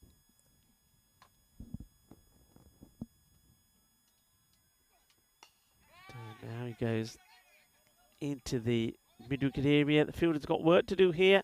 And, well, we'll never know. But going by the reactions of the fielder and Gurwinder, it's a nice little knockback from the fielder. Gurwinder gets the throw in. It's the end of the over. 15 off the spell of Harsha Parupelli, but he's taken 2 wickets as well. And the score at the end of the power play will be 32 for 3. Yeah, relatively quiet affair. We've gotten spoiled here after seeing boosters go bang, bang, bang. Remember, scored 34 of the very first over they played. In stark contrast, you see here the Bond Blue Stars have mustered 32 in the first 3 that they've faced. Yeah, started talking about the final, how it's a rematch of what we saw yesterday in that very important match number 54, when the Düsseldorf Black Caps, having lost to the Golden Star Bond the match before in a close match, had to win. They put 144 on the board thanks to Udit Mehta's 61 of 27. Jamshad Khan also, of course, contributing with 24. And the Bio Boosters got their, well, felt their first defeat. They got to 140, so fell 4 runs short, and that was thanks to a great bowling by Ahmedzai. So it's a rematch of that match, and if it's anything like what we saw yesterday, we're in for a treat. And that's the final coming up later, as Atta Shahzad starts with a dot ball. Yeah, he's been good when he's bowling up against the right-handed batters, angling it away from them. Goes for the short one on this occasion. Yeah, let's have a look at this. So he likes the short stuff. And this one, it's not called a wide, but it's certainly one for the over. Yeah, that's a good call from the umpire at square. They won't be able to bowl any more of those. You can see what Harun Khan was trying to do there. He wanted to get underneath that one and usher that over the deep third man fielder. Good start here from Atta Shahzad. Powerful shot. It's going to take some stopping, and, well, I think the fielder has not been able to do it. Gets across, but gets a hand on this, but I get the feeling that he's either stepped over the rope as he's made contact. And let's have a look at this. No, it's okay there. So the ball is not able to get it back into play. It bounces just before the boundary rope. It's a good effort, but not able to get enough on that one. Yeah, they have a few quick fielders. The Golden Star Bond, that was Harsha Parupelli there. This one's again angled against the line that Harun Khan likes it. When it's shaping away from him, he's struggling to get bat to ball is Harun Khan. The other quick fielders to keep an eye out for, right in front of us, we have Paritosh Bairagi. He caught a couple of blinders earlier on. And to the right of us, is Gurwinder Singh. There's some good ground fielders here. Well, this one's going straight down the throat of Gurwinder Singh. He'll not make a mistake here. So things are going nice and well for the Golden Star Bond so far. Atta Shahzad's good start here gets better with this big wicket of Harun Khan. Yeah, this is a huge wicket, isn't it? Harun just doesn't get the right contact on it. You can see as he's walking off, he's having a look at his bat and thinking, it didn't feel right. So he's going to go. Only 5 runs to him. So now, as Amadi comes out, they're in a spot of bother here because that was a partnership that needed to be a fruitful one. Yeah, they really needed that. Then they 4 quick wickets here. And we haven't even seen the end of 4 overs. The man who's walking out is Ghulam Ahmadi. As we said, he clearly has the long levers and can hit the ball a long way, but he's not known to bat that high up the order. They're running through that batting lineup they have rather quickly here, Rico. Yeah, I think sometimes, I mean, that little change at the top of the order, it just, you know, when you've had a defeat like that anyway, it unsettles you, and I'm sure that's a really good delivery. It's well dug out. And take the single. Good bit of cricket there. Nice delivery first up from Atta to the new batter. And Amadi gets the block in it and take the single. So Assad goes and strike. Yeah, when you've had a loss like that, I don't think it's the right thing to do to just change the batting order around like that. You stick to your top order. I think Harun probably would have been a little bit disappointed and disgruntled not to be opening again.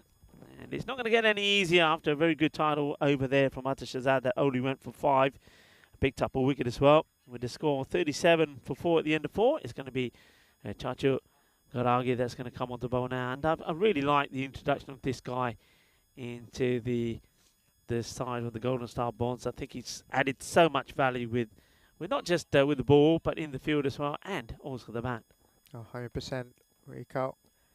Churchill Gajera is probably the brightest new prospect I've seen on display here. Excellent all-round cricketer, and clearly has a cricketing brain as well to go with it and help get the best out of him. It's going to be Ahmadi facing him first up. It's a nice looking shot, but got good lines in the fielders on the boundary. Something that the bowler and also the wicketkeeper Naeem Khan make sure you've got. So that one goes through the inner ring, but there's a sweeper out there to tidy it up. And we'll make the most of this, people. The last time that we're going to see the fantastic kits of Golden Star Bond. It's another shot out into the off, this time straight to the fielder. Makes a stop, no run there. And I always think that late on in this afternoon when the sun has moved round and it's shining right on these guys, that kit looks outstanding. You see from this angle, looks a little bit, doesn't look so bright, but when you get to here with the sun, it's, yeah, looks quite sensational, especially when you turn around and see the big Golden Star. Well, that's who they are, the Golden Stars, and at the moment, they're looking pretty good.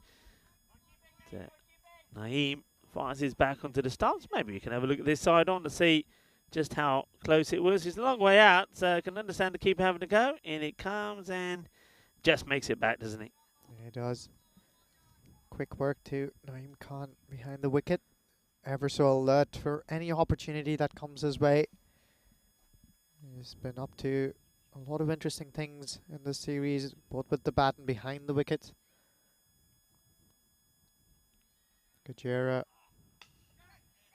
Played out onto the mid-wicket area. One bounce and goes to the fielder. Does well. Asad Mohammed has produced a bit of a mixed bag here. When it's in a slot, he seems to be able to clobber them away. But otherwise, against good bowling, he's also struggled to put the good balls away. That's what you want to see from one of your main batters, being capable of putting the good balls away as well.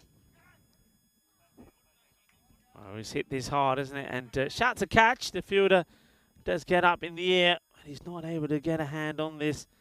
So gives himself a bit of room and really does throw the bat at it. And once that gets over him, it's going to be 4 runs. So a bit unlucky there is Gajera. He probably will feel that that's a bit of luck there on the batter. The batter will say, I'll play for that, Ahmadi.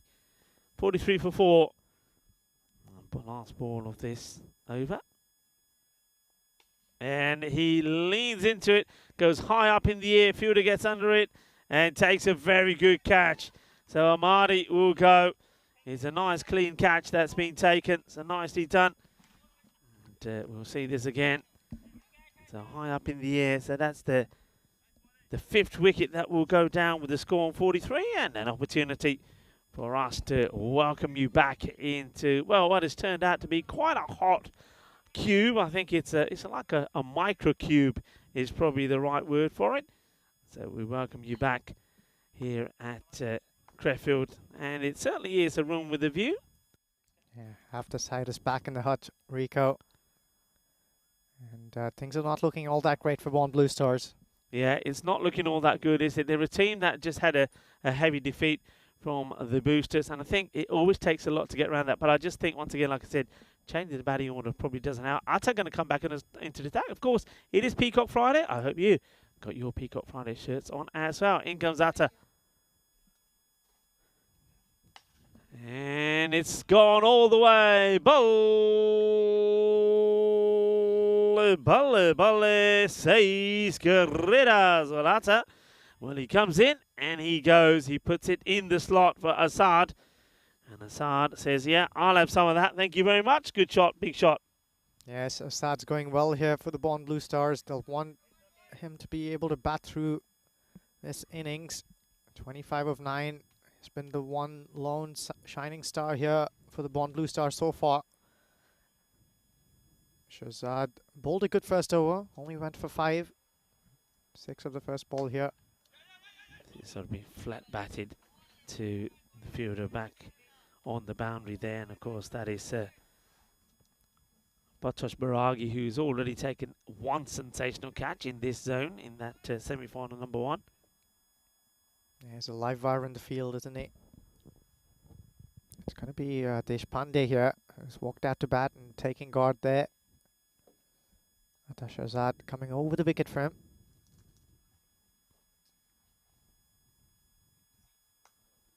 Nice looking shot, and this is going to get him 4 runs. That's nicely played from Deshpande.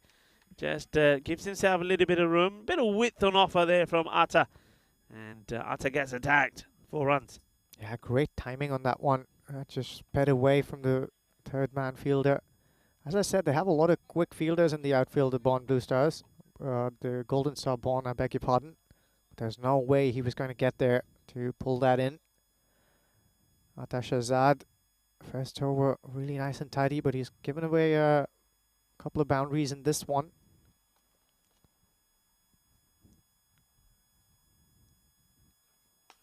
That's a glorious shot, 4 more. Well, that is a dashing shot. And speaking of dashing, Simon is back in the chat and had an opportunity to have a chat with Simon. And I can tell you all that his Peacock Friday shirt is an absolute classy one. And it is definitely dashing, bright and red, and he's got all of the parrots that go across it as well. A nice shirt there for Simon. So nice to see that Simon is supporting the Peacock Friday mood here, and a few others around the ground. Diana Ora is also wearing her Peacock Friday outfit, and I hope you are doing your bit at home as well. A lovely shot that is. And thank you for Edix. He's saying nice shirts to us as well. This is going to be a wide and taking it on, and we'll get there. So Assad gets on strike, courtesy of that wide. Yeah, they're trying to squeeze every possible run out of this. They saw that opportunity. Naeem Khan making a mistake there, and they take full advantage of it. It's going to be Asad Mohammed back on strike. Deshpande sets off as well, 8 of 2 balls. They're building a fight back here at the Bond Blue Stars through this partnership. They'll want to make sure that it can go on for at least 2-3 more overs if they really want to make a dent and put up a challenging total here. That's a quick delivery, isn't it? Once again, he just holds up when he bowls it. He definitely is having some issues with, I'm not sure if it's his ankle, his knee. And as soon as he bowls that one, you can see, I think when he puts his weight on it, you can feel it.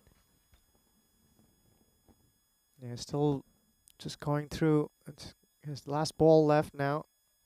Yeah, Simon, I can definitely vouch for your shirt. It's a good one. It's right up there as one of the best ones. In comes Atta once again to finish his spell. And that's a lovely shot. He launches into this. That is a biggie. Shaba, Kinna Sona Manos. Arriba, Vitro, porque eso es 6 carreras. Lovely hit. Do you see the movement there from Assad? He does this a lot, doesn't he? He makes it look like he's going to go one way. And you can see a slight hesitation, just a slight one from Atta before he releases. So he thinks about it, says, okay, I'll go here. But he goes exactly where Assad Mahmood wanted him to go. So big hit from him. 66 for 5 at the end of 6. Yeah, and he's towering up on that scorecard, isn't he? Asad Mahmood. He's one bright, shining star for the Bond Blue Stars at the moment. He's off to 32 of the 12 balls he's faced. And for the first time today, we will see Paritosh Bairagi with the ball in hand. He's been very effective for them in the past. Handy all-rounder. Also a wealth of experience that he can lean on. It's going to be Deshpande facing him first up. Okay, and he's going to go for a 6 first up as well. This is going to be in the trees, and it's going to be like an apple, a white apple, is that dropping out of it. As it is going to be Atta that has to go back and fetch it. And it's a lovely shot, isn't it? It's in the slot, and now it's Deshpande's turn to go big. Lovely shot from him. He's hit 1 6 and 2 4s. Yeah, all kinds of activity off the bat of Deshpande ever since he's gotten out there. This time it's out on the offside. 2-2-2. Well, it's not going to be 2. Double that. It's going to be 4. He hits that so well. The timing is so sweet. 4 more. Yeah, great timing there. He's looking good as Deshpande. Those 2 boundaries he scored through the offside. Time to smithereens. And he's also capable of hitting the long ball. So Bairagi under pressure here. For the first time with the ball in hand today. Nice little partnership here, Rico. They've managed to get 33 of the 8 balls that they've played together. Okay, this one just doesn't carry to Gurwinder, as it doesn't quite get this right. But yeah, you're right. It is a big partnership, and need to see a little bit of fight, a spirited fight here from Born Blue Stars. Clearly, some of the guys there are a little bit flat and deflated, but it's good to see that. Well, for the time being, Asad Mohammed, he certainly isn't. He's up for it, and Deshpande, he's made a good start as well. Good partnership. 34 of just 9 deliveries. Oh, this has been absolutely crunched. That sounded so good. That is clean out of the middle of that bat. And that is hit sweet. Sweeter than a bowl of rasmalai. 6 runs. Oh, he's gone on at 38 and a flash has Asad. His eyes lit up when he saw that one in his slot. Loves to swing that freely away into the leg side. Gets that opportunity. So Bairagi struggling here. Has gone for 17 already. 2 balls to go in this over. This is over number 7, of course. 3 more to go after this one. Asad's onto it in a flash again. But this time he'll find Zakir Khan there in the deep. Yeah, Zakir making the stop. So, sort of that sort of phase now, this innings, where it's come back to life, hasn't it, because of these 2. They're starting to feel pretty comfortable. I mean, Asad is hitting the ball cleanly. So if they can stay towards the end, I think they will get a good score on the board. This one is one that Deshpande knows he probably should have done better with. It was on the leg side. He's not being able to get it away. It's going to be just another one of the over, but it's quite an expensive over. So you're quite right, though, with Bairagi. I know last year he featured quite heavily with the ball, and in the semi-final last year, he was the player of the match, not just because of his batting, but his bowling as well. But this time round, he hasn't bowled so much. Perhaps he has a bit of an injury. Upcoming events coming to the end of things here in Krefeld. Today is the finals day of the European Cricket Series. Tomorrow we start the ECIs over Saturday and Sunday. International action for you, featuring Germany, Belgium, and of course the Netherlands. And then we do it all over again. We've been able to start things off in Rome. We've got the European Cricket Championships happening there in Spain, and after that we've got Croatia, the Malta Encore coming, and also then back to Spain. So plenty of cricket still to come in this bumper pack season. Churchill comes on to bowl. The batters will take a single, and Asad will go back on strike. Yeah, Gajera here will want to keep another batter tight to one end. Deshpande and Mohammed have stitched together a really good partnership here just when the Born Blue Stars needed it. Gajera usually bowls the penultimate over, but he's been brought back here perhaps with the aim to break this partnership. Asad there tries to heave that onto the leg side. He'll only inside edge it onto his pads over there. He'll sneak across for a single though.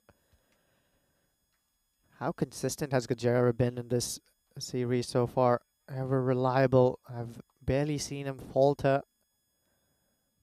It's been a difficult man to put away as well. Bowls that heavy ball, mixes up his line and length well. Batters tend to be a little surprised about the amount of heat that the ball comes down with. As Deshpande takes strike. So worked away nicely, just stray slightly on the legs, just a little bit too straight. And Deshpande is waiting for it. He missed out on one earlier, didn't he? But not this time. Gets the timing right on it. And this one goes to the right of the field. That's going to be 4 more runs. So this partnership continues to flourish. And, well, we're in the 90s now, coming up to the end of this 8th over. So, once again, maybe on that sort of 120 sort of mark. 120, remember, was enough from the Düsseldorf Black Caps to beat them. This is high in the air chance and won't be put down. Bairagi doesn't bowl the best of overs, but when it comes to doing the fielding, no mistake. So he breaks his partnership. That was worth 48 as Deshpande tries to go down the ground and he gets caught. So just when we were saying that maybe with this partnership starting to flourish, they were going to get to that 120 mark, Deshpande loses his wicket. Yeah, he couldn't really get underneath that ball, could he? He got more height on that one than distance. Bairagi again, that's bread and butter for him. He'll take many more difficult catches than that one. So also it's going to be joined in the middle with just about 14 balls to go from here. It's going to be Shaukat who walks in there. Haven't seen a lot of him with the bat, but this is an important phase of the game. The Born Blue Stars can potentially get to a impactful target here, but if they have a quiet over here, it's going to become really a hard task for them with the ball in hand. Yeah, we've said this before though, haven't we? This is where the batters that come in now, so Shaukat and all the others, they need to appreciate the fact that you've got a batter that's set. 40 or 15 is what Asad Mohammed is on, and need to be thinking about trying to keep him on strike. If you can do that, then 120 something could be on the board. And as I was saying, that 120 score was enough. This is just going to drop short, and it drops in between really Chacho and Bairagi. Doesn't go anywhere, but he does get that single, so he does the right thing, I suppose. Whether he actually meant to do it or not, it is a single. But yeah, remember, just little Black Caps, 120 for 7. Golden Star Bond, 103. So 120, as we know, when we're playing matches like this, elimination matches, finals, is a good score, despite what anybody thinks. It's high on the offside. I think this will go all the way as well. Yeah, it will. Manos arriba from the fielder, which means it's going to be hands up. Like you just don't care from the umpire as well. And this one gets smashed away. One thing about this series that has been absolutely phenomenal is the amount of sixes that we've seen. I mean, I think the umpires have all probably needed a good relaxing massage at the end of every day, because they've been putting them up in the air like they just don't care. There's been so many sixes. I mean, just having a look that before the start of this day, we've gone over 1,000 sixes in this tournament. We started the day with 973, which is an incredible 5,838 runs just in sixes. 791 fours we've had, so we've gone over 800 boundaries in fours, and the percentage rate about 74%. That's quite incredible. Really is. Leela Gurgabelli brought back into the attack. He'll start off with a nice line and length and beats Shaukat outside of off stump. Just 2 overs to go here. I'll want to get Asad back on strike. This is exactly what we were talking about earlier again, Rico. Goes for that glorious shot. Unnecessary dot ball from the point of view of the BBS. Yeah, Gurgabelli, last year he finished with 20 scalps, I believe. And he's on 18 this year. This one is probably just going to elude the fielder. Yeah, it does. It was a teaser, wasn't it, for El Capitan? But Zakir Khan, he can't get a play on this at all. It's a nice hit. He fancies himself to whack it away for 6, and just doing it as well. Yeah, fair play. If you know you can hit it that far back, with only a few balls to go, he's probably thinking, well, I can do this myself. Well, goes for another one, but this is up in the air. Who's going to get there? Well, they're both a bit sluggish, and in the end, it is Chacho Gajira that does. They might even take another. Yeah, they're going for it. So, well, just to add salt to the wound, what should have been nothing, should have been caught, ends up being 2. And I get the feeling here, Chacho is saying here to Gurgabelli, well, I thought you would have got it. And to be honest, I'm with Chacho a little bit, because Gurgabelli is a great fielder. I would have backed him to go there himself, because Chacho, there have been a few that he has put down, even though he has taken some blinders. Yeah, I think he prefers the ball coming straight at him than these where you need to cover a lot of ground. He didn't look comfortable getting underneath that one there. Asad's back on strike though. Well, he just absolutely thumps this. And I reckon when you look at this again, you might find that this is a one-handed Maximo. I think one hand probably comes off the bat. It's a little bit too short. Watch this. Absolutely cranks it. And 6 more. So in this over, not only do they get past the 100 mark, but now they've gone past 110. So the 120 definitely becomes on. It's also the 50 for Assad. And, well, no time to dwell on that as he plays this one out. Will they try for 2? They won't. It's going to be a single. I don't mind that because I think he should be really getting his breath back and getting ready to face the last over and just be saying to Shakat, okay, you've shown what you can do. Hit a few out the middle yourself. But Assad Mohammed, what a good knock. 53 of 18. Well batted. बहुत बधाइयाँ Assad Mohammed ने अपनी half century पूरी कर ली. And that is a good knock because at least he's had the mindset to get in here. That's well bowled. Just doesn't get across there, does Shakat. So he has one ball to face and doesn't get anything out of it. So the end of the ninth, 114 for 6. So after a very sluggish sort of start, only got, remember, 43 at the halfway point. They really have got motoring in the second half, but that's mainly really because of this partnership. The first partnership between Assad Mohammed and Deshpande. And now he's getting a little bit of support here also from Shakat. Yeah, good piece of cricket here, right towards the end of this innings. Assad Mohammed, a well-deserved half-century too. We've seen him show these signs of his skill and capability. We're flourishing well here. He's got 6 more balls here to play around with. What can he get? It's going to be Sazeb with the ball. This one's launched straight down. Will Partosh catch it? Yes, he will. Another outstanding piece of fielding here right in front of us. That ball was traveling. It was hit straight back behind the bowler. And Paritosh Bairagi scales that one down, brings his mitts together and ends up hanging onto it safely. Great piece of fielding here. It's a wonderful catch. I mean, he's taken 2 outstanding catches in front of us here today. And that one, so important. I mean, a lot of fielders wouldn't even have got there. He gets there, takes the catch. And that means that it's a dot ball and a wicket as opposed to being 6 runs. Let's face it, that was destined to be 6. So what a good catch. But a good innings, though, from Assad Mohammed. I'm glad that his mind was fixed on the game. He wasn't dwelling about what happened in the last match.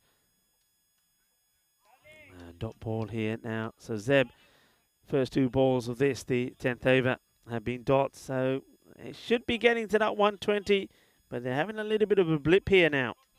Yeah, the man who's walked out to the middle is Honeyjeet Brar. And what I've learned about Honeyjeet Brar is he's one of the under-19 national team players.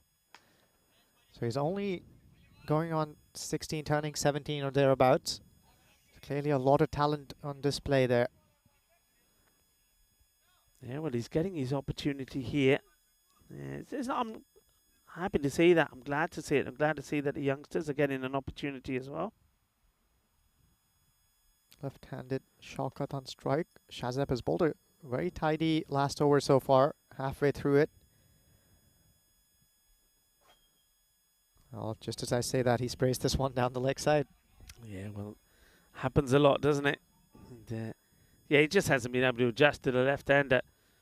Shakat is, he's quite happy to see that go by, take the extra run and take the wide. A lot of batters haven't. I must have been very surprised about the number of batters that have played at balls that have been really wide and quite often giving their wicket away as well. Okay, goes for this. This is big. That'll go all the way over. That's going to be 6 runs. What an important hit that is because that brings the 120 plus up. So great shot. Well, I have to say, the left-hander, he's played a very important part here, doesn't he, Shakat? So they've been good in the last 5 overs here. And batters that have come out have certainly played their part. And Shakat, well, he gets that one proper. He moves to 16 of 6. No ball called here.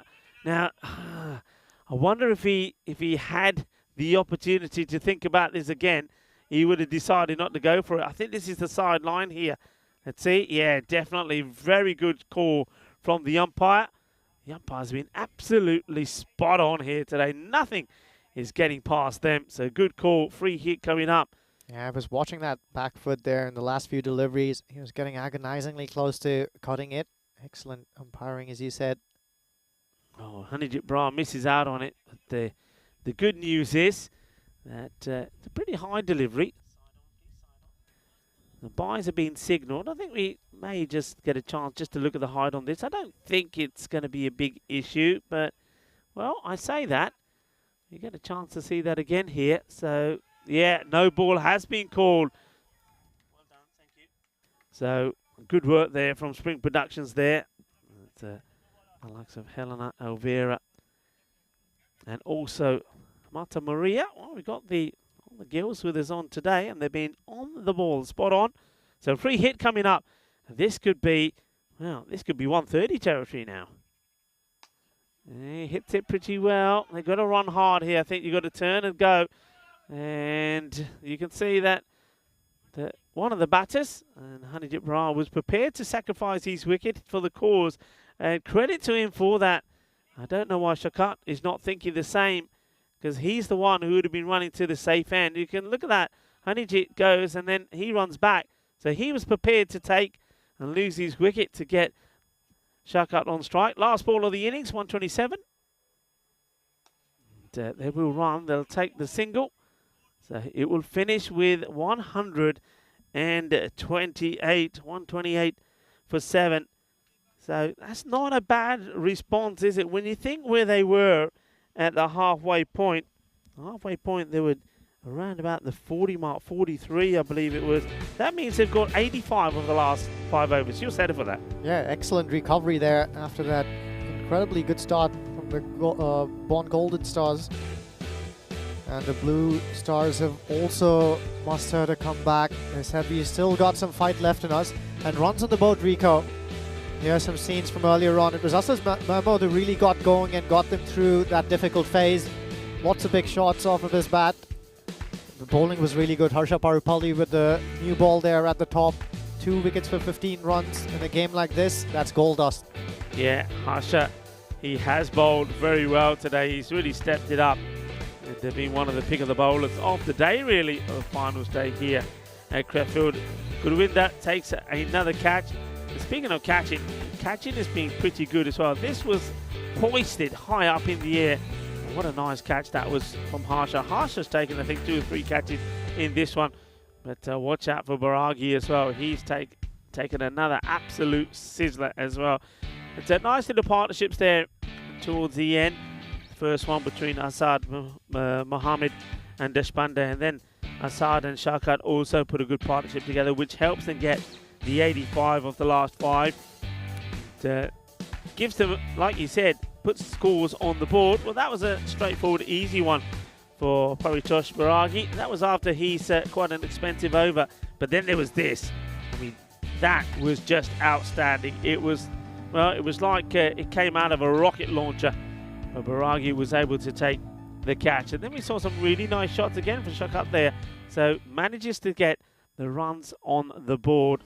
We have a look at the scorecard here coming up, so you can see that it didn't quite happen at the top. There was a few changes there. Rahman and also Bra came out there. Javid never got going either, and Asad Mohammed was the key. He was a rock, and they built the scores around him. And then they needed Alakta Deshpande and also Shakat to put their contribution in there as well. Yeah, that was a useful contribution there, like towards the end. I think they've got just about a par score there. 128 runs on the board. A couple of good overs can put a lot of pressure with the ball. Harsha Parupalli was excellent, 2 for 15. Another wicket for Leela, a bit expensive though. But Charchal Gajera, he's become one of the most reliable bowlers in this tournament. 2 more wickets to his name. Shahzeb there being tasked with bowling the very last over. He went for a few there right towards the end, but he got a wicket. 1 for 13. That's a reasonable trade-off, you'd say. The mid-match summary at this point in time is that the Golden Star Born will go into bat and they'll try and get the 129 runs that they've been asked to get. And if they do, they will be the winners of this bronze final. We've got another big final coming up after this. But first, let's see what will happen when the Born Blue Stars go in there with the ball in hand and try and turn the heat on. Don't go away. Come back for some live action in a very little while.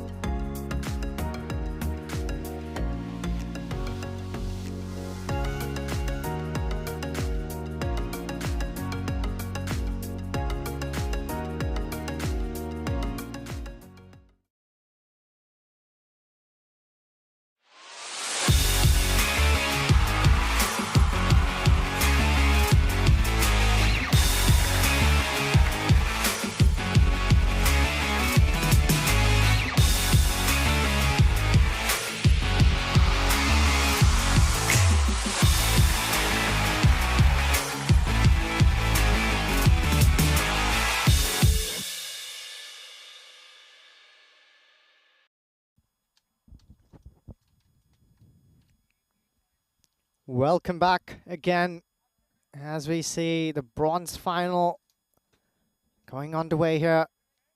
It was the Bond Blue Stars who elected to bat after winning the toss, and if you're joining just now, they've put on some runs on the board. They started off quite miserly, but then towards the end, on the backs of a well-collected 50 from Asad Mahmoud and some fireworks towards the end, they managed to post 128 runs on the board. So the Golden Star Bonds will need 129 to win this bronze final. It's Naeem Khan who's got out there in the middle alongside Naqvi. And with the ball, it's Rahman. Runs in here. This one's, he likes it there, Naeem Khan, usually. On the fuller side, with just about enough width to take it away from him. Rahman's been bowling really well in the last few games. Nice and tall lad who can extract a lot of bounce from this pitch in Krefeld. Naeem Khan, he likes to get busy and early on in the game. Charges in again here, Rahman. This one's on the full, just inside edges that straight back onto the pitch. He'll collect that one cleanly. So 2 dot balls to begin with. And joining me back in the comm box is Rico Full. Rico, there's some work to do here for the Golden Star Bonds. They'll be happy that they've restricted them to 128, but it's still not easy to get these. Yeah, I mean, I think if we were talking about these matches being played in group stages, you would have said, and you would have fancied Golden Star Bond to go out there and get these runs, because I think the pressure of final day, the pressure of a match like this, it is a final at the end of the day, is not on there. So they've got that pressure, and I think you're seeing that even just a little bit there, just from some of the shots that someone like Naeem has played. I mean, you mentioned it, he normally likes it in those areas. He's missed out on it, and he's probably feeling that after his failure in the semi-final, that he wants to go big here. He wants to win this for his team. And it's important they start well. Goes for it again and playing a miss. So 4 dot balls in a row for Rahman. Yeah, just kind of feel that. Rahman, of course, he's got a good smile on his face. One man who's not smiling is going to be, of course, Naeem Khan. This is not normal for him. And that just puts more pressure on him now, this next delivery, because I think he already knows that even if he was to play this way for a single, it's not going to help the cause. So he's going to be more determined than ever to send this one to the boundary. There, straps him on the leg. It's going down the leg side. It's that slower delivery. It's well bowled. But they're going to come back and get 2 leg byes there, so that's a bit of a result. And still no runs off the bat, though. Yeah, really good start here with the ball. Rahman's looking to bowl nice and straight. He brought that one back. And I think surprised Naeem Khan with the space there. It just got quickly onto him. Struck that pad, but was headed down leg. It's a good call from the umpire. Goes just about far enough for them to run back for the second. Important last ball of the first over here. Rahman runs in. Well, that was high, and the umpire sticks out the hand right away. It's going to be a no ball, and to make matters worse, well, I think he just about did good work there. Nice arm there from Arun Khan as well, but important delivery ends up being a no ball. Free hit coming up. Yeah, just have a look at this. I think the umpires are on it straight away. Yeah, it's called straight away. That's very good umpiring. 2 men out there, Manoj, and that's Surya. Surya, of course, started the day officiating in the 50th match in this series. That's quite incredible. Big shout out to him. I mentioned this before. The umpires also taken a lot of time out to be here, and they've been absolutely top notch. A nice looking shot, and this is going to be 4 runs once this goes past the infield. They needed that boundary, didn't they? It was the last ball of the over. It's been a good one there from Rahman. Needed something. He gives himself a bit of room, doesn't he? Makes a bit of space for himself, and he plays that away beautifully. That's a really nice shot. It is the end of the over. It's 9 without loss. Yeah, how often have you seen that extra delivery go across the boundary? Once again, pays the price for it, Rahman. Bowled that no ball, and that extra delivery gets mited away through the offside. Good use of the crease there, Naeem Khan. He stepped back and went deep in his crease to create that room. Golden Star Brown are still favorites according to our live predictor. 66 to 34. But we know how that can be turned within a space of an over. And to do that, or to try and do that, the man who's been handed the ball is Harun Khan. He'll have a first go at Naqvi. Oh, that's a nice First stop delivery, he got some feather on that as well. Harun Khan, just what the doctor ordered for the Bond Blue Stars. Wicket of his first ball. Naqvi was trying to cut that away. He just managed to feather it through to the keeper. Excellent bowling there, and a nice take as well. Deviated away from his bat. Well pouched behind the wicket.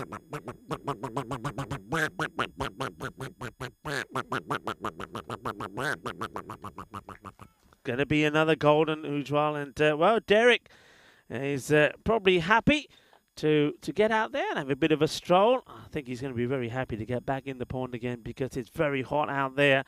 And, well, we need a bit of a paddling pool. Maybe next time we know the weather's going to be sort of like this. I mean, nobody would notice if we have a little bit of a paddling pool here. We can, you know, shoes off, trousers rolled up. Rico, tell us the story about when was the first time you got Derek, the golden duck, out, and how did you discover your inner talent for this? It was just, I think we were in Portugal. Portugal was when we first saw Derek. So I think just before Portugal, the duck sounds came out, and then somebody from somewhere, must have been one of our production crew, thought, well, we can add a graphic to that, and then the duck came out, and yeah, Derek was born. So Portugal at the Santorum Cricket Ground. Oh, what a lovely series that was as well. And what a lovely ground it is as well. And hello to anybody that is tuning in from Portugal. Yeah, so it was Derek came about in Portugal. But what about the vocals, Rico? The exceptional vocals that support Derek's walkout. They just happened. It was just like, okay, I'll do a duck sound here. The guy's got a duck, and it's stuck ever since. It's one of the few I'm still allowed to do. So there were others, but they've been put on the shelf. And well, this one, oh dear, it should have been taken. He has so much time to take it. He puts it down. That's a big opportunity, and that's Deshpande that puts the catch down. What a life this is. Yeah, well, talking about putting things on the shelf, he will want to forget this one here, Deshpande. That was easy and waiting to be swallowed. Just slips through his hands. Important wicket too. We know how destructive Bairagi can be when he gets going alongside Naeem Khan. So there's a vital partnership to break. Naeem Khan, that's another drop catch of him. I think that's catch number 9 that has gone to begging. So he's truly living a dream life of a cat. He's had so many opportunities that have gone his way that it's quite incredible. And there's probably a lot of other batters that are looking in here and saying, how come he gets all the luck? I mean, when you think of some of the batters that have got out here today and some of the shots that they played to get out and some of the incredible catches we've seen, those batters will be looking at that and saying, well, hang on, how come? Okay, this is high up in the air. Hang on a minute. Does he take it? How many chances here? Well, he takes the catch, spikes it. Now they want to hang around and have a look at the height of this. So the catch has been taken, and this time it is, I think that's Deshpande again. I don't know how many chances he has. So he's come a long way out to hit this. Now the question is a difficult one with the fielder in the way. The question is it too high? And I would say no, because look how far away he is. So he's come a long way. It's a slower delivery. And that is going to be the end of Naeem Khan. That is a huge wicket, everybody. It's a huge wicket. Yeah, vital breakthrough here. Harun Khan is the magician with the ball in hand. Important strike. Deshpande nearly put that one down. And I was, well, I guess that's what most viewers were wondering as well. Is this going to be another one of those Naeem Khan specials on the back of many a drop catch? Not to be. It's Gurvinder Singh who's ran out there. He's always eager to get out onto the park as Gurvinder Singh. Charges out there in the middle. He's back in good touch, and he'll want to make a difference here for his side. Harun Khan's figure is looking viable at 2 for 3. Last ball of this over. Oh, he's high up in the air. Shouts to catch it. There's going to be an opportunity here, and Assad just couldn't get his hands to it. Oh, so Gurvinder. He gets lucky straight away, goes for the big shot, doesn't he? And Assad only just not able to get his hands to that. Yeah, he almost got there right at the end. I thought if he would just stretch his hands out, he probably would have made contact. But a difficult one running backwards. He's off the mark as Gurvinder Singh. We've got 2 apiece, Bairagi and Gurvinder Singh. So quiet start. Look at the asking rate there. Keep an eye on that. It's already gone up about the 14-run mark. It's going to get more difficult as it goes along. But do remember, and this is something that the Born Blue Stars will probably think about, they bowled out the two best bowlers, Rahman and Harun Khan, early on in the piece in the last game. And we saw that the boosters just destroyed the rest of the bowling attack. I wonder whether they'll, take a leaf out of that page, out of that book, and hold back one of these guys. They're not doing that with Rahman, but I wonder whether he'll hang on to that one over from Harun. Yeah, it's a very good point as Rahman comes back, and that's that slower delivery. Just gets guided to the man at third, who makes a stop. Big moment here now. Gurvinder Singh is out there with the Baragi. Now these two we know can bat. They both, in their own right, are more than capable of putting a good partnership together. But it all depends on how they bowl to them. So Gurvinder, he's got the... I think the one that gets him is the full pitched up Yorker delivery, which he plays across the line. This one's a little bit too wide, and it gets called by the umpire. Just catches a little bit of the line. The bowler, Rahman, not convinced. It's a close one. It's a tight call. The umpire deciding that there is just a little bit of this that catches the line, and I think he's right. Yeah, he's beaten a lot of batters with his variations. Excellent stuff here from Rahman. He's got some bat on that. Oh, it's a missed opportunity. As it's Harun Javed gets it hard on his gloves. He almost passed it all the way down to the man at third, Uji, but he's not going to be taken. Yeah, big wicket there, huh? Big opportunity. Goes a begging. Hard hands from the keeper, though. That should have been swallowed. We've seen Indran, for instance, from the boosters, swallow down many of those chances. Should have gone soft towards the ball there, not to be. Down the leg side, and once again, it's that slow ball. When he bowls a slow one, he just strays it down the leg, whereas you saw how effective it can be if you get it right. That's what Harun did really well to get the wicket there of Naeem. Yeah, they're trying to break this partnership. They sense an opportunity to Born Blue Stars. They're right in it. Got the bit between their teeth. Baragi just distracted by some movement behind the bowler's hand.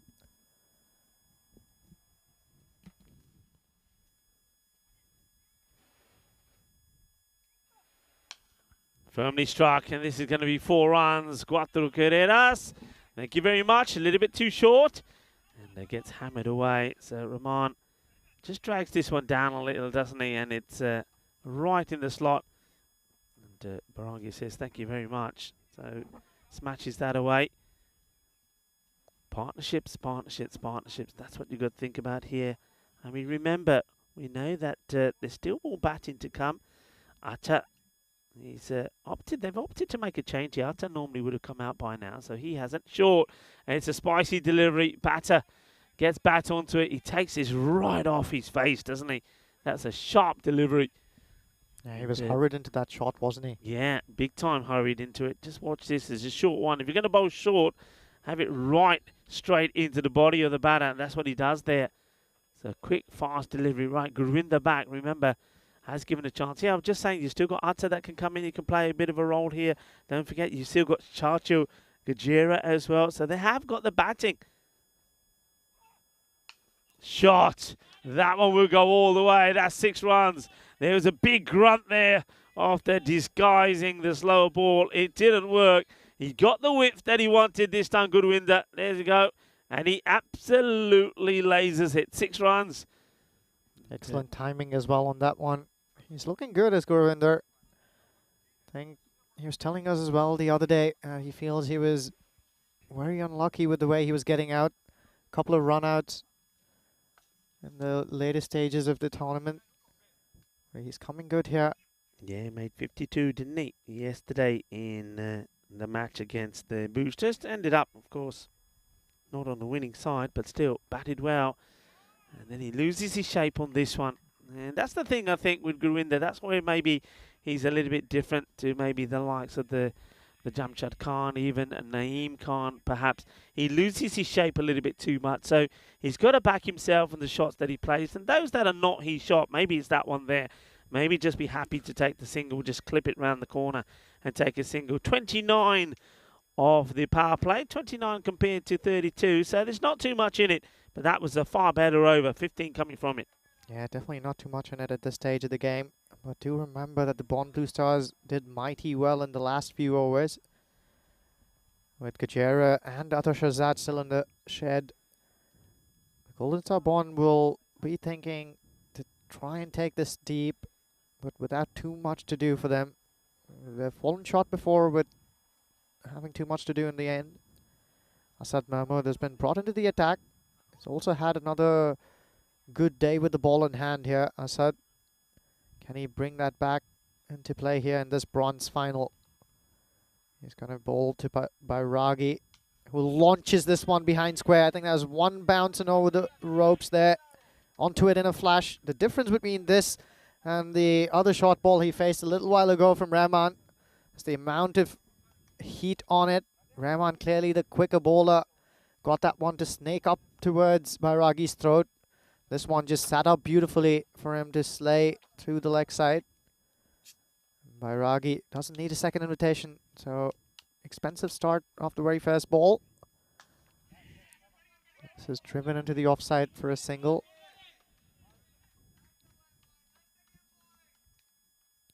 Brings Gurvinder Singh back on strike. A partnership, Rico, you were talking about how vital that is at this stage. Yeah, partnerships are everything. Those little partnerships, just keep getting those partnerships going that keep you in touch. Okay, up-ish, but he gets it in the gap. And with that fielder sweeping out the offside, there's that little gap there. So there, this is up. It would have been catchable if the man was up. But it gets it through the gap. It's going to be just a single. That's Asad. Gets the ball back. They played a very good and very important innings. Just remember that they didn't really seem to be up for this, did they, when they started with the bat? They needed somebody to turn around and say, hey, let's be up for it. This is high up in the air. It's going to get over Haroon. It's going to be 6 runs, so that's a really nice shot. So Gurvinder Singh plays this beautifully. It's there. It's in the slot. He takes this right off the off peg. But that's where he's good. That's where his shot is, hitting it straight down the ground. And that's what I'm saying. If that's your shot, if that's your strength, play to your strength. Don't play a gun shot and get yourself out. Well, another slow ball there. He picked that up really early, didn't he? Smashes that one, but straight to the fielder. Only be a single. Yeah, that was a good shot. And he'll be disappointed, Guru, that he's only got just the one for it. Bairagi has got to play this supporting role. And has he got enough of this? Yeah, he has. It's going to be 6 runs. Manos. Arriba, arriba, arriba, arbitro, que va, que genial, que grande. Eso es un grandísimo. Ese golpe es muy dulce. Más dulce de tarta de chocolate. 6 more. That's what they need to do. Just got to stay up in the game. 49 of 2 then. And that over is a good one. It's a magical one. It goes for 20. Yeah, an interesting detail here, for those of you who haven't noticed it, is that Ghulam Ahmadi hasn't bowled yet. He was used up top earlier on, didn't go according to plan. I think that's a mighty useful resource in the shed. So 2 more overs, the captain can turn to him when he thinks it's time to break some partnerships. This one's definitely building and bubbling nicely here. Yeah, well, that's why I think, you're saying turn to somebody to try and break a partnership that's going well. Well, he's turning to Haroon Khan, who's going to bowl again. He's got a fantastic first over, 2 for 5, because he realises that this partnership needs to be broken. This one played behind. Oh, no, that's going to be 4 runs. And I reckon it's a scream of catch it from Haroon that might have even put off the fielder. This is an absolute clanger. And this is where the fielder turns around and says, oh, no, I think I made a boo-boo. He certainly did. It's going to be 4 runs.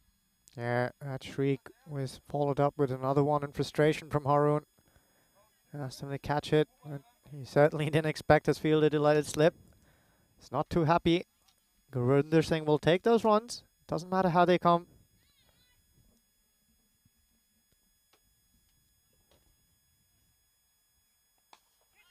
So firmly struck to the fielder, and it's a good pick up and throw out. It's a spicy one, this one, for the keeper. It hits the deck, and almost takes him out. That's Haroon Javid. It's a positive start to the over, so he's been brought on to get this wicket, but he's gone for 5 so far. Now he's going to be bowling here to Baragi. Yeah, they're striking it well at this stage, both batters. Haroon Khan to Singh. Oh, it's a bit of a nothing shot here, Baragi. It's almost like he gets done by either a slower delivery here, or he loses this and he just fends this off. It's almost like a no shot offered there. I think he lost the ball at some point. He likes walking around in this crease, and I wonder if he was looking for that scoop over the short fine leg area. There's no fielder there. Huge gap. Orange got protection in the deep on the offside. Oh dear, it's up in the air. It should be taken comfortably by Haroon Javid, and he puts it down. I cannot believe that that's been dropped. I can't. Haroon can't believe it either. So his namesake behind the stumps has put down an absolute dolly. I mean, okay, sometimes you can say that the keeper hasn't found it. He's found it, and this is just, oh, he can't believe it. I've got to say, that's probably one of the easiest catches that I've seen dropped by a keeper. I think the observation I'm making here is he's going at it with really hard hands. Very unusual to see a keeper put those down. He also dropped another one just towards his right earlier on. Going too hard towards the ball with those gloves on. And then this, and that is going to really sting if you're Haroon Khan, because that is a fantastic shot from Gurwinder Singh.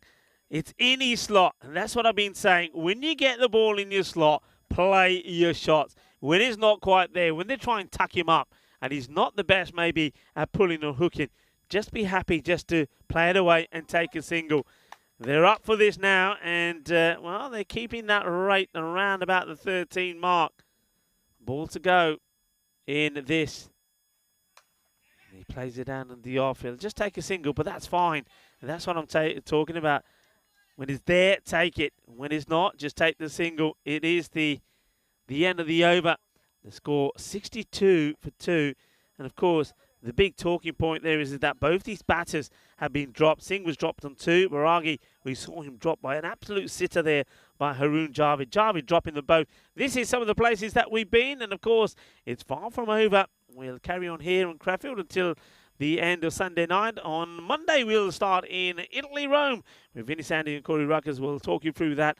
Then we have the European Cricket Championship. So there's a break for the European Cricket Series for a while, but then after 4 weeks, in Spain, we go to Croatia, then Malta, then back to Spain. Well, the man they've been holding back has arrived now. It's Ghulam Ahmadi. He's got the ball in hand. Well, that's precisely why the skipper was probably holding him back. He's got these variations. He had a forgettable last game, but this man can bowl a few good ones. He's got the Karen ball as well that he's been developing over the last year or so. Excellent variations in his arsenal. Firmly hit, and this is going to be 6 runs, you know. I think they're just checking, and the fielder says, yeah, it goes all the way. It's hit hard and flat. And Gurwinder, he picks that one, doesn't he? Yeah, I think he saw that one coming. It was indeed the Karen ball. It just was a little too short for his liking. And Singh's looking good here. He's on song. It's not a good delivery. He's down the leg side. Ball's a Gandhi ball. And that means it's an easy hit for the batter. He's going to get 4 from this. Now, this is now where, if you're a Golden Star Bond, this is where now both the batters have to come together and say, hey, look, we've just got 10 off this over of 2 balls. Okay, now let's be sensible. Okay, the run rate is going down. We're on top. This partnership could win us the match. Think about what you're doing. Don't throw your wicket away now. Not in this over. Well, he goes for it. It's up in the air. Opportunity here for the taking. Oh, just awaits the leaping Asad Mohammed in the deep. He goes for that biggie, but luckily for them, it comes off. So Gurwinder Singh is running away with this one. Yeah, look, he goes for this. There's no pace on it. And he picks out the tallest man as well, Asad. And Asad is right on the line. He's leaning back, and he just can't get anything on it. Oh, it's a matter of millimetres there from Gurwinder. He moves to 46 of 15. And now he gets beaten by this one outside the off. And this is what I'm talking about. Sometimes you got to play smart cricket. And as a batter, Govinda now needs to be thinking, right, I've got the runs that I need. The rate has gone from 13 to 11. Don't give my wicket away. He could quite easily sky this one. Don't give it away. Stay there. And that's better. That's exactly what I'm talking about. It's going to be 4 more runs. It's just a little flick off the pads. It's the end of the over, and it becomes a magical one. So Amadi, maybe they were holding him back as a secret weapon, but he's backfired. He's gone for 20. Yeah, excellent piece of batting there. They're truly in the driver's seat now. What a well-deserved and well-earned 50 here for Gurvinder Singh. Only taken 17 balls. Well and truly in the hunt here. Yeah, well done to Gurvinder Singh. Well, maybe after that loss in the semi-final, Gurvinder Singh has ordered some aloo paranthas. He's had some aloo paranthas and he's had his lassi. He was the man when he scored his first half century here. He said to me, Rico, I had 2 aloo paranthas and a lassi. Well, maybe in the break he's had the aloo paranthas and a lassi because he scored another half century. We saw that he scored one yesterday, 52 of 17 against the Bio Boosters. Well, he's done it again here today, but this one could be the important one. They're on their way, but they've still got some work to do here. They need a wicket. Shaukat here, the left-arm medium pace bowler. That's been, well, deflected into that gap there in the offside. Bairagi, he has that brute force, but also has some finesse. Well bisected gap there. And joining us here, we see a few familiar faces and names. James Stewart is lurking. Good to see you here, James. It's been a while. And they're also talking about Mr. Maximo being on a live Instagram reel right now. Going on with Corey. This one's plugged away into the leg side. Will only be a 1. They're running away with it here, aren't they, Rico? Yeah, they are, but I still believe with the scores the way they are. So what, they're needing 42 of 22. A wicket can change everything here. Just starting to go a little bit flat here are the Born Blue Stars. They need something to go their way and pretty quickly. And, this one, they should be looking to go for 2, you know. Don't think it will go to the boundary. And they will come back for 2. So they haven't really moved the square leg behind square where a lot of these deliveries have gone. So they'll take that. Govinda keeps on going. So he's passed the score that he was on yesterday. I think the highest score he's made is 54 in this series, but 3 50s to his name to Govinda. Goes for it again. That's a lovely hit, isn't it? He gets a bit of width this time, Ujwal, and he gets it proper out of the middle. 6 more. Yeah, when you time them that sweetly, there's only one place they're going to end up, deep in those bushes. Excellent batting here from Gurvinder Singh. They really need a wicket here, the Born Blue Stars. The skipper must be telling them to just hang in there. We've seen things twist and turn towards the end of such important games. Trying things, aren't they? Trying things. Shaukat comes on. It's not quite worked. A couple of boundaries from him. Gurvinder, though, just going from strength to strength. What a partnership this has turned out to be. Well, he miskills this one, and he's going to get lucky. That's the way sometimes it goes. Gurvinder has probably had his fair share of bad luck as well when he smashed the ball and the keepers have taken some really good catches. Well, this one, hay suerte, poquito de suerte. And sometimes you need a little bit of luck if you're going to go on to win things. And maybe that's the luck that Golden Star Bond needed. Of course, they were the losing finalists last year when they went down to the Spartans. Well, talking about rub of the green and some luck. Probably borrowed some from Naeem Khan. Luckiest man on the field I've seen all week long. And for those of you joining us on the chat, who do you think's the luckiest cricketer going around on the international circuit? If you're following all the action, there's a good answer in there. Do tell us who you think that is. Okay, this time he goes outside the off, and this is going to be 1 bounce 4, I believe. So he continues to go. This partnership continues to grow as well. And, well, now it's the end of the over. The score reaches the 100 mark as well. So 100 on the board. And, they're well ahead where they need to be. Of course, we're watching the bronze final here at the moment with Golden Star Bond taking on their neighbours, Bond Blue Star. And the Stars are firmly in control, but a wicket could change anything. This is what I'm saying. If they get a wicket in this over, they're in the match. If they don't, I think the match goes away from them. And of course, the final, the one that everyone's been waiting for, is, well, it's going to be the two powerful teams, the powerful batting sides, the Düsseldorf Black Caps taking on the Bayer Boosters. Yeah, lots to look out for. Well, this Bonn derby, this all-Bonn affair, isn't tapering to a boring end, though. 29 still to get, 3 more overs to go. Can still be anybody's game. The Bonn Blue Stars will be kicking themselves, though. They've really been responsible for why this partnership's gone on this long. A couple of opportunities came their way. Okay, Real well, sitters have been dropped, to be fair. there's been a huge sitter. I mean, that drop from Javid, dropping Baragi. Well, he's dropped both batters, hasn't he, Singh and Baragi. Okay, the man who went up the top of the order to have a bat, it didn't work out for him. Now he's going to have a bowl, and this doesn't work out for him either because, well, he was out for a golden, and now he's been hit for a 6 of his first ball. So it's not going to plan for Karanjit Brar. No, definitely not going to plan. First ball 6, tremendous amount of pressure on the bowler now. They're within striking distance of this target here, and if you know this man, Gurvinder Singh, he's probably thinking, this is the over, I want to finish it all off. And well, yes, he's going for it again, Rico. That's 6, followed up by another mighty one. Yeah, that is huge, isn't it? That is boom, shakka lag gaya. Ginna sona shakka Maria अपना गुरविंदर सिंह मेरा ख्याल जबरदस्त batting कर रहा पर मेरा ख्याल चंगे परोठे खाते लस्सी भी पी के आया. And, well, they're all getting ready for the final, aren't they? The cheers are coming, trying to get the best seat in the house.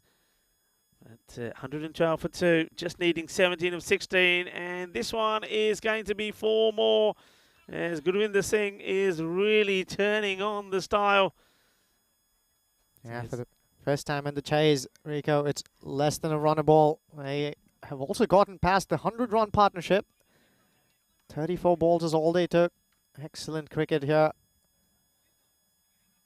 Bairagi playing a valuable second fiddle here.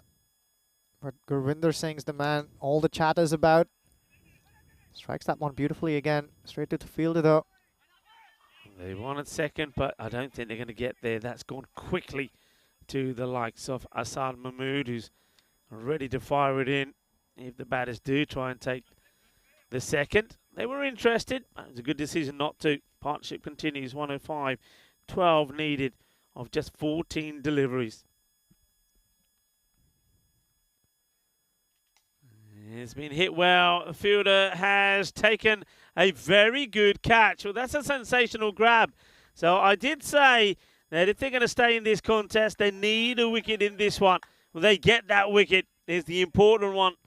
They get the breakthrough of this partnership that was worth over 100 runs. Nice catch there. So Bairagi will go, but not before he's made his contribution. Yeah. Is there a final twist in the tail, or is this too little, too late? Only time will tell. Brar gets his first wicket. Bairagi's run of luck runs out.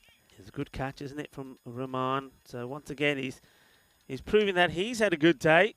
So Atta comes out. Now this guy, I'll be very surprised if he's going to push the ball around. Atta Shazad, when he comes out, he's looking to do one thing, and that's hit big. And one thing that Karanjit Brar does not want to do is bowl a full toss to him. Oh, it's an inside edge, and they're going to have to run these maybe. They'll get 1. Will they get 2? And Gunda says, no, behave yourself. We don't need a run out. It will be the end of the over. So Atta will go back on strike. So 18 come of that one, but they get the wicket as well. 118 for 3. Yeah, the fans are tuning in. They're a bit disappointed by the bowling they've seen from BBS. They said they're relying too heavily on a handful of bowlers. Don't really have a lot of variations that they can rely on. And unfortunately for them, the likes of Ghulam Ahmadi haven't come off today.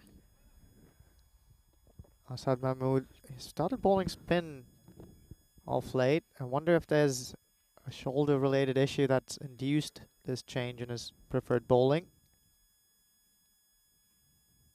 He's going to bowl to Atta. Atta hits it well. It's going to be a spicy stop, and he can't get there, can he? So that's 4 more runs. That'll help. It's Haroon who's trying to get there, and it looks like a tired body of Haroon trying to get there, isn't it? You can see he's been through the wars. He's certainly given his everything for his side, but it looks like they're going to fall short. And, well, the team that were the runners-up last year, it looks like they're not going to go empty-handed this year either. So Golden Star Bond looks set to be the winners of the bronze final. This is high in the air. That is going to be 6 runs. Brrr.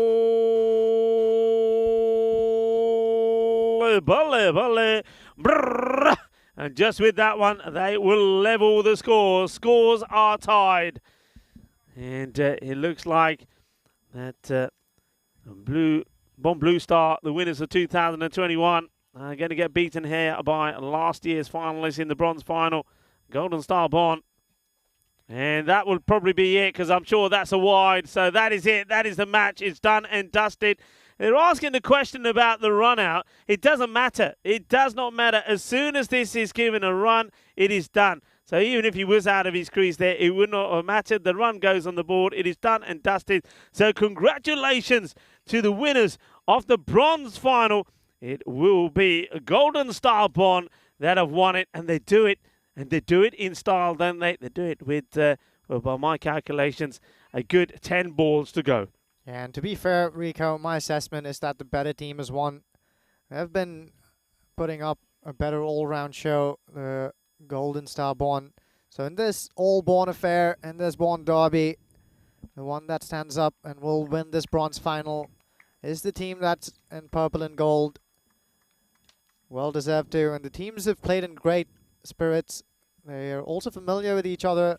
You can see a lot of handshakes and hugs along the way. The umpiring was great as well. So excellent game of cricket in the end, Rico, although the Bond Blue Stars will be kicking themselves for dropping those chances. Yeah, you know, my feeling of this one is, and if you go back to the innings of Bond Blue Star, I think the way they started, they hadn't recovered from the loss of the semi-final. And as they got going, even though when they lost a few wickets, they thought, you know, there's no point. And then Assad came along and started batting and hitting the ball all over the place. And all of a sudden, they started to come alive and started to believe. If they had that belief right at the beginning, I think they would have scored more runs on the board. And I think it would have been more of a challenge. But fair play to the Golden Star Bond. I said before, it's a team that wanted it more, and they did want it more. And I think that innings there from Gurwinder Singh was a good definition of that. He wanted it, he went out there, he was determined, and he ends up being unbeaten there in the end. What a good knock it was from him. 76 not out of 24, but he got a good support in. And we mentioned Partosh Baragi hasn't played as much cricket this time around. We know he's a key player, and though it didn't work for him with the ball, when it came to the batting, he was there to put that very important partnership together with Gurwinder. Yeah, that was really what it was all about. Naeem Khan, he started off well again. Got a couple away, but it was Naqvi who was the first one to go. Harun Khan, so reliable there. Steepler, this one was put down. It's exactly what we were talking about. There were a few chances that came their way, but when they did, they were found a begging with the Bond Blue Stars. This one again was tantalizingly close to being a drop. Gurwinder Singh came out there and smoked the very first one that was in his slot. And he kept finding the boundary with regularity. He is so good straight down the ground, Rico. We've seen so many of these balls fly right above our heads. Bairagi as well, effective with the bat. Played an able second hand here. This was another opportunity that was let go through the hands. So the fielding was sloppy in parts. The catching was terrible when it needed to be clinical. Yeah, and this is a very good example of that. I mean, Bairagi, how he's dropped that, I will never know. And don't forget, that was Bairagi being dropped by Javid. And don't forget that Javid also dropped Singh on 2, which was a slightly harder chance, but he should have taken it. He ended up firing it away, didn't he? That was a good catch, but by that time, I think it was too late. It was really too late. And you could see the resigned impressions of all the fielders right before that last over went underway. So they won with an over to spare, Rico. Doing that in quick time and over in 4 balls to spare as well. Comprehensive in the end. Yeah, very comprehensive. They do it with 10 balls to go. But once again, it was that partnership, wasn't it? We say all the time, partnerships are everything. Get a partnership going. And well, probably Partosh Baragi and Gurwinder Singh did just that. 100-run partnership between them. And Gurwinder, he stayed there, not out. And then you saw that Atta, who has been, you know, he's been a joy to watch as well, hasn't he? He comes out and he hits 11 of the 3 balls that he faces, 1-6 and 1-4. But it was all about that innings really there of Gurinder Singh. 8 6s and 4 4s. With the bowling there, not really too much to report really. I think that once again, you had to believe that you wanted it. Haroon Khan, I think he's been such a good player. He definitely is the player of a Bomb Blue Star. And you know, he'll get a mention also, I think, MVP-wise as well. He's done amazing things. Don't forget, he scored a century as well, didn't he, when we got that win against PSV Aachen, when Aachen went on and scored 140 plus without losing a wicket. Muiz Hassan scored a century in that match as well. That's the first time we've seen a match where on both sides 2 men have gone and scored a century. So they'll be remembered for a lot of good things, but I just think they fell a little bit flat in this one. It's all about the one, and the whole team have to have that one. And if the team is focused and if the team wants it, you'll get that win. And I think that's why Golden Star Bond in the end have got it, and they are the bronze winners. The question is, who is going to be the winner of the final? There's going to be a new team, isn't there?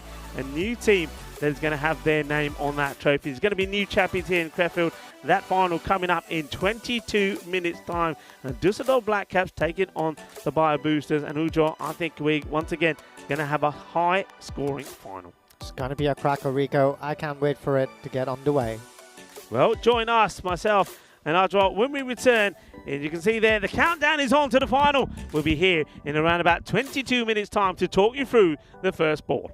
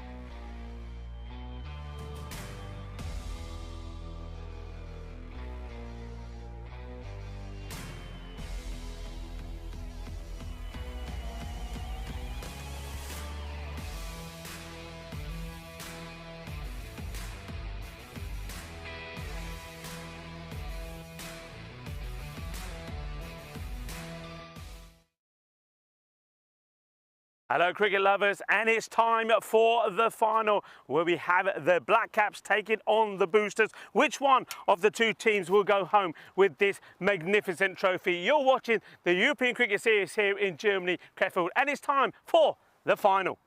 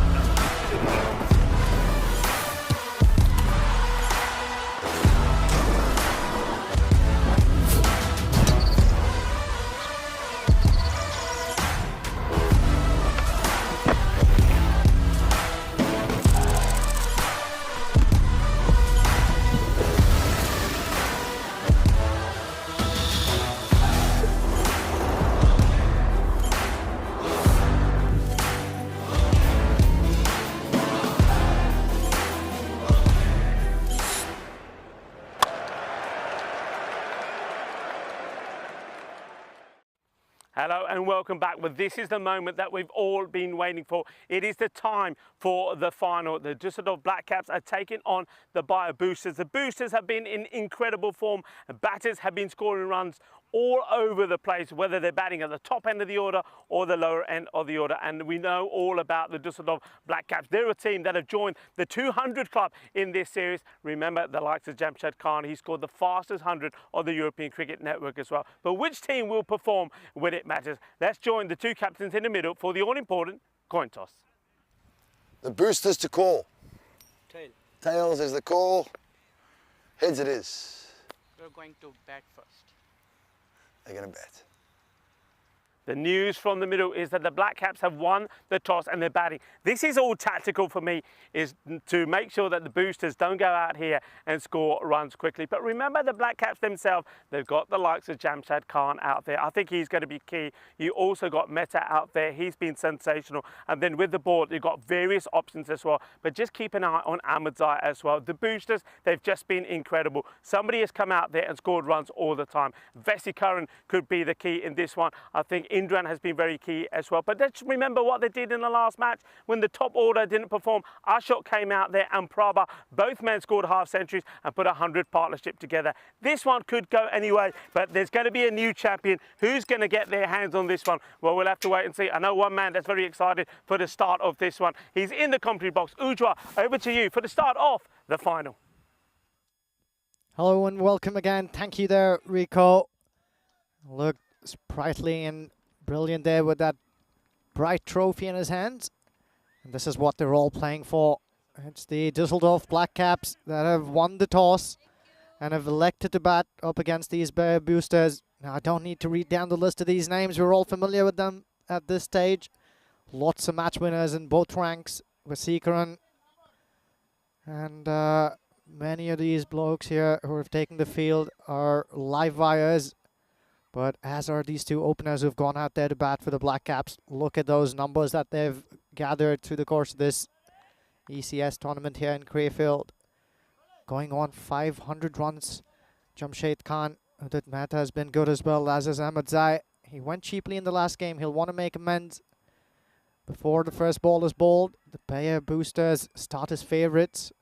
They're going into chase though, and we know that the only game that they dropped in this series so far has been the one where they were trying to chase a total against the Black Caps. Ahmedzai went for a first bowler in the last one. He'll want to make amends here. Murali Prasad has been given that now familiar task of opening the bowling for them with the new ball. Well, again, a similar delivery that's biting back into Ahmedzai in this occasion. Gets some bat on it. He'll trickle away for a single. Brings that man, Jamshed Khan, on strike for the first time in this big final. And Joining me back in the comm box is Rico. What a game, what a stage, Rico. Yeah, it's the perfect stage for the final, isn't it? This ground and this pitch has been immaculate all the way through. And it's the perfect setting for the final, perfect setting for the weekend of internationals we've got coming up as well. But more on that later. This is the final. Welcome, everyone. Let's enjoy and what we're going to see here. And I reckon we're going to have a feast. I really do. There's something about this final. I've got a feeling. I really do. Well, he gets going. A top edge there, leading edge, streaks of catch it in the field. That'll evade the two fielders who were trying to get underneath it. I recognize Ashok Andrew there, agonizingly away from their reach. Yeah, high up in the air, but he gets lucky. I suppose it's the shots to play in the power play. And well, Jamshad comes back and he gets a couple. Goes for it again, drags this one into the leg side. They'll scamper across for a single. Early predictions, Rico. How much do you think the Black Caps are going to get? How much do you think they would need to get? I got a feeling this would be pretty similar to what we saw yesterday. I know it's the final. There's going to be a bit more pressure on, but I reckon we're going to see close to that between a 130, 140. It was enough for them to do it yesterday. Will it be enough today? Ahmadzai, the man who's on strike here, he was the hero yesterday, wasn't he, with the ball? I think he'll have a big part to play. But I think also, when you look at the boosters, the likes of Vasikaran, who's in such good form at the moment, I think Indran will be looking to come back big in this one. We don't see too many failures from him or the likes of Sandeep Rathore. But what really, I think, stood out for me, as we see Prasad come in again here, and it almost curtains for Ahmadzai. The one thing that really puts the boosters maybe favourites in my mind was the way that we saw even the likes of the captain, Paki Paraba and Ashok Andrew back in the last one. So when the top order went, they were still there to be able to get big runs, 100 partnership between those two. So they've got depth, but they're in the zone of chasing. We know they like to set the score. This one has been blasted. That is big. Well, get your broom out and go fetching that one, because that is a big hit. It hits the heel and comes back. So they might be able to get that without the broom assistance, but what a hit that is. It's in the arc, isn't it? And it gets thumped out of here. Yeah, that's exactly where he didn't want to be. Murali Prasad wraps up a tidy over there with that last ball sixer, adding some insult to it. So 10 is what they get of the very first over the Black Caps. I think he's figured out how to bowl to Ahmadzai. You don't want to bowl it in the slot, and he has trouble facing the ball that bites back into him. On that occasion, it was right in his slot there, a little overpitched, puts it away. Vignesh, though, has been really effective for the boosters. He's been handed the ball. Our favorite slinger here, Rico. Yeah, he is. He's bowled really well, and I'd be surprised if he has an off day, especially in the final, but so far he's been good. His line has been good, his radar's been switched on, and he's bowled with a bit of pace as well. So in comes Sanjeevan Vignesh, and well, he comes and he goes. That is huge. And I was having a little chat with one or two people, and they were saying Jamshad Khan, bowl to him with pace, and he'll be all over you.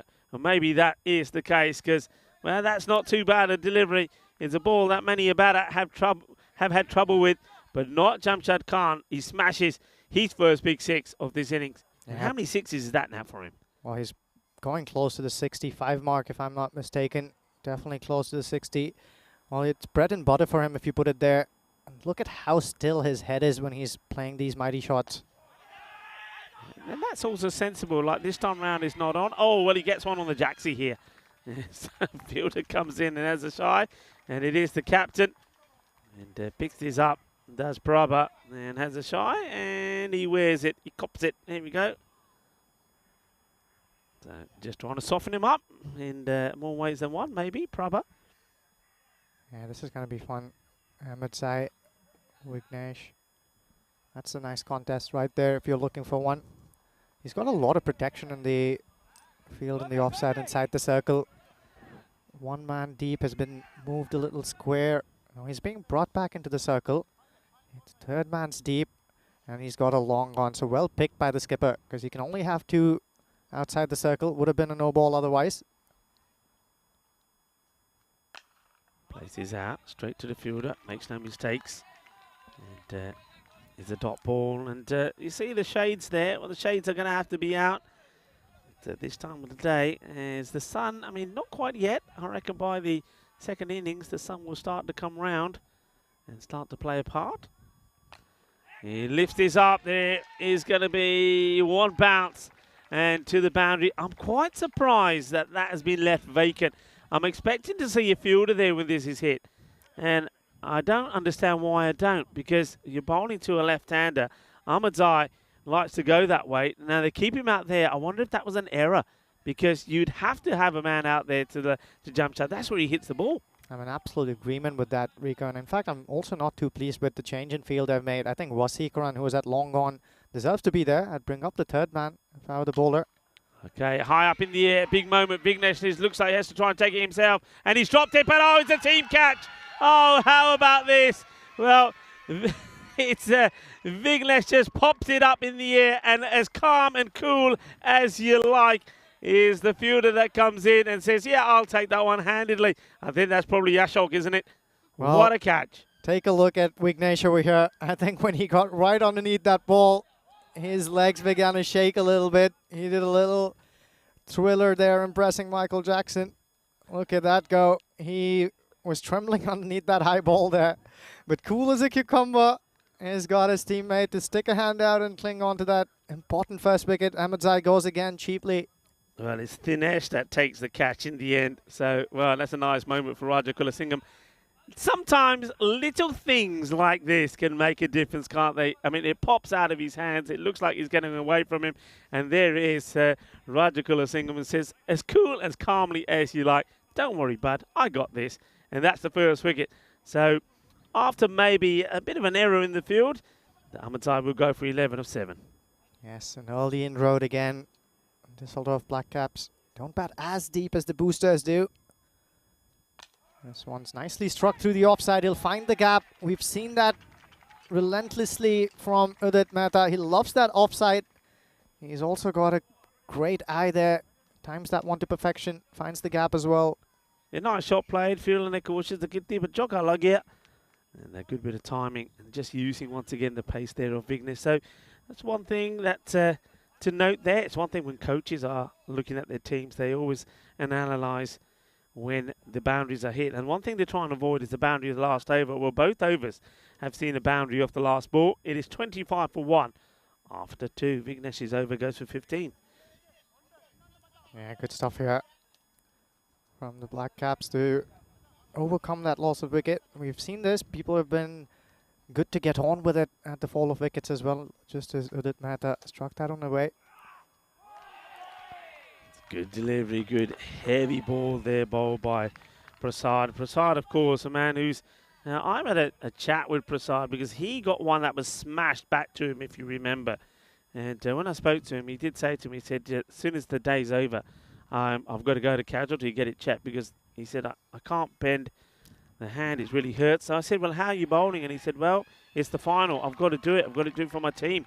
So just goes to show, and we saw that, of course, from also the Ryan Rur Sports when Mohamed Saqib had broken his finger keeping wicket and came out and batted, scored 30-odd runs and won the match for his side. So cricketers are brave.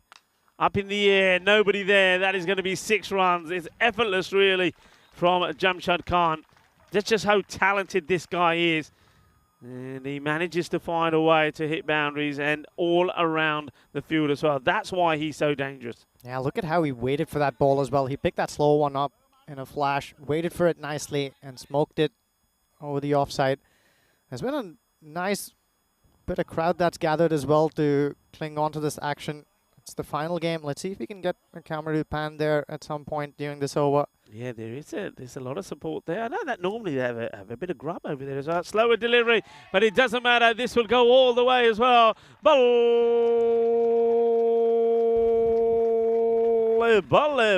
ginna zona.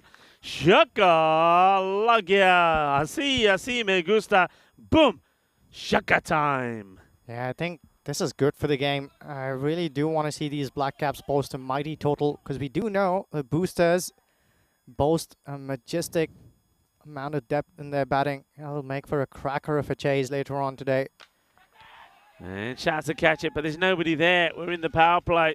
So you can see the bowler is looking at the captain saying, well, and the captain saying, well, look, you can only have 2 out. It's a power play, Prasad. What do you want me to do? And I think he's saying, well, I probably don't need a fielder on the offside. I'd rather have him in and have me long on, pardon me, back and wide. But well, Jamshed Khan is unperturbed. Another ball to go in this over. He'll be looking for another biggie here. Prasad Khan. And he goes for another one, and I get the feeling this is going to be 6 as well. He goes a long way up, and he goes all the way. And what we're seeing here is quite exceptional, really. Remember, Jamshed Khan, he started this match on 490, so he has surpassed 500 runs in this series. He's been quite outstanding. 22 come off that one.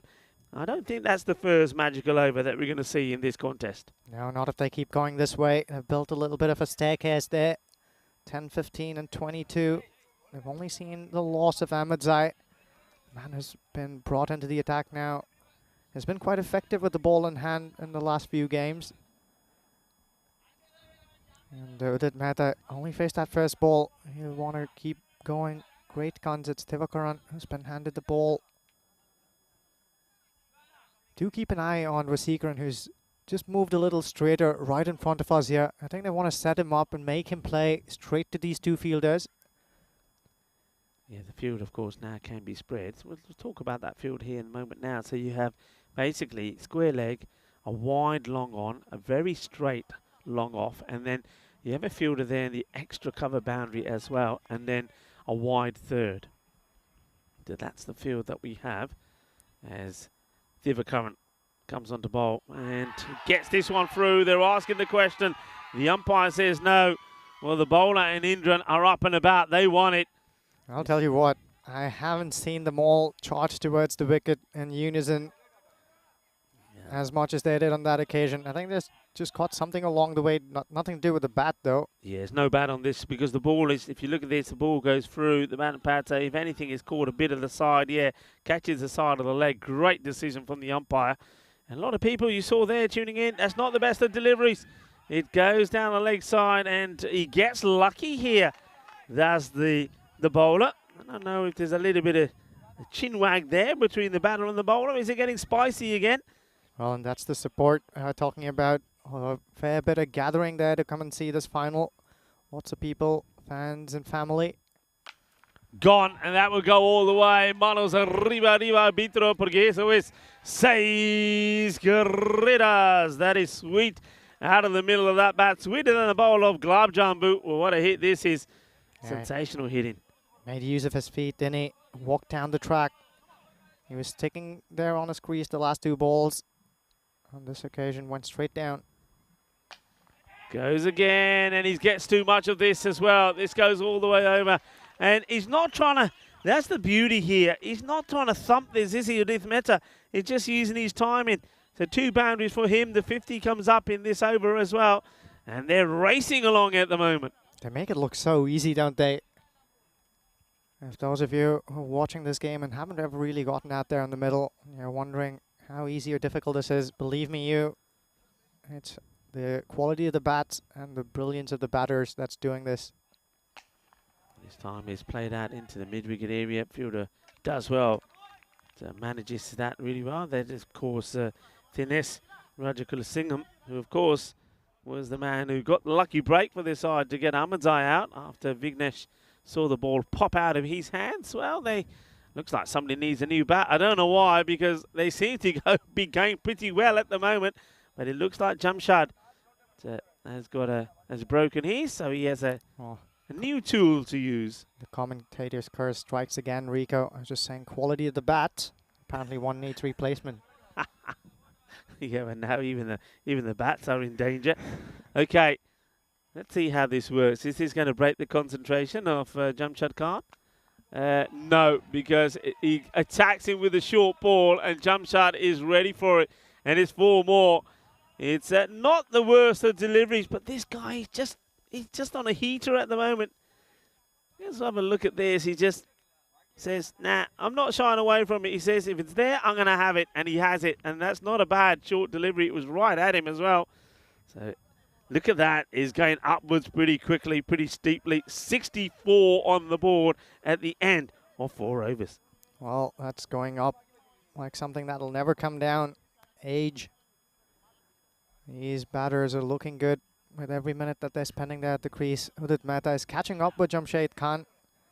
Khan's raced on to 36 of 11 balls. Mehta's gotten 17 of those 6 he's faced. Yeah, I mean, the boosters will know. They would have been expecting this. They would have talked about this. They know it's going to be a high-scoring game. But it's about trying to contain it to a score that you think you're happy with. I still think that score's around about the 130-ish. Any more than that, that's way down the leg side. Well, pitching outside he leg might as have well. hurt himself here. Oh, keep an eye on Ashok here, because he bowls this one, and in the process of appealing, just about here, he starts to hold his hamstring.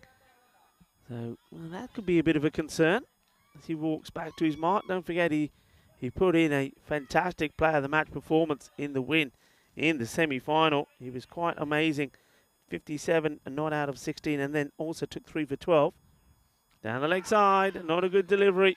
He's getting lucky here, but I can tell you something now.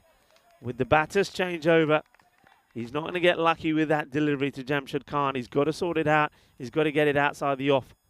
Yeah, and the other detail here, with 2 overs up his sleeve, Ashok Andrew, do keep an eye on the bowling changes.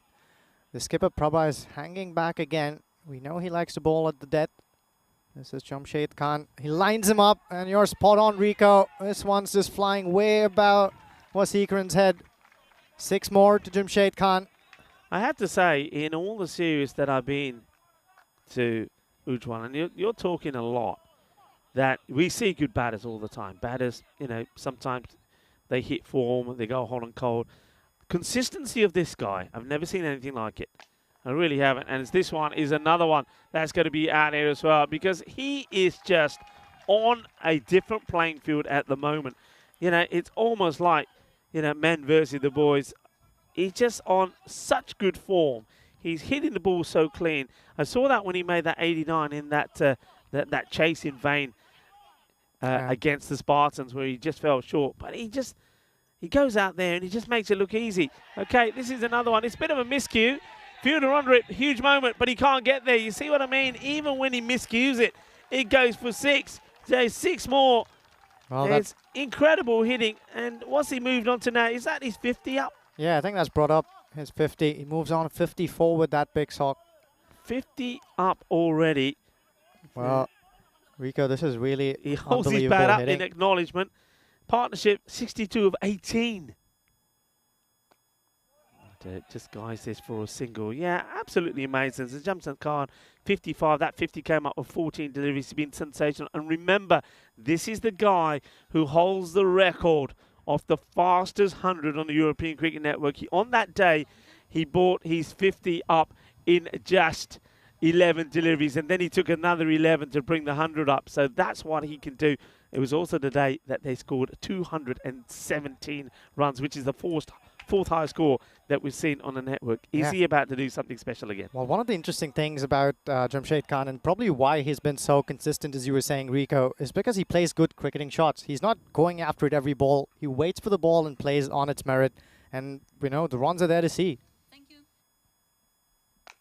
So nicely played, and it's in the gap. It's 4 runs. Now, this is what we're talking about here. So the guy who's blasting the ball all over the place for 6s. So, you know, he's a master blaster. He then plays a shot like that, which is just timing. It's a placement, execution, and he's literally just toying around with the field. So now they're having to put a man back out there. So you can see that square leg has now had to come inside the circle. And you can see pretty much here, he'll go over square now. Yeah, and I think the first time today, Vignesh under some pressure here. Okay, he gets through this one. That's good delivery. Comes back into him as well. And he's one of those as well, because you're probably tempted as a captain to say, right, okay, I want to keep my square up, so I'll bring 3rd up. But you can't afford to because of the pace that Vignesh is bowling at. Yeah, it is interesting indeed. Interesting field. placing.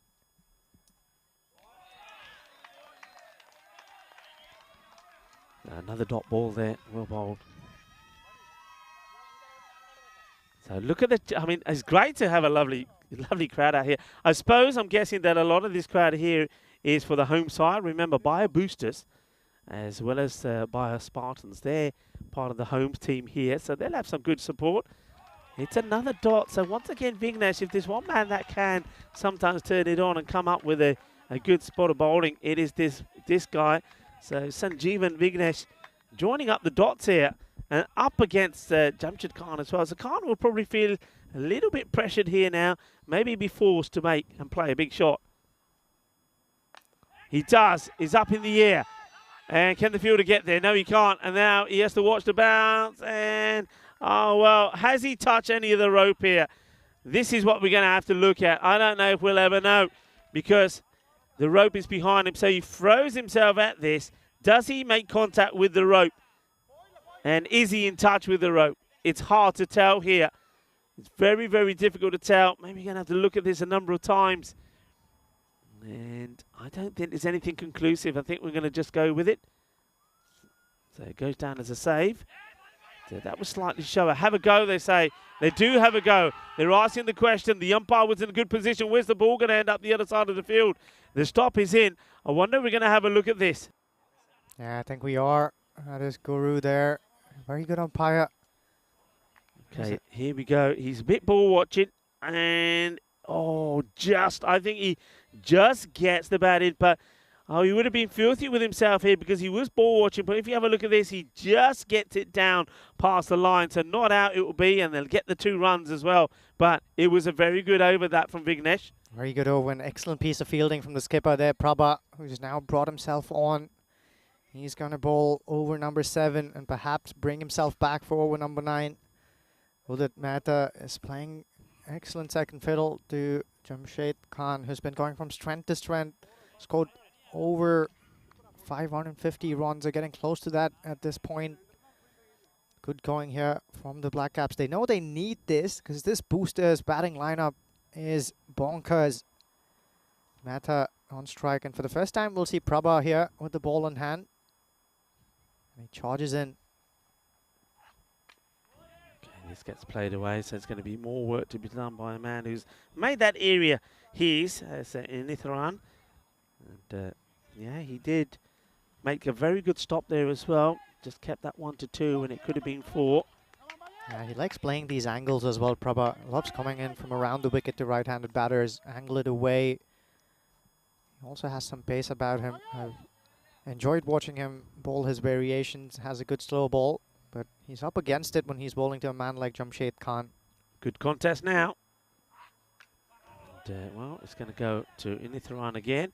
Prabha and Jamshid. Prabha, very effective fast bowler. He's got a good slow ball up his sleeve. He's got genuine pace, and he does fire in a pretty rapid fast ball as well. The only thing I'm thinking here is he hasn't really got the field set for that short delivery. You can see there on the leg side that behind square there's nobody. So I only got the mid wicket and long on back on the boundary. And, well, that's the problem you got. You stray down that side, or if you go short, there's nobody there. So yeah, all he needed to do was get some bat on it. He does that with ease, Mehta. Looking good here, Black Caps, to get a formidable total here. They do. I mean, I think the thing is that I think they're being cautious at the right time against a good bowler. So once again, throwing a little bit of caution to this. The thing is, though, I mean, this is coming up to the end of this over. They've got so much batting to come. They can afford to have a go, and that's why we're going to see shots like this. This one goes through the hands of the fielder, and maybe I'm being a little bit unkind. I mean, it was hit really hard, but I don't think he gets his hands together, and as a result of this, it gets through him. It's going to be a boundary. Probably a reason why, Rico, that was that man Murli Prasad, and that had some heat on it. Mehta absolutely creamed that one upper sleeve. Yeah, beautiful shot. 100 is up now. 2 balls to go in this, the 7th.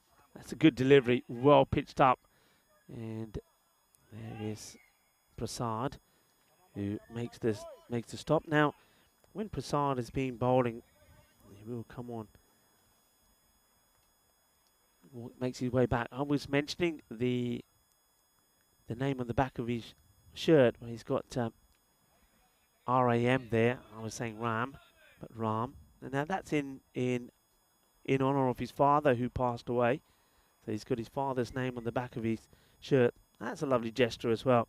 As Braba comes in, it's a bit of an inside edge, and it's going to be just a single. So you can just see here, I mean, all right, there's been a couple of balls that have gone to the boundary from the likes of Vignesh, and well, Prabha here put a really good over in as well. But it just helped to slow things down a little bit, as it looks like there's going to be another bat change. Well, what's going on here? Well, now it's the case of the other batter, Mehta, saying he wants to change. And while he changes back, we can tell you about what's coming up tomorrow. It's international cricket here. Yeah, plenty of cricket tomorrow. We'll see Germany, Belgium, and the Netherlands in action. And on cue, James Stewart here is asking whether I'm going to be around as taking in the comm box to bring these internationals home alongside Rico. And the answer to that is a mighty yes. I'll be happy to bring in this action alongside Rico. And 3 formidable teams will take center stage here at the High Performance Center in Krefeld. But for now, it's the Black Caps who've locked horns with this formidable side in the boosters. Shy at the stumps there. Well, they're going to get 2, though. Is it worth it? Well, you can see the bowler is applauding. He's saying, yeah, it's worth it. It's a diving stop there from Ashok Andrew. I suppose if you get a chance of getting Jamshad, you go for it, don't you? But it allows him to go back on strike. Partnership worth 87. He goes for it. There was width on offer. Obliges there and gets it just about to the left of the fielder. So 4 more runs to Jamshed Khan. He likes the width that's on offer. He has to get it right here, Thivakaran. They can run away. You know this is the finals, and although the boosters have a mighty batting lineup, runs on the board, can do tricky things. Yeah, they certainly can. In the 70s here now, by the way. The slower delivery, well bowled. That will just be and should just be a single. Are you thinking it, Rico? He can bring it up in an instant, and there's plenty of time left. So, you know, yeah, I am. Yeah. I mean, I feel it. I feel it because they've only lost the 1 wicket. They're not, it doesn't look like they're keen to throw the wickets away. And they're not going to, because when you're hitting the ball as clean as what these two are, you're going to get this partnership just going to continue to grow. It's now worth 98 as Udith Mehta launches into this one. Too much width, really, from the bowler this time round, Thivakaran. You can see what he's doing here. He's taken quite dramatically his pace off. He's not bowling with any pace. The problem is with that, sometimes you just lose your line. Yeah, closing in on a 100-run partnership here, these two. Excellent batting in a pair. Goes for it again, but brilliantly bowled. Yorker length just digs it out to long on for a single. Yeah, that's a good delivery. It's the right length, isn't it? So Jamshad goes back on strike here now. So 99 this partnership is worth. 120 on the board already. So I was saying that they'd be looking and wanting to get a 140 score. And just out of the reach of the bowler. And oh no, this is going to go for, he saves it. He saves it. And they will come back and take 2. That is a really good save. I mean, Prabha gets it completely wrong. It gets through him, but his reactions to save this is, well, first class. Look, he's not moping around. He gets on it. Watch this. That is sensationally well done. Brilliant save. All right, he made the blunder in the first place, but at least he rectifies himself. And you know what? That could be it could be a blessing, because it means that Jamshad won't be on strike. Yeah, nice recovery there. Jamshed Khan, though, what else can you say about this man that hasn't been said already? What a time to come good once again. Has been the Mr. Consistent throughout this tournament. And he's standing up tall once again in such a big game. The finals, that's when you know that this is champion material. When the going gets difficult and when they're under tremendous amounts of pressure, having that heart and resilience to still stand up tall and keep going about your business. Someone else who's going about his business is Udit Mehta here. Launches another one deep into the leg side. That's climbing up into, well, that dugout over there. So 6 more for Mehta. This partnership is going all great guns. Yeah, it's going well. And yeah, Mehta now decided it's time for him to get going. And this one is just not going to carry, but a really good bit of defensive fielding there. That's nicely done by the fielder. That is Ritran Vasikaran, who gets his body in a good position, doesn't let it get past him. Just a single. Jamshad now looking to get going as well. We're in the 9th. It all happens in the 9th. And Jamshad Khan is on strike. Launches that straight back opportunity here. Vasikaran underneath. He's never going to drop those. So it's not going to be another 100 for Jamshad Khan. But he can be mighty proud of what he's done. His partner there, Udit Mehta, giving him an applause as he's walking off. And they've got enough depth in their batting. But what a knock this has been from Jamshad Khan. And what a timely wicket. It's from that man, Ashok Andrew, once again. Yeah, Ashok Andrew, he's been on song, hasn't he, today? And he comes on, again, just taking the pace of Jamshad. He had to go for it. Doesn't quite get it out in the middle. And Vasikaran has taken the catch. There's no way he was dropping that. As Mohammad Reel comes out, but what a performance there once again from Jamshad. 74 he scores. Yeah, also gets a warm round of applause from the fielders as he walks off. They acknowledge a good knock when they see one. The boosters. Ashok Andrew will stick around the wicket. That angle's been working for him. It's Raheel who's made his way out there in the middle. It drags this one down to the leg side. One bounce to the fielder in the deep. I just love the crowd being in there, Huji, because there's screams of delight, screams of tension, and screams of pain when the ball goes to the boundary. So a lot of support here, I think, for the Bio Boosters. Yeah, and those beautiful scenes. This is their home ground as well, I believe. Firmly hit. That's going to take some stock in. That was so hardly hit. And Vasikaran, he's a fantastic fielder. And if he can't get to this, nobody can. That was hit with a lot of might. Mehta is looking better than he's ever done so far in this little journey through the tournament. 47 of 17, striking it beautifully. Struggled a little at the get-go, but now he's seeing it well. But he wears this one, and no run. He has a look at Raheel, and he's probably saying, come on, you should have been coming for this. And the reason he's saying that, he would have put him on strike. And, well, Mohammad Reel is saying, nah, don't worry. You know what I can do? I can get it. I mean, he can. Let's be honest.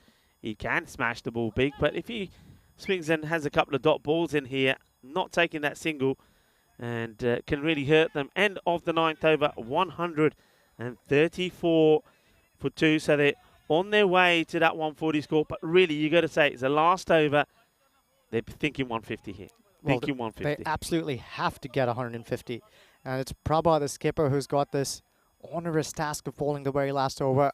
But for some respite, it's not going to be Mehta that he's going to bowl to. But we've seen Raheel clobber some big ones earlier on.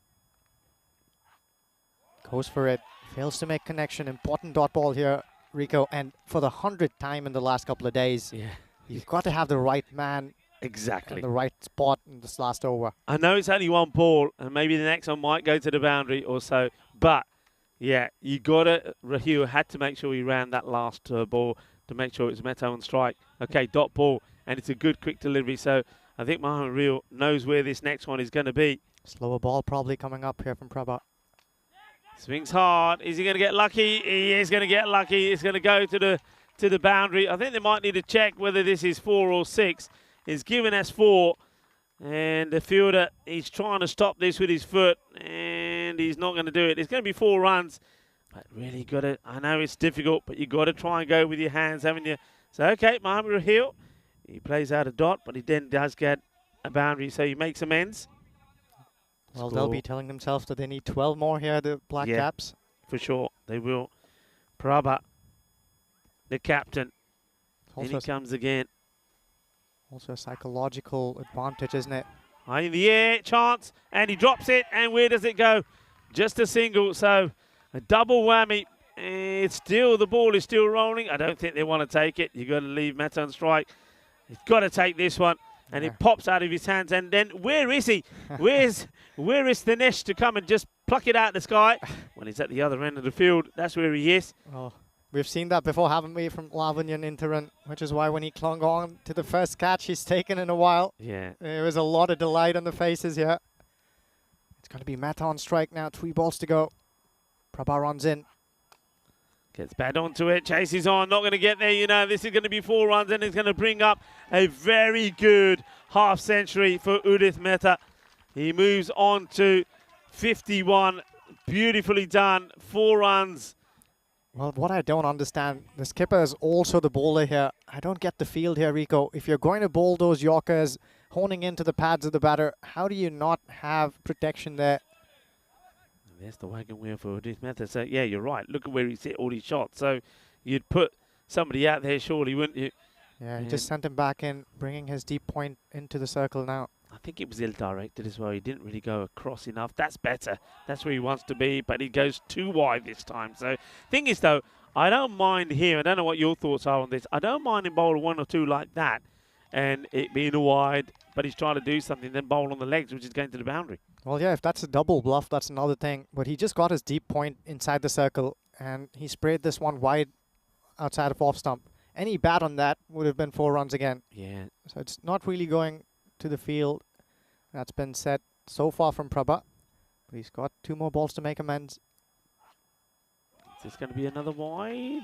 No, this one's okay. So he does sneak this one through. So that's the length that he wants to be bowling. And you can see this is quite difficult to get hold of it. But you're right, though.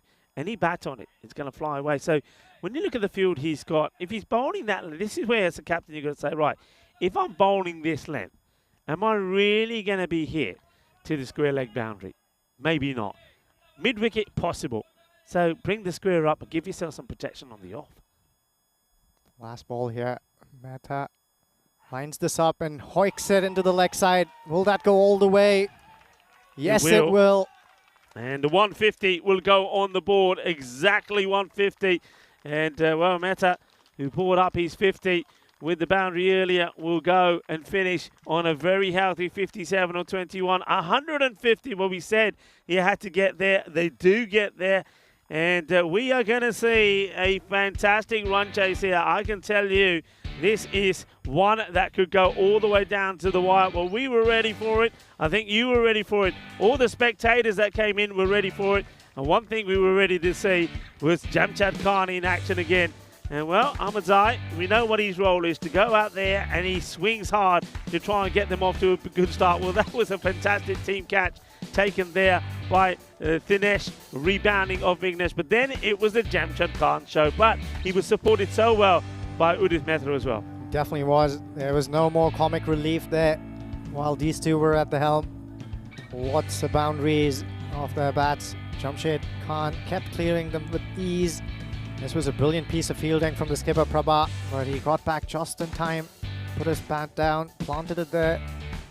Mehta kept going as well. This was the most fluent knock we've seen from him.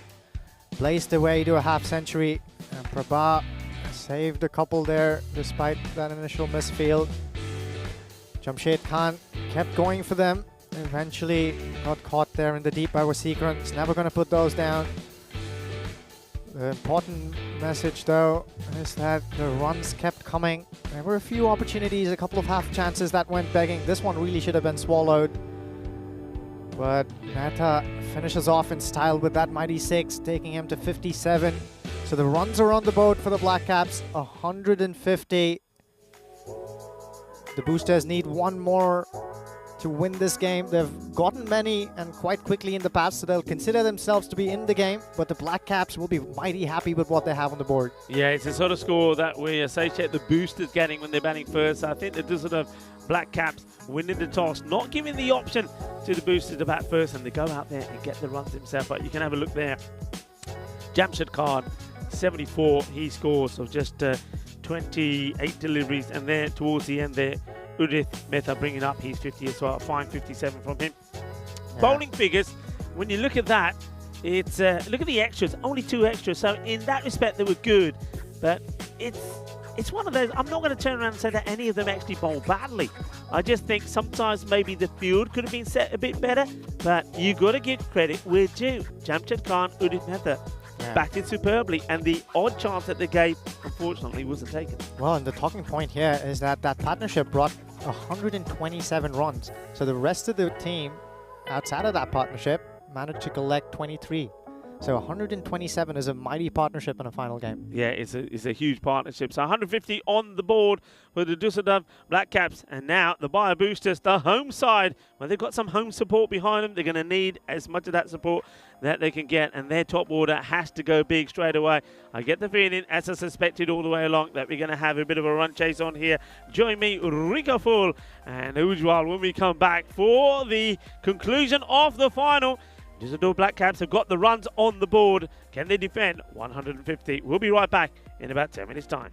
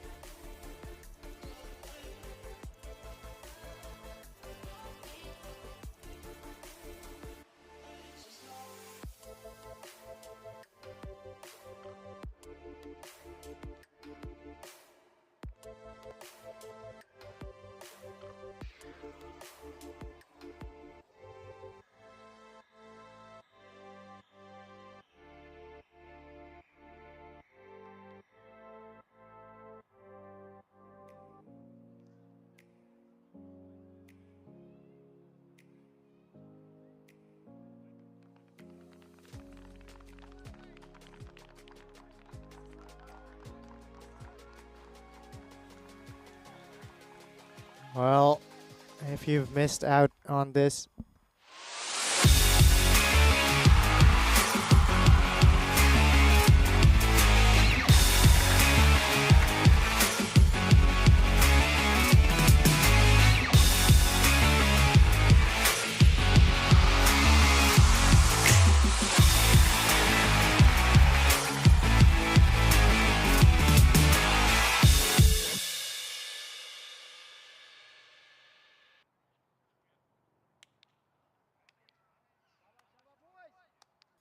welcome back.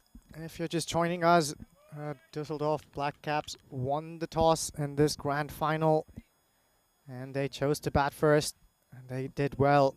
150 is what they've posted. That's a mighty target for a final. They've got runs on the board, but they're up against the boosters, the mighty boosters. It's Wasikaran, who's joined by his reliable colleague in Indran.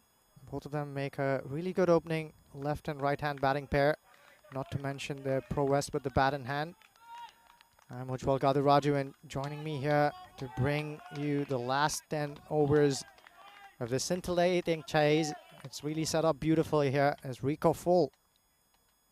Raheel here. Looking forward to this as Mohamed Raheel comes in, and he gets that Yorker length delivery in straight away. It's well watched and well attacked also by the fielders. 1 run. Yeah, this guy was sensational, wasn't he, in the semi-final? And I think we both agreed that for us, he probably was our player of the match when he took 3 for 14. He just took out the top order. So he's certainly one to watch. He's in good form, isn't he? Yeah, he's in really good form as Mohamed Raheel. But also another note of appreciation for Wasikaran. I remember if Wasikaran of the past would have just thrown his bat at that one, watches it closely, and just drove that beautifully down the ground for a single. That brings Indran on strike. Indran loves anything that's within his slot and in his reach. He'll go for it. He likes to play with his legs, doesn't he? And I don't know if he's going to get too much of that from Raheel. Raheel is very much good at keeping the ball on the offside, so he'll be right on the offside here to Indran, and he is. And Indran misses out on this one. You can see there straight away he's trying to hit this on the onside rather than hit through on the offside, and it's been left open for him as well. Yeah, and a good fielding arrangement as well here. They have their third man in, the keeper is up as well, and they know Indran loves to play straight down the ground, so they have protection straight down. Both long off and long on are in play here. And nobody out there, though. If you give him the room to maneuver you to the leg side, he will, and he'll go big, and that is big. There's going to be manos arriba from the arbitro. 6 carreras. You can see there, it's on the pads, it's on the legs. If it is, it's going to go the distance. Yeah, excellent pickup shot. He's really good at that, is Indran. I wonder what he'll say if we ask him that very question. I wouldn't be surprised if he favors those pickup shots on the leg side. So the first boundary in reply from the Bio Boosters. It's pretty wide, and it would have been a wide, but Indran does get bat onto it. It's one issue that I think Golden Star Bonn had against the Düsseldorf Black Caps. There were a lot of deliveries that they played at where they didn't need to. They were wide deliveries. And sometimes, though, when you're under pressure in a pressured match, you just feel drawn to playing those.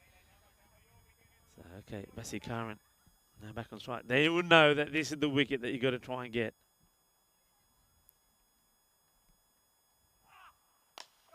Oh, wow. That is a save. But as he saved himself, this has been absolutely it's a full toss. He's hit it well. He gets lucky. He manages to get it on the sole of his foot. Anywhere else, we'd be stretching him off by now. Yeah. He's a lucky chappie. He hit that well, didn't he, Wasikaran? Didn't he just?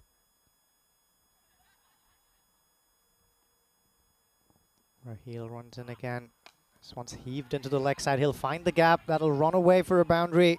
It's just what they needed, the boosters.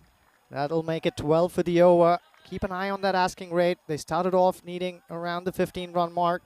And despite that boundary, they're already short of what they wanted and where they wanted to be. Yeah, that is true. So they're going to be on 12 at the end of the first. But still, I suppose if you can get 12 off Raheel. You take that because he's a good bowler. 261 matches since a now? golden ball. It just keeps on going higher and higher. It's today, Rico. It's going to happen here. 150. Never from the had booster. one in a final. Can you imagine? Oh, wow. Can you imagine? Let's Never call had for one in now a final. then. This would be quite something. With the number of spectators who've shown up here, friends, fans and family, that would be quite a fascinating finish. They've turned to Jamshed Khan here early on in the piece. We saw him come up and bowl the very last over.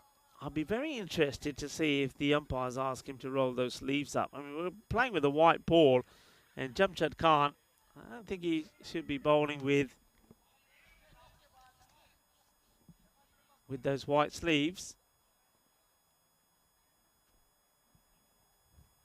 Indran here trying to line him up. Well, that struck him right in front. Is that going to miss the leg stump? Well, Guru takes his time there, ponders around it, and gives him.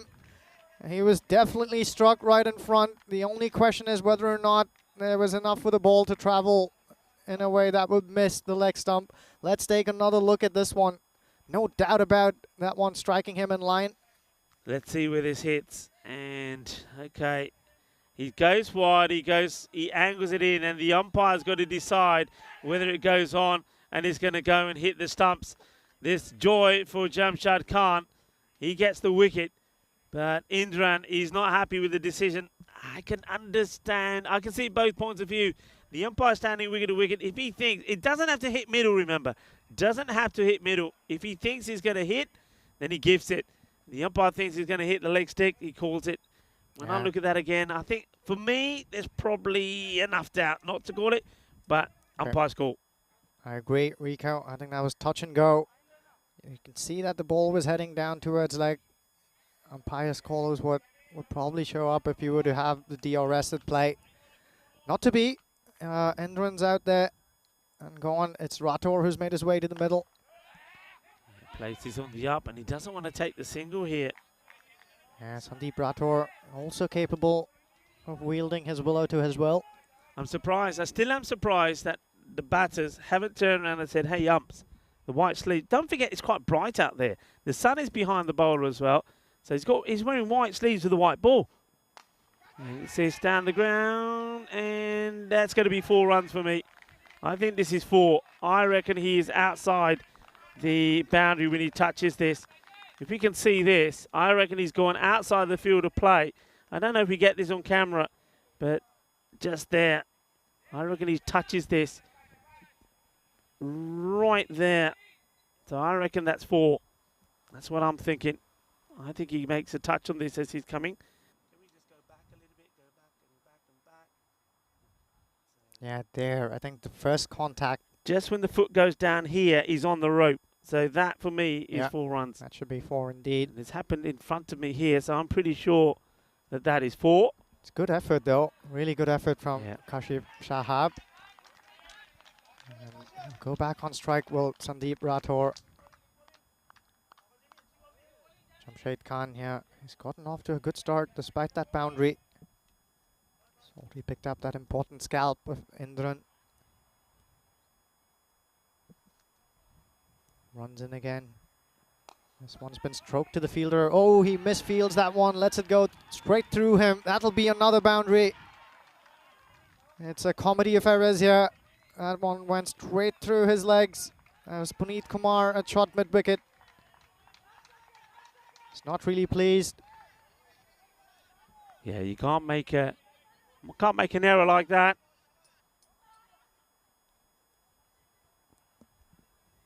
Runs in again. Jamshed Khan, he dances down the track. He's got enough bat on it to clear the infield. Is that going to race the way for another one? Yes, it is. So one way or another, Sandeep Rathore has gotten out there in the middle, and he's trying to find the boundary and doing that. Yeah, what an aggressive shot that was, and you can see what his mindset is like. He dances down the pit, and I think this is all about, he's saying, yeah, if I get there, I can get this over that circle. So positive batting from Sandeep Rathore. And now he goes down the ground, and it should be taken. It will be taken, so that's going to be the 2nd wicket for Jamshed Khan. And, well, after a fine batting performance when he scores 74, 28 deliveries, He's now picked up 2 wickets here. And it will be the end of Sandeep. He just, again, I think Sandeep Rathore for me, he's a guy who's got all the shots, but he doesn't like to stick around, does he? He always finds a way to give his wicket away. Yeah, perhaps that's the role he's been assigned as well. The boosters know that there's only one way to go down this chase. They have to keep the run rate high and up and going. Because once again, we see a 12-run over, which means they've been pegged back, and that asking rate is always going to keep going up. So despite what some might think is a decent start, boosters will find that the asking rate is climbing up about the 15-run mark. Jamshed Khan, though, as you rightly said, Rico, what a game he's having. What a time to come good. It's the finals. 2 wickets to his name. Scored that magnificent 74 already. But do remember, a key man, Wasikaran, is still out there. Yeah, Vasikaran is still there. You've got another batter that joins in that we know is a classy player. So they've still got some batting, we know that, but it's about the rate they've got to try and go at. Well, I tell you what, this is going at a rate or 2, isn't it? As this one is a huge 6. Well, that is massive. Yeah, and the dugout loves it. Letting him know that as well. Keep going. They shout out to Rossi. We saw a good catch taken here in front of us. Umair Manzoor here, Ubaid Manzoor. Catches everything that comes his way. He's brightly in the field. Man with the ball in hand, Mohammad Raheel, spare a thought for him. High pressure game. He's been asked to do the job again, 2 games in a row. And well, he goes for another big one, Wasikaran, and makes sweet connection. All of the friends and family who've collected in that direction erupt with joy. Oh, wonderful hit this. I mean, look where he is standing. So he's getting himself right outside the off. He knows, the thing is, this is what this is. He knows what Raheel is trying to do. So he's basically saying, right, I know what you're trying to do. I know what length you're going to be bowling. I'm going to be waiting for it. And I think the only way that Raheel can respond to this is try to bang one in a little bit shorter and see if you can get a missed shot here from Vasikaran. 4 balls to go, and so Raheel ambles in. Nice length there. Can't do anything but knock it back to the bowler. Yeah, well, it's all about the length, isn't it? It's all about the length. This time Fuller, and he's not able to get the right shot in. Hello to everybody in the chat. Well, hi to everyone. How are you enjoying the final so far? Rob Thompson is there. Wayne as well. Hello to Nick, Kroom, Twilight. They're certainly seeing some action. Slow delivery, thumped, and this ain't going to be stopped. It's going to be one bounce forward. There's going to be more screams from the supporters. And you can see a lot of people have turned up to be watching this. A few people from, looks like from the DCB are here as well, enjoying the action. Yeah, Wasikaran is in fine flow here. He's looking in rich form. You'll see him again in the ECIs that'll take place over the next couple of days. Germany, Belgium, and the Netherlands, of course, will be in action. Can he carry this fine form into those games as well? Well, but that's a story that'll unfold later. Back in the middle, it's time to deal with the Black Caps, and he's bowled him. This is exactly what we've seen Mohammad Raheel do. The Black Caps erupt in unison. That is the angle that we're so familiar with seeing. Wasikaran for once fails to play the ball on its merit, tries to heave this one into the leg side. All he touched was thin air. Look at this one, bite back in, great shape into the batter again, and he's bowled him all ends up. Yeah, he stuck to his task, didn't he? Stuck to his task. Just have a look at some of the spectators at the back there. They are motionless because that's a huge wicket. And yeah, this is what he does. So you got to try and get to the pitch of that before it comes in. And Vasikaran seems to be a little bit stuck in his crease. And, well, it's a big wicket. And look at that for Mohammad Raheel. The smile says it all because that wicket could be the match, couldn't it? I mean, all right, there's still got batters to come. This guy, Ashok, batted beautifully in the last one. Remember, he was involved with a 100-run partnership with his captain when he was 57, not out of 16, Ashok Andrew. But, well, you got it all to do. 3 wickets down in the power play with a ball still to go. Oh, that's set up beautifully here for this man to walk in and do it once again. But does he have it in him? It's the big stage, another knockout game. This is Ashok Andrew. And he's facing a man who's got his tail between his legs. Well, he's just saying, hang on a minute, I don't know what. Well, he's obviously feeling a bit of nerves, I think, is a shock, but he just says, no, there's a bit of movement behind, I'm not quite ready. He's really charged up here, isn't he, Raheel? One last ball. That'll be his contribution for the day with the ball in hand. Can he get another one here, or will Andrew see him off?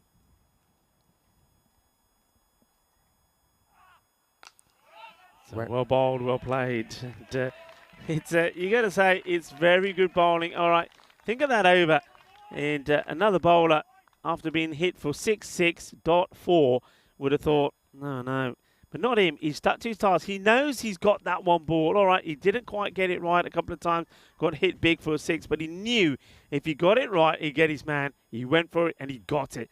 And this is how the scores are. Now, like for like, they're 7 runs adrift, but it's the wickets. They've lost 3 wickets and big wickets. Yeah, 3 big wickets there. So let's see whether the one thing we've been really talking great tales about with respect to the boosters, about the depth of their batting, will actually come through and hold them up and keep them afloat here. 3 wickets down early on in the piece. And we've also been aching for some spin, Rico. You've been pulling your hair out about this, and for once, we see Neeraj Sharma. Yeah. The guy that I mentioned earlier in the day, the start of the day. And he didn't play the last match. He wasn't available, and he's going to start with 4 going off his first ball. A little bit of width here to the batter, and Thinesh Rajakulasingam puts this way nicely. So 4 runs from him. Don't forget this guy, the way he started the series. He was a run machine himself. So if he can come good in this final, this game is still very much alive. You've got batters out there that can score runs, batters out there that have scored 50s. Yeah, what a cracker this one's turning out to be. Both teams right in the contest. Swipes across that one. It won't be a wide because he waltzed across his off stump and nearly ended up with all 3 of his wickets visible to the bowler. Neeraj Sharma is also an experienced campaigner, so he knows what the batter is trying to do here. Just plays this out. That's a nicely timed shot. I mean, he doesn't hardly hit this. He wants to come forward. Watch this. He comes out, says, no, I'm not there. He'll go back. He hits it on the backward move. Both feet up in the air, but he still gets enough of that to get a boundary. Yeah, the timing on that one was perfect. It's incredible how he managed that, though, while he was on the move. And there's a massive little, well, I can't call it little because it's massive. There's a bug that's gotten into our pod here. It's distracting us for the moment. Back to the action. Well, more room on that one, but that's been skied straight down the throat of Puneet Kumar, who has been stationed at 45 inside the circle. So after a fine shot there off the back foot, he goes for another one here. Dinesh fails to make a good connection and skies that one. Easy pickings for Puneet Kumar. And just as we were saying, the introduction of spin has brought us another wicket here.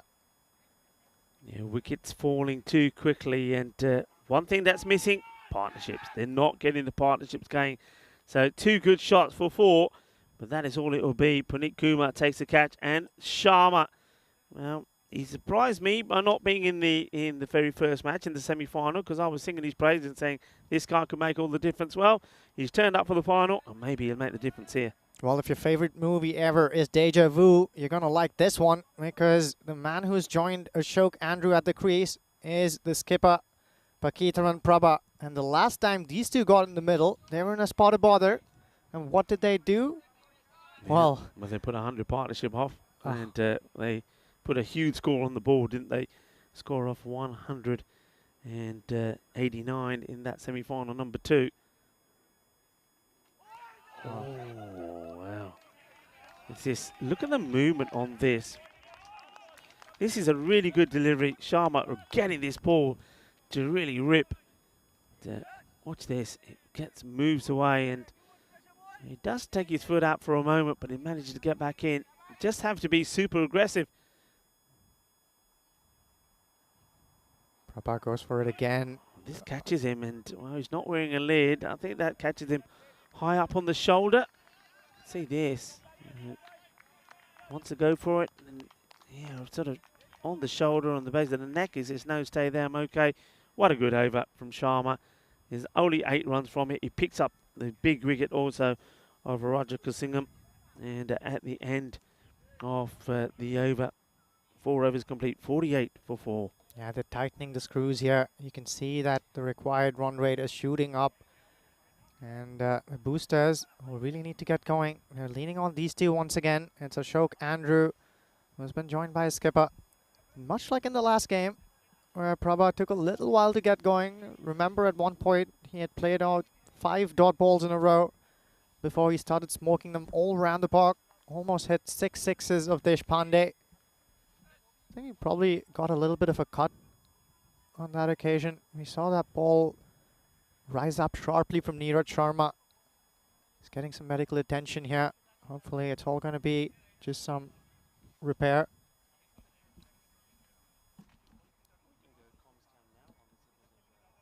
A lot at stake over here. Well, it's a good opportunity while we see maybe a little bit of patching up being done out there in the middle to welcome you all to the comms box and the final. How are you enjoying it so far? I've got to say that at the moment maybe that it is the Black Caps that are in control. They've got the 150 on the board. You've got Ahmadzai now coming on to bowl. This guy's been sensational, and he's coming on to bowl when really you've got the Bio Boosters in a spot of bother. They've lost some of their key batters. They've got 2 men in there that we know proved to be vital together in the match earlier, didn't they? They put a big score on the board. Can they do it again? They're going to have to. But it ain't going to be easy. To try and sustain the rate that they got to go at is going to be very, very difficult. 100% Rico. And the key news from out in the middle is that Prabha has just walked out. And the man who's walked in is Thivakaran. So this is going to add to the drama over here. Just as we were thinking, Andrew and Prabha have another opportunity to pile up those runs against the run of play. One of these balls rises sharply from Neeraj Sharma. Well, a bit of footwork there in the deep. That'll keep it down to a couple of runs. Oh, well, that struck on the full. He was just lazily walking towards the other end. Unbelievable stuff. I think he's out. He's not running hard here at all. He is just literally just trotting. Wow. And I don't know what this is about. I mean, look how quick the keeper takes his glove off. What has Ashok Andrew done here? That's out. That's lazy work. Unfortunate stuff there against the run of play. Such bad running. It's so bad running. I mean, he's not even running. Oh, that's really poor. I mean, this is the final. Watch his running here. Look, slow here. And he gets to the other end. Just have a look at this. I mean, that is awful. That is absolutely awful. And what I don't understand, Rico, is he's not even looking the other way. He's been looking in the right direction the whole time. Yeah. I don't understand why he wouldn't just rush back. I don't get that. I really don't get it. It's beyond. It's left me gobsmacked. It really does. As well as an opportunity now for Murali Prasad. Remember, Murali wearing the shirt with his father's name on the back, Ram. And of course, in memory of his father. But yeah, that was just shocking running. And really now, I cannot see a way back into this. You get Thivakaran out there. Well, and also, I think what we need to point out here is that Prabha, see this delivery first, as that gets played away. Prabha is not out there, so he's retired, not out at the moment, so he probably will come back. So because I have noticed that Aritharan Thivakaran is out there, so the captain probably not on the field of play at the moment, retired, not out, probably receiving some treatment. And once again, folks, as Ahmadzai comes in, it's up in the air, fielder going across to try and stop it. The card is going to be 4 runs. Something has to give here. Well, they're into the 50 mark here, but they're way behind where they need to be. The rate is approaching the 18 mark. But another good example there, we say, please, please, please, please, please, wear a helmet when you're batting. Please, because then we won't see injuries like this. I don't think that's a nasty, nasty one. But still, it could have been avoided if you wore a lid. Yeah, unbelievable scenes there. Things just turned in the fraction of a couple of balls. First, the skipper Prabha gets hit and gets medical attention, and walks off the field. And then it was Ashok Andrew, who was absolutely livid with himself when he was out. I saw him get back towards his dugout there, and he flung his helmet down in disgust. He can't believe what he just did there. There's a lot of passion here across both sides, so they'll be disappointed with the spot they find themselves in, the boosters. But we've seen stranger things happen. They can still do it from here, the boosters. They've got to believe in themselves. Nice looking shot, and this one will go to the boundary as well. So, yeah, you're right. You see, they are getting the boundaries. The thing is now, they at the moment, until they get a good partnership going, they're going to be a little bit flat because of the boundaries that have gone, the things that have happened. So they've got to pick themselves up a bit. It's nice to see the crowd really is gathering. It's nice to also see what we can't see, or you can't see from here. I can see at the corner of my eye that the nets are pretty busy as well. Got a lot of the youngsters and the kids in there having a knock as well.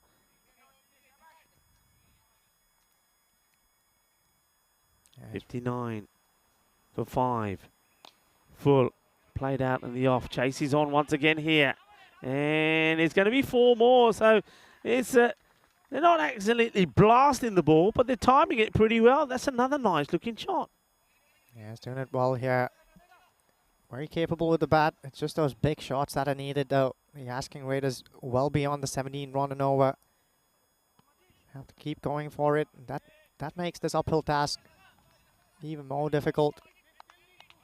Yeah, a lot of support for the Black Caps on the chat. Duncan is there saying, "Come on, Black Caps." A few other as well. And this is going to be a bit of a wide there as well.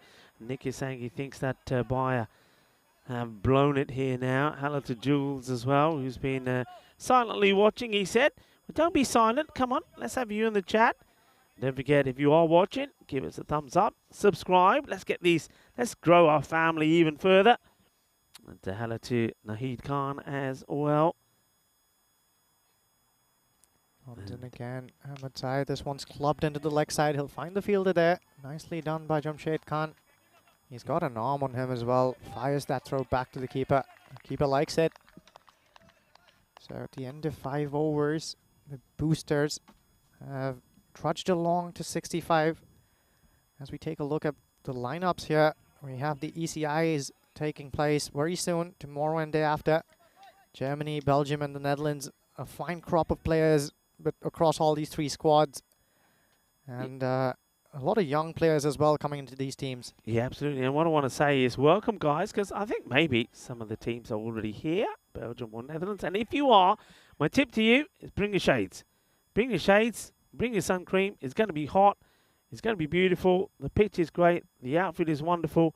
But the sun, at this time of day, if you have a look at those shadows, can be a handful. This one is just going to be lobbed over the infield. It'll take a couple as we see more of Niraj Sharma, the spinner. Yeah, he's done well here. Niraj Sharma wasn't available for the game earlier on in the day. He's already picked up a wicket. Murali Prasad hasn't had to do too much in this tournament so far. Goes for it, but he's going to find the fielder, you know. It's going to be another wicket. So that is the end of Prasad. He tries to get one out of it, doesn't get the timing on it. He will go. I wonder if we will see the captain come back out here now. Big smiles on the face of Sharma. And all right, he didn't play in semi-final number 1 when I was saying that he's going to be key for me, Sharma. He wasn't there, he surprised me. But key he is, and he's key in the final now. Mohammed Rahil taking the catch. Prabha goes for just the 1. And it will be the captain who comes back out. And the smart choice, he comes out with a lid. Yeah, I've been speaking about that throughout the series. Important to put your helmets on. Doesn't matter if it's a slow ball that you're facing. It was in fact the spinner who struck him. And that's when everything went pear-shaped in it. That was the first catalyst. We saw that Ashok Andrew got run out soon after. It's a case of what if. Once again, Niraj Sharma ambles up and, well, this one struck nicely. I think he's got enough bat on that one. Just about beats the leaping Kashif there in the deep. That's exactly what the skipper is out there to do. He fires with the very first ball. He's looking good now, Prabha.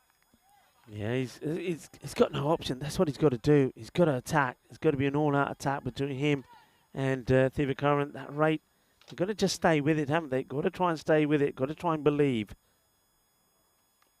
Oh, wow. He get the feeling here this ends up being a full toss and he spoils it. Yeah, he tries to hit that too hard again. Look where he holds the bat. He's holding it right down at the base of the grip. Yeah. Yeah, you're right. Well spotted. He's got an interesting cross. Well, full toss. This is hit, but he doesn't get it right. It will be. Oh, wow. What is that hit? It's gone through the hands of the fielder. I reckon this has clocked him on the head. You know, this has been head-butted to the boundary from Manzoor. I'm glad he's okay. Well, Maybe luckily. just the hands. I thought it hit his head for a moment. Yeah, I think that just clipped his hat off his head. Thankfully, not more. You'd never expect to see that, though, from Manzoor. He's extremely safe. Usually judges them to perfection. On that occasion, I think he just went reverse cup a little too soon as he was sliding and just lost track of the ball there. Important runs, though. And more importantly, Prabha still there. Another boundary for him. Yeah, I think they're probably checking the boundary. It's 4 runs. Yes, they need 3 runs of every ball from here, Rico. 18 and over. It's climbing up that asking rate.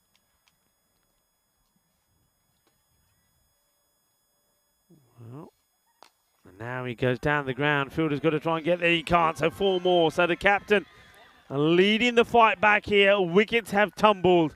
They have lost 6 of them. Well, with that boundary, it takes the score to 80 at the end of the 6th over. So he's not about to give up yet, is the captain. Well, my hope for a golden ball is still alive as long as the skipper Prabha is out there. It's a long way away, though. They're on 80 here. They still have 71 runs to get, 4 overs. And 2 of those will be bowled by Puneet Kumar, most likely. Loves to shape the ball away from the right-handed batters. Tries and beats them for width with his movement, both in the air and off the pitch. Puneet Kumar has been quite resourceful, knows his limitations, and bowls within his limits quite often. It's Thievacurrent here. Well, he lines him up and drags that one into the leg side. Goes in the first bounce to Jamshed Khan, who for once fails to gather cleanly, but he'll only get a single there. Skipper back on strike now. It's an interesting one. He says, oh, where did that go? Somebody's been eating some samosas or something while he's by the hut there. He's got some greasy fingers. Shot, and that is right out of the middle. And Puneet doesn't get the swing, I notice here. I just noticed the first couple of deliveries there. No swing. So, well, Pakitharan Prabha, he's been hit, and now he's saying, okay, I've been shaken, but I'm still here. Now it's my time to do the hitting. Yeah, I tell you what, Rico, as soon as that one sounded off his bat, I heard chants of shot come up from the dugout long before it cleared the fielder. I knew it the second he made connection that one's going to be a biggie.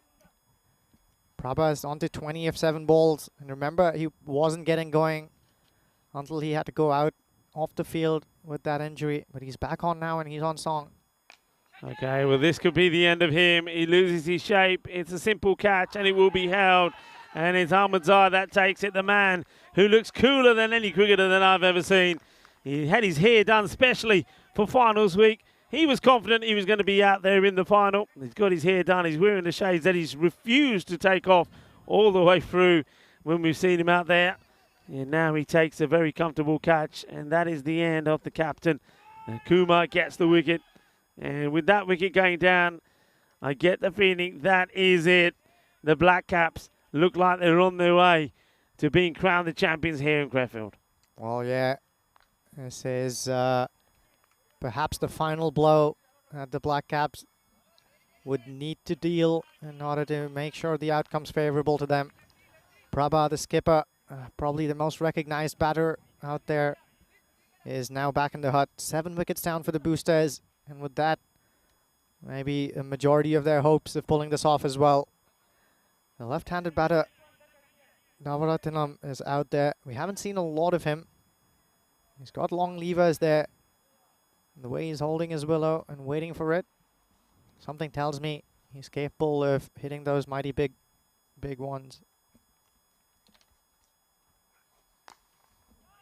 Well, starts with a nice shot inside out on this one. Does Gobinath. They're nicely played. Gets a single, but of course singles is not what they need here. They need that rate over the 18 mark. And, something has to give here. Simon in the chat. Simon, I think Simon's left here already, but he is staying in touch. And asking the question here. They're going to go upstairs here. They like this. They think they got their man.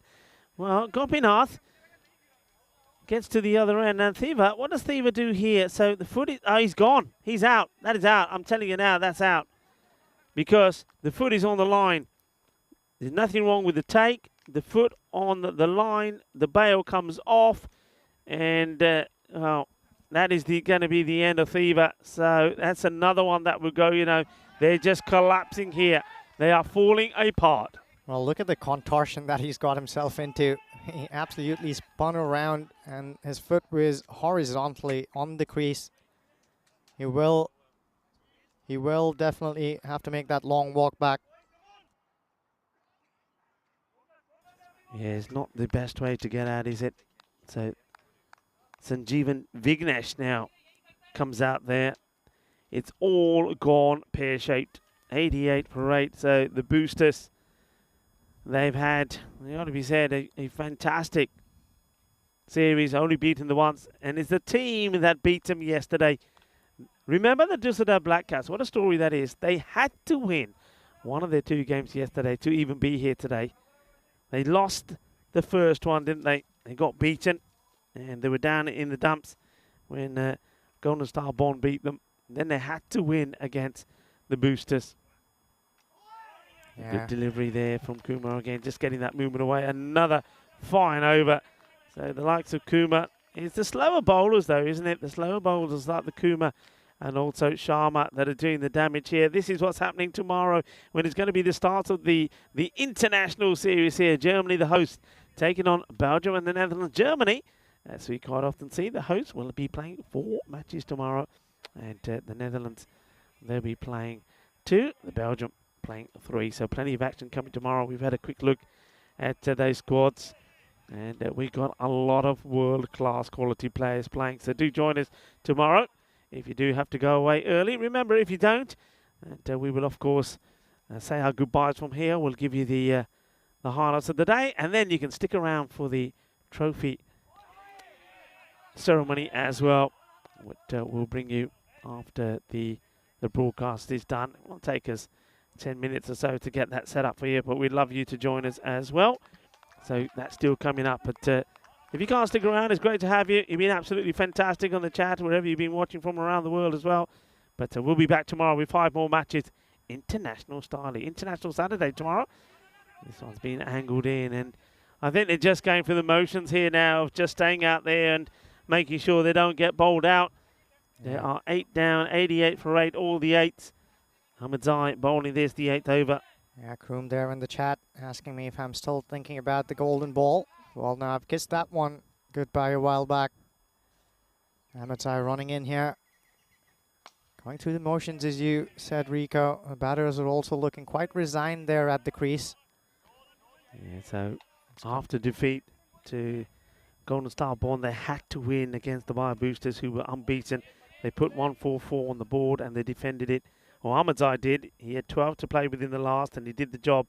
They finished 4 runs short. And now, when it matters in the final, they're doing the double over the Boosters as well.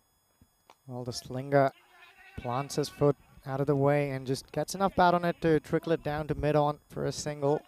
What's the game-changing moment for you in this innings? I think, of course, they lost all those wickets at the top, Rico, but we've seen that happen before, and I think it was that moment there in the middle where Prabha walked on without the lid on, got hit and had to walk off to get some medical attention, and Ashok Andrew, he was just ambling down the crease while looking at the fielder. Well, against the run of play, another wicket falls down.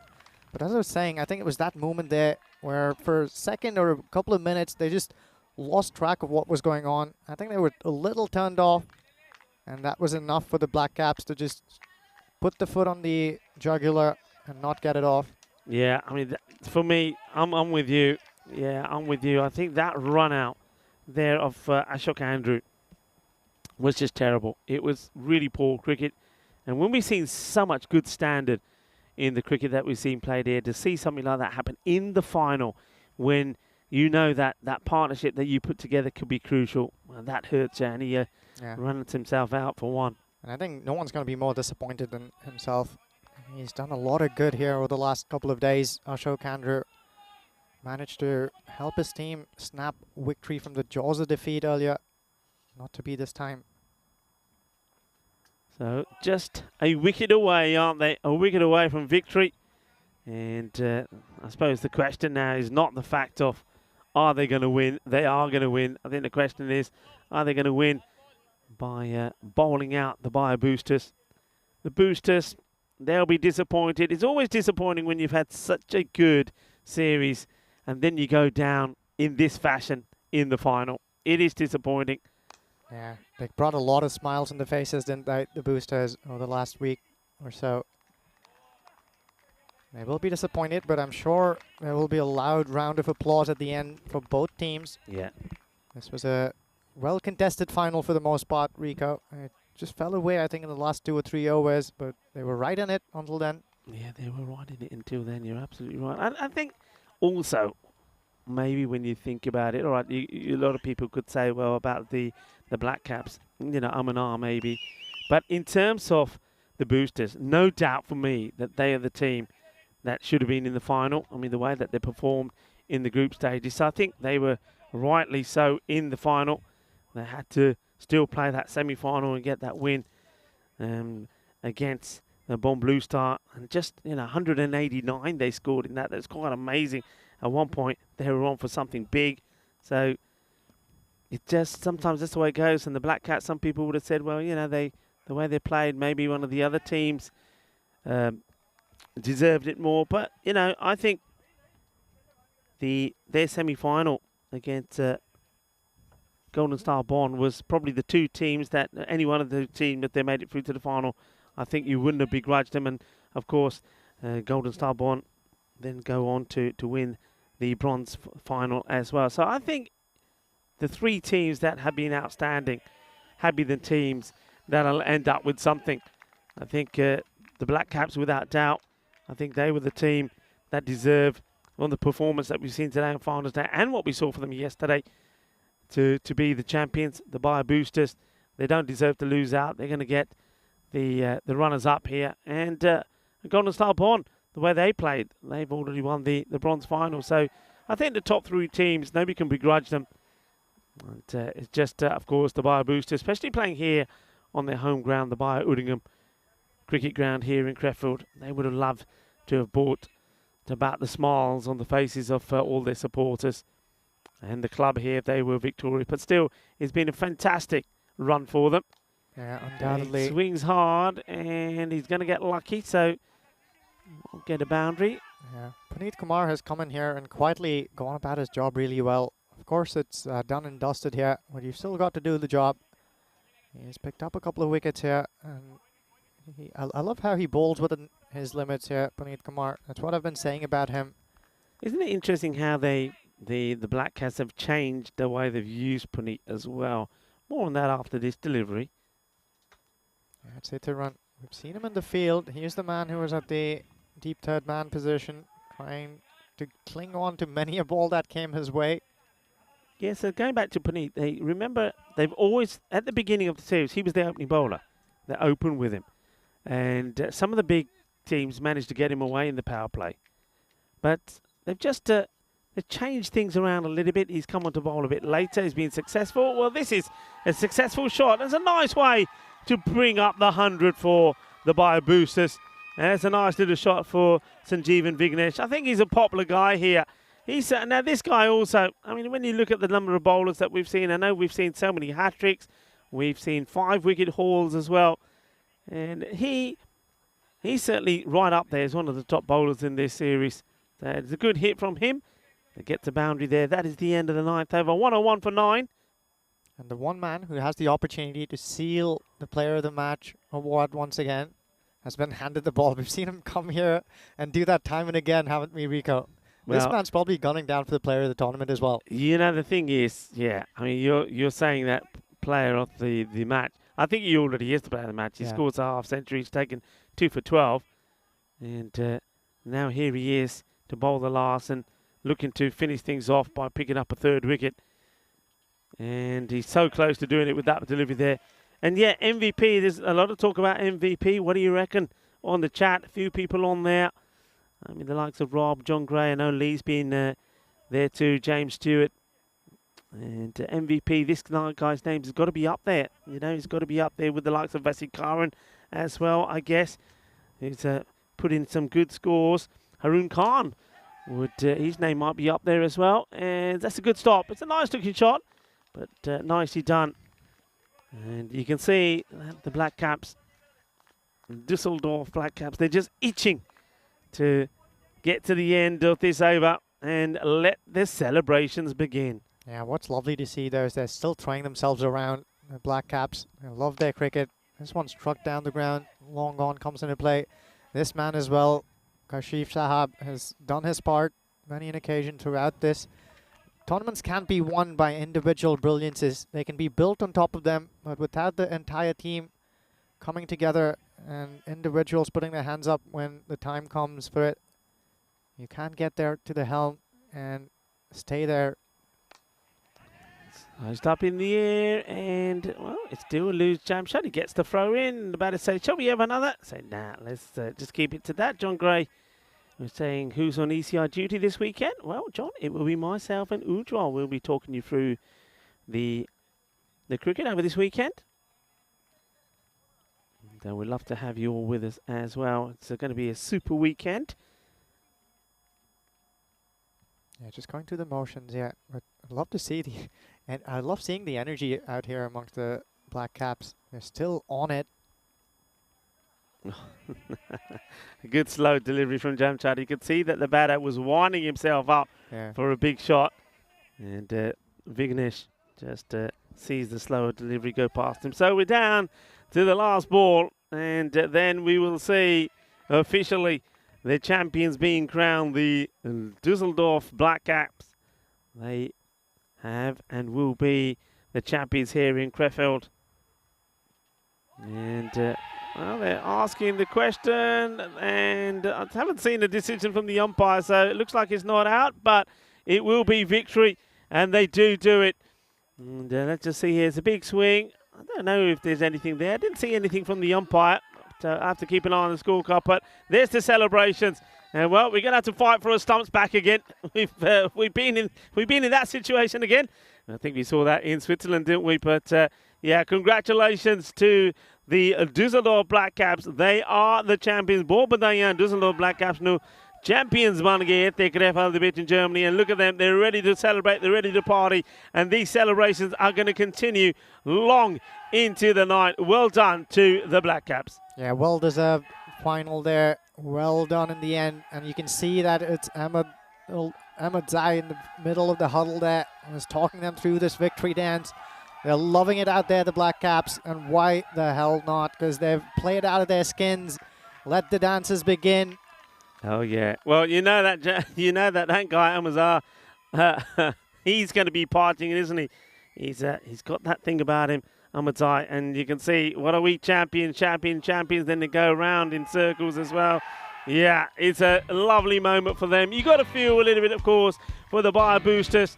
They're going to be down and out at the moment. They're going to be feeling the pain, but you know they have played some sensational cricket. Just remember some of the highlights that Vasikaran, Indran, Sandeep Rathore, to name a few. Even Thinesh and Prabha, the captain, have given us the bowling that we've seen from Sanjeev and Vignesh as well. I mean, they've been sensational all the way through, but in the end, the form that they carried all the way through the series just eluded them when it mattered, whereas the Dusseldorf Black Caps, they went back to good form, didn't they? And talking of form, what about the likes of, Jamshad Khan? He's just been absolutely sensational. And he finishes in the end I think with 564 runs in the series. I'd be interested to know how many wickets he picks up as well. But there was the bowling there, Raheel. That was the big wicket, wasn't it? That was Vasikaran who departed. That's really where the slide began. Vasikaran, the all-important wicket. Raheel gets his man there after having gone for a couple of mighty sixes. And Neeraj Sharma, a spinner, was brought on. The skipper Prabha got struck on the head, and then it was that key moment, wasn't it? It was this second run that Andrew Ashok will regret. He was looking in the right direction, but we'll never understand why he didn't have the skates on. Was ambling and trying to just make his ground lethargically. Fails to do that in the end. And that was when it all started turning pear-shaped for the boosters. But they kept coming in, taking the wickets at the Black Caps. And tell you what, Rico, they looked like a team that was turned on today. Yeah, they were. And I just think, I mean, I know I keep going back to it, but yesterday was a huge day for them. It was a massive day. And for them to get the win and in the way that they did against the boosters yesterday, you know, defending 144 was a close game. When you win a game like that, your morale goes high. The boosters, I don't think they were too hurt by it, because I think mentally them as well, I think they probably thought, look, if we lose a match and we lose it before we go into finals day, that's a good thing. The last thing we want to do is be unbeaten all the way through the series in the group stages and then lose in the final. Well, that didn't happen, did it? They won again today, so they were in good shape as well. Of course they were. They scored 189. Don't forget that, 189 against Bomb Blue Stars. But I just think that maybe the preparation, maybe the homework, and one of those little finer things that we probably don't see on the camera was done by the Black Caps. I think they had everything right, but and I just think that their pace attack, they found a way to remove the dangerous openers. And Mohammad Raheel, I think when it comes to push, comes to shove, he was just fantastic today. Yeah, and I think when the bowling chart comes up, it's a perfect time for me to make this next point. As you take a look at the batting chart, only 3 extras, but I think the one facet of the game that the Black Caps were served really well by was the variety in their bowling lineup. We spoke about how other teams were slim on the spin options they had. Yeah. Well, they had one spinner in them, but even the fast bowlers that they have amongst their lineup, they add a different bit of variety when you look across that board. Jamshed Khan likes to fire them in nice and fast. Mohammad Raheel, left-handed gentleman who swings it back in, and that variety is what made the difference at the end of the day. Puneet Kumar as well, tidy as ever, picks up 2. So 2 for Jamshed, 2 for Puneet, and 2 for Neeraj Sharma in the end. Just about enough to see them through, and what a final it's been. Yeah, it has been. And the other thing is you know, when you have teams that are so well suited together, that sometimes that, let's face it, sometimes it could be just a little bit of luck. Sometimes it could be the rub of the green has to go your way. And maybe that's exactly what we saw here, that the Düsseldorf Black Caps just had maybe the rub of the green. But take nothing away from it. It's been a superb performance from them, and that they deserve but all the celebrations, of course. And you got to feel for the other teams that have been involved. I mean, semi-finals are always tough, aren't they? To lose your semi-finals, of course, we're talking about Golden Star Bonn and also Bonn Blue Star. When you're losing those semi-finals, it's very difficult to pick themselves up. But those teams also need to be proud with what they've achieved. They played some really good cricket, and you know, come down to the bronze final. And it comes down to partnerships as well. Let's talk about partnership in that. The bronze final, the partnership there between Gurwinder and Barage. It's a 100-run partnership. It helps you get the runs on the board, and you go on to win the match. In this final, again, the partnership there with Jamshed Khan and Udit Mehta. It's a 100-run partnership. It gives you a good position in the match, and they go on and win it. So take nothing away from partnership. And the other thing is, you've got to take your catches. Yeah, well, and I think one of the things that showed up quite nicely, and was there for all the viewers to see, was the quality of cricket that was played throughout the course of this series, right? Every team had at least a handful of excellent cricketers who kept turning up whenever they were needed. Yeah. But yeah, it's the one team that could consistently do that. I think the 2 teams, of course, Boosters clearly being one of the better sides during the initial phases of this series. They deservedly had that spot sealed in there in the finals, but then fell short of, I think, the Black Caps came right when they really needed to, right? We didn't see the best of the Black Caps through the course of the initial games they played, but right there towards the end in the knockout phase, and here again in the final, when they really needed to deliver, I think it was those experienced heads that came good. Yeah, you're absolutely right, and I think that they run up to the finals. But don't forget, when they joined the 200 club. Don't forget when they put 217 on the board. That was when we saw Jamshad Khan score that, one of the fastest 100 that we've seen on the European Cricket Network. When a team goes through that and experiences that, your confidence goes high and your belief goes high. And I think that's what they had all the way through. Well, don't forget, folks, that we got some highlights prepared for you, so we will go to those highlights as well. And I'll get ready to well, make preparations for the trophy ceremony that's coming up here as well in Krefeld. That will be coming up after the broadcast, so stay with us. We'll put a graphic up to remind you that that's coming up. I'd love you to be able to join us, but for the time being, I think we're going to leave the viewers with some highlights. Well, this was excellent here, and keep sticking around because, as Rico said, the action from Krefeld never really stops. It never stops it. Let's have a look at the highlights here.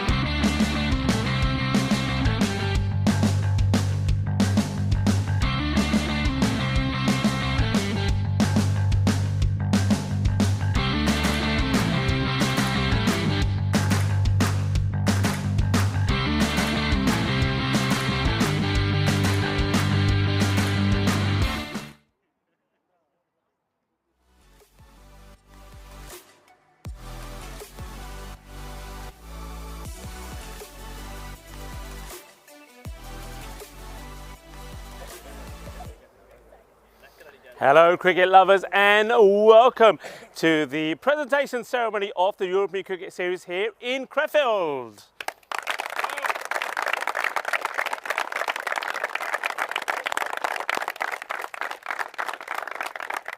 I'm sure that you will all agree that some of the cricket that we've seen from all the teams during the 2 weeks here has been absolutely exceptional. I've really been amazed with some of the talent that I've seen on show, and I know the man who's standing to my right here, the national team coach Atik, has got a few more names that he's had to write in his book, because there's been some outstanding performances. And I think before we start with this ceremony, I think all the players and all the coaches should give yourselves a big round of applause. Well done everyone.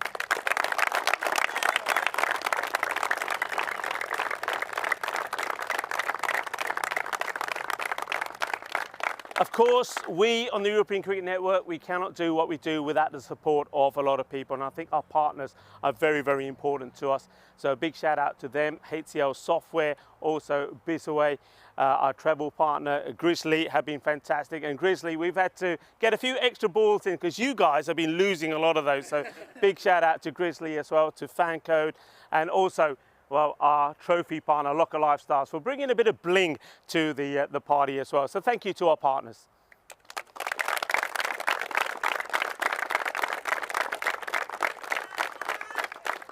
One partner that I haven't mentioned so far is a partner that makes everything that you do look absolutely spectacular out in the middle, and that of course is our production partners. I want to say a big thank you to Helena here, to Marta Maria, to Valentine. I mean, you've all been absolutely sensational, and also of course to Elvira. So well done to Spring Productions.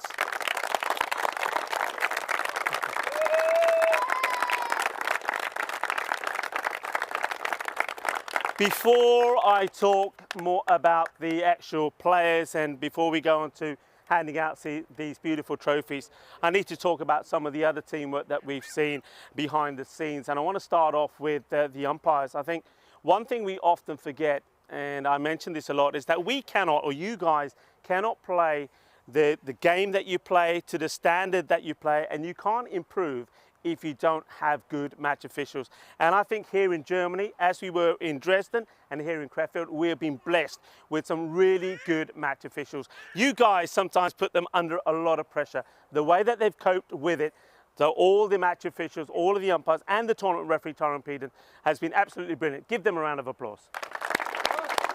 Well done, gentlemen.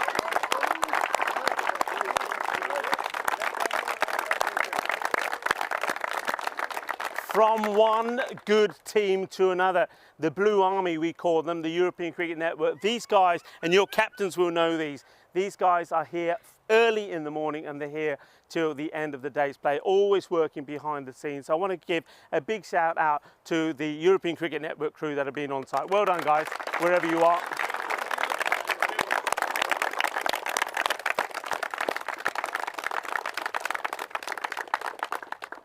I've had the pleasure of working with a few people in the cube as well, so it wouldn't be right for me to not mention them. Vinny Sandhu, of course, was here. Vinny, you're going to see him back in action in Rome, so a big thank you to Vinny Sandhu.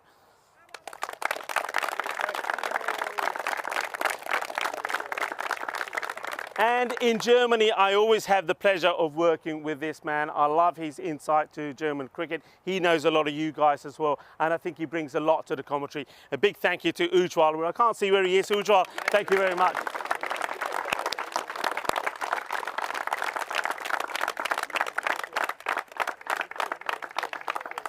Without moving on, I have to say, first of all, the setting here in Krefeld is absolutely amazing. We go to a lot of venues around Europe, and we are just absolutely flabbergasted with what you guys have here. I mean, Dresden is brilliant. You have that fantastic facility at the RC Dresden ground, and this ground here, the Bayer-Oerdingen cricket ground, what a ground it is. I mean, it just looks magical every day that we see it on camera. It really is good. The outfit has been sensational. That's why I think we've seen a lot of runs scored on here, and I know the batters absolutely love it. And the strip out there as well, I mean, I think it plays well for the bowlers, have got something out of it as well. If you bowl well, it's responded well, but the batters, you've been able to bat on there with confidence. It's not let you down. So I want to give a big shout out to the DCB, of course, for this facility. I want a big shout out to, I think, City Hall, I think here in Krefeld, for all your support as well. So thank you to the Federation, and thank you everyone for looking after us as well. I know there's a lot of volunteers that have been around the ground,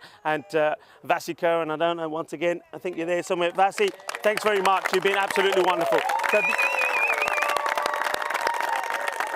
So a big shout out to all the ground staff and all the volunteers, and also the DCB for all of their support here from the German Cricket Federation. Thank you all very much.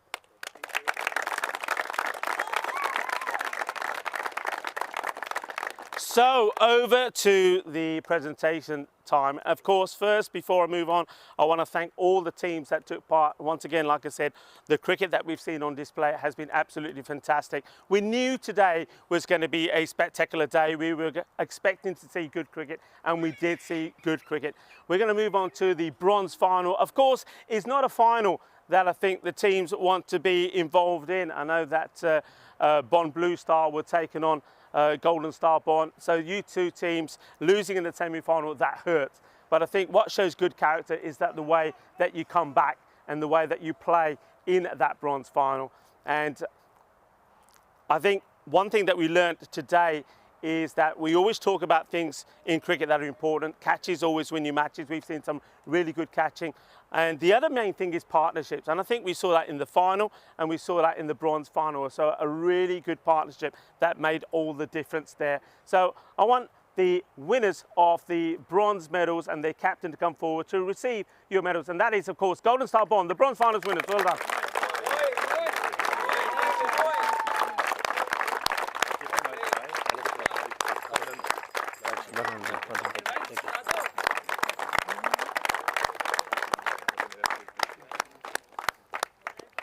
So congratulations to the bronze final winners. And of course, when it comes to the final, unfortunately, there always has to be a runner-up. And I think one thing that we've seen today, that you can't begrudge any of the three teams that are picking up some silverware here today. I think the Golden Star Bond, the way that you performed, there's nobody that could turn around and say you didn't deserve to get anything out of this series. And I think picking up bronze, I think you've done remarkably well. I thought you'd be disappointed that this time around you couldn't be in the final again. But still, I think you'll come back stronger next time around. You picked up some really good players. And in the final itself, the two teams there, the Bio Boosters, you played absolutely brilliantly, but you came up unstuck against these guys again. The Düsseldorf Black Caps were able to beat you on 2 occasions. You're going to be feeling a little bit down. I know you're the home side here as well, but your performance in this series has been exceptional. You've been a team that's been out there. The runs that you've scored in this tournament, I think when you've been batting first, you were averaging over 150 runs. I don't think I've ever seen that in any series. So, yeah.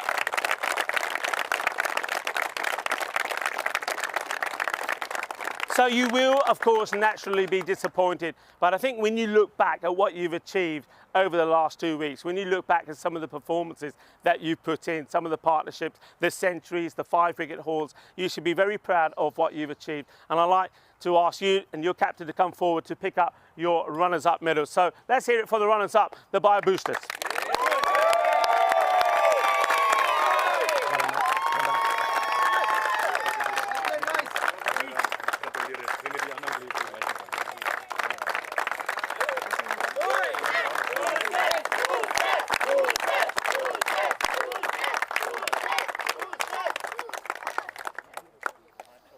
Before we move over to presenting the winner's trophy, we got the medal of the MVP to give out. This is always a difficult one, and I'd like to ask Uma to be ready to present this one for us, please.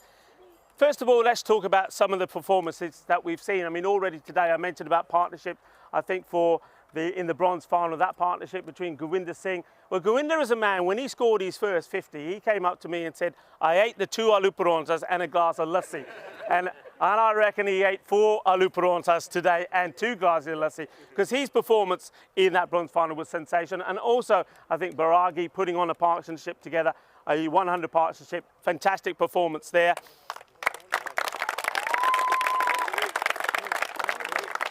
So, one of the men to mention, one candidate was Govinder himself, that fine 76 in that bronze final and 248 runs, so well done, well played.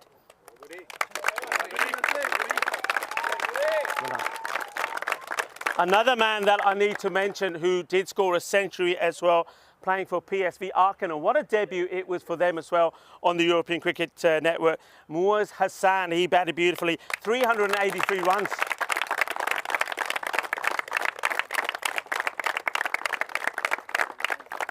Another top performer that we've seen here today for the Bonn Blue Stars was Haroon Khan, 338 runs, and also he scored 100 and took 15 wickets. That's a marvellous effort.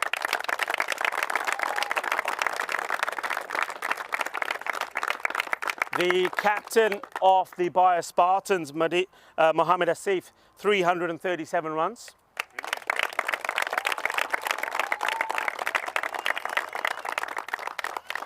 Also from PSV Aachen, we've mentioned some of their batting, but their bowling was good as well. Particularly this man, Mohammed Rashid, remember, took a fifer, including a hat-trick as well. Picked up 14 wickets, so well done to Mohammed Rashid.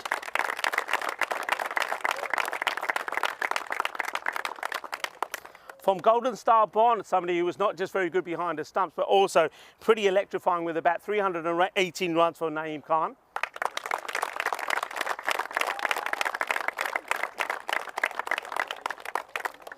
The Bayer Boosters, who entertained us all the way through, and this man was just outstanding. And Vasikaran, 447 runs. Well batted.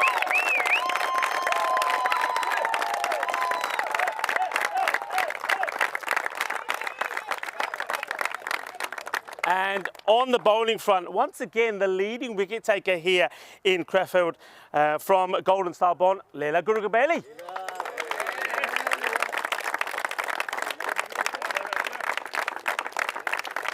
So you can see it's always a difficult decision to make.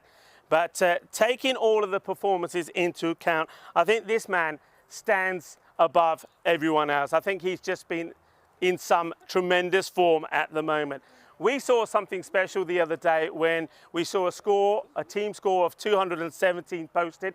It's the fourth highest score that we've seen on the European Cricket Network. And of course, it was by you guys.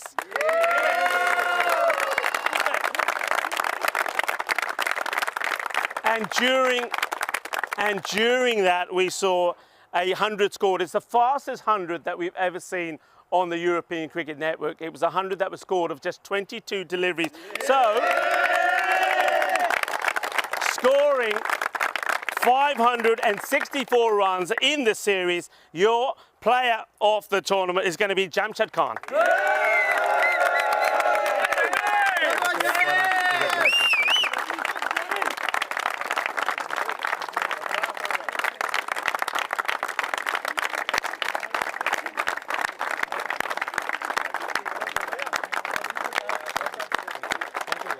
Well done very much.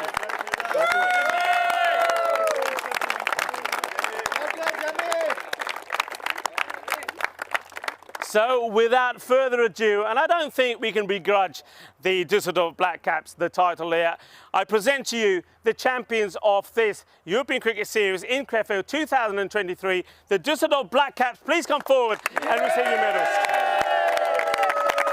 And I'd like to ask the national team coach, Atik, to please, first of all, present the medals.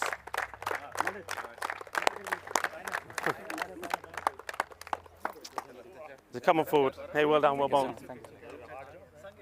Somebody want to?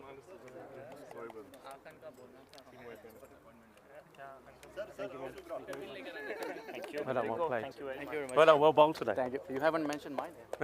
Same. I was expecting something. Later. Thank you. Well done, guys. Well, but where's the shades? Behind the cameraman, he's not liking it. Keeping a back eye. He says no. Huh? Keeping a back eye. Well done. Well done.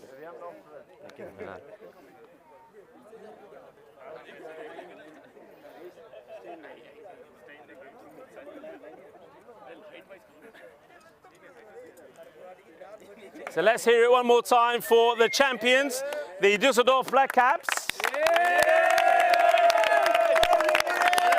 And the moment that you've been waiting for, I'd like the captain to come forward. Well done, well played. And I'd I'd like Atik, the national team coach for Germany, to present you with the winner's trophy. Once again, your champions, the Düsseldorf Black Caps.